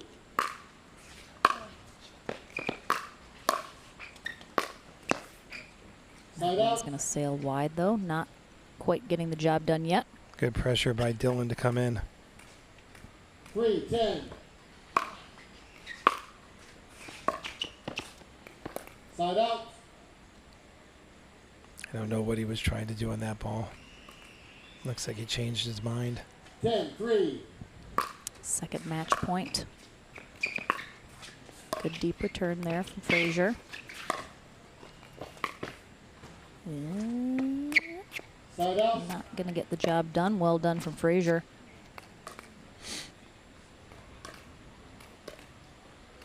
Three, 10.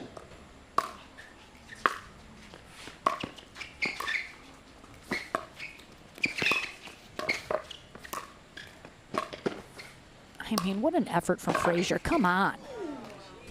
Side out. I mean, give the kid an honorary gold medal just for the effort here.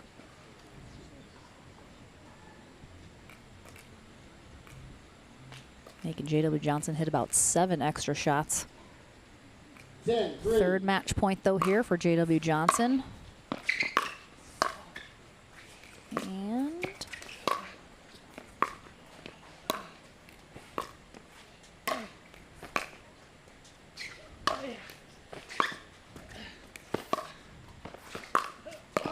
oh, another really nice rally here.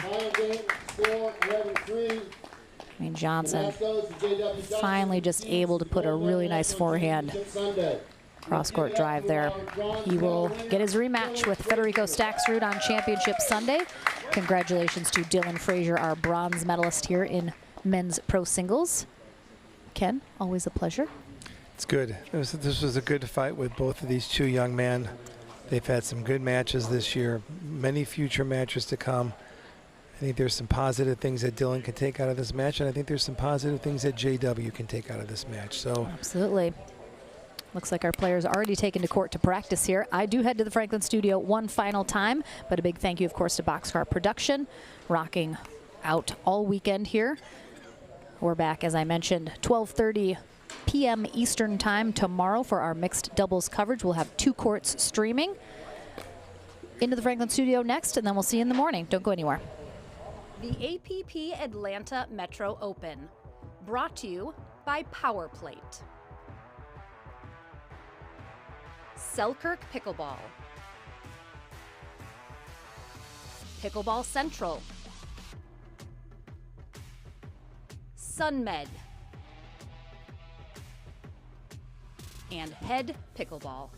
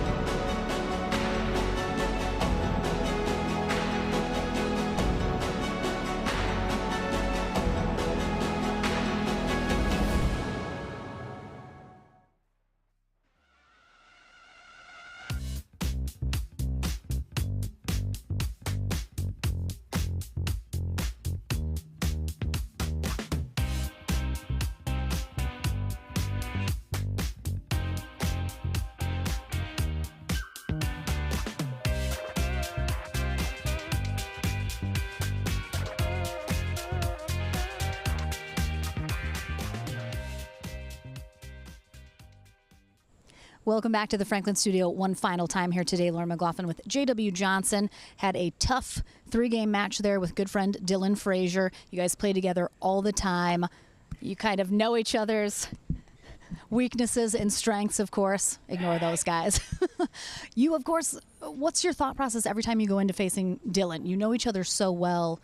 Is that a little tough? Does it make it easier knowing maybe his weaknesses you can exploit? Yeah, it does. Yeah, it is a little bit tough, but I mean, come over there, Gucci. it's I mean, I know it's going to be a good match overall because he's a great player, singles, doubles, mixed, everything. So, I mean, I know it's going to be good. So I just got to keep focused and just play on through. You are going to face Federico, of course, on Championship Sunday. You guys faced off in the gold medal match last weekend in Chicago. He got the best of you. What's going to be your process going into Sunday to focus on a different outcome this weekend? Well, if you don't get hit in the face. Yeah, I'm trying not to get hit below the waist right now, so that's a little bit tough to focus right now. But anyways, yeah, I don't know. We're gonna see what happens. Maybe I go back, watch some video, and we'll see what happens. All right, well, congratulations. We'll get you out of the danger splash zone here right now before somebody gets hurt. I do not want to get hit in the face either. I'm in a tough spot here as well. But congratulations. We'll see you on Championship Sunday, at least in one match so far. We'll see you back in action tomorrow in mixed doubles as well. Thank you so much for joining us. 12:30 p.m. Eastern time, we kick off back into our coverage on APP TV on YouTube and Facebook. We'll see you tomorrow.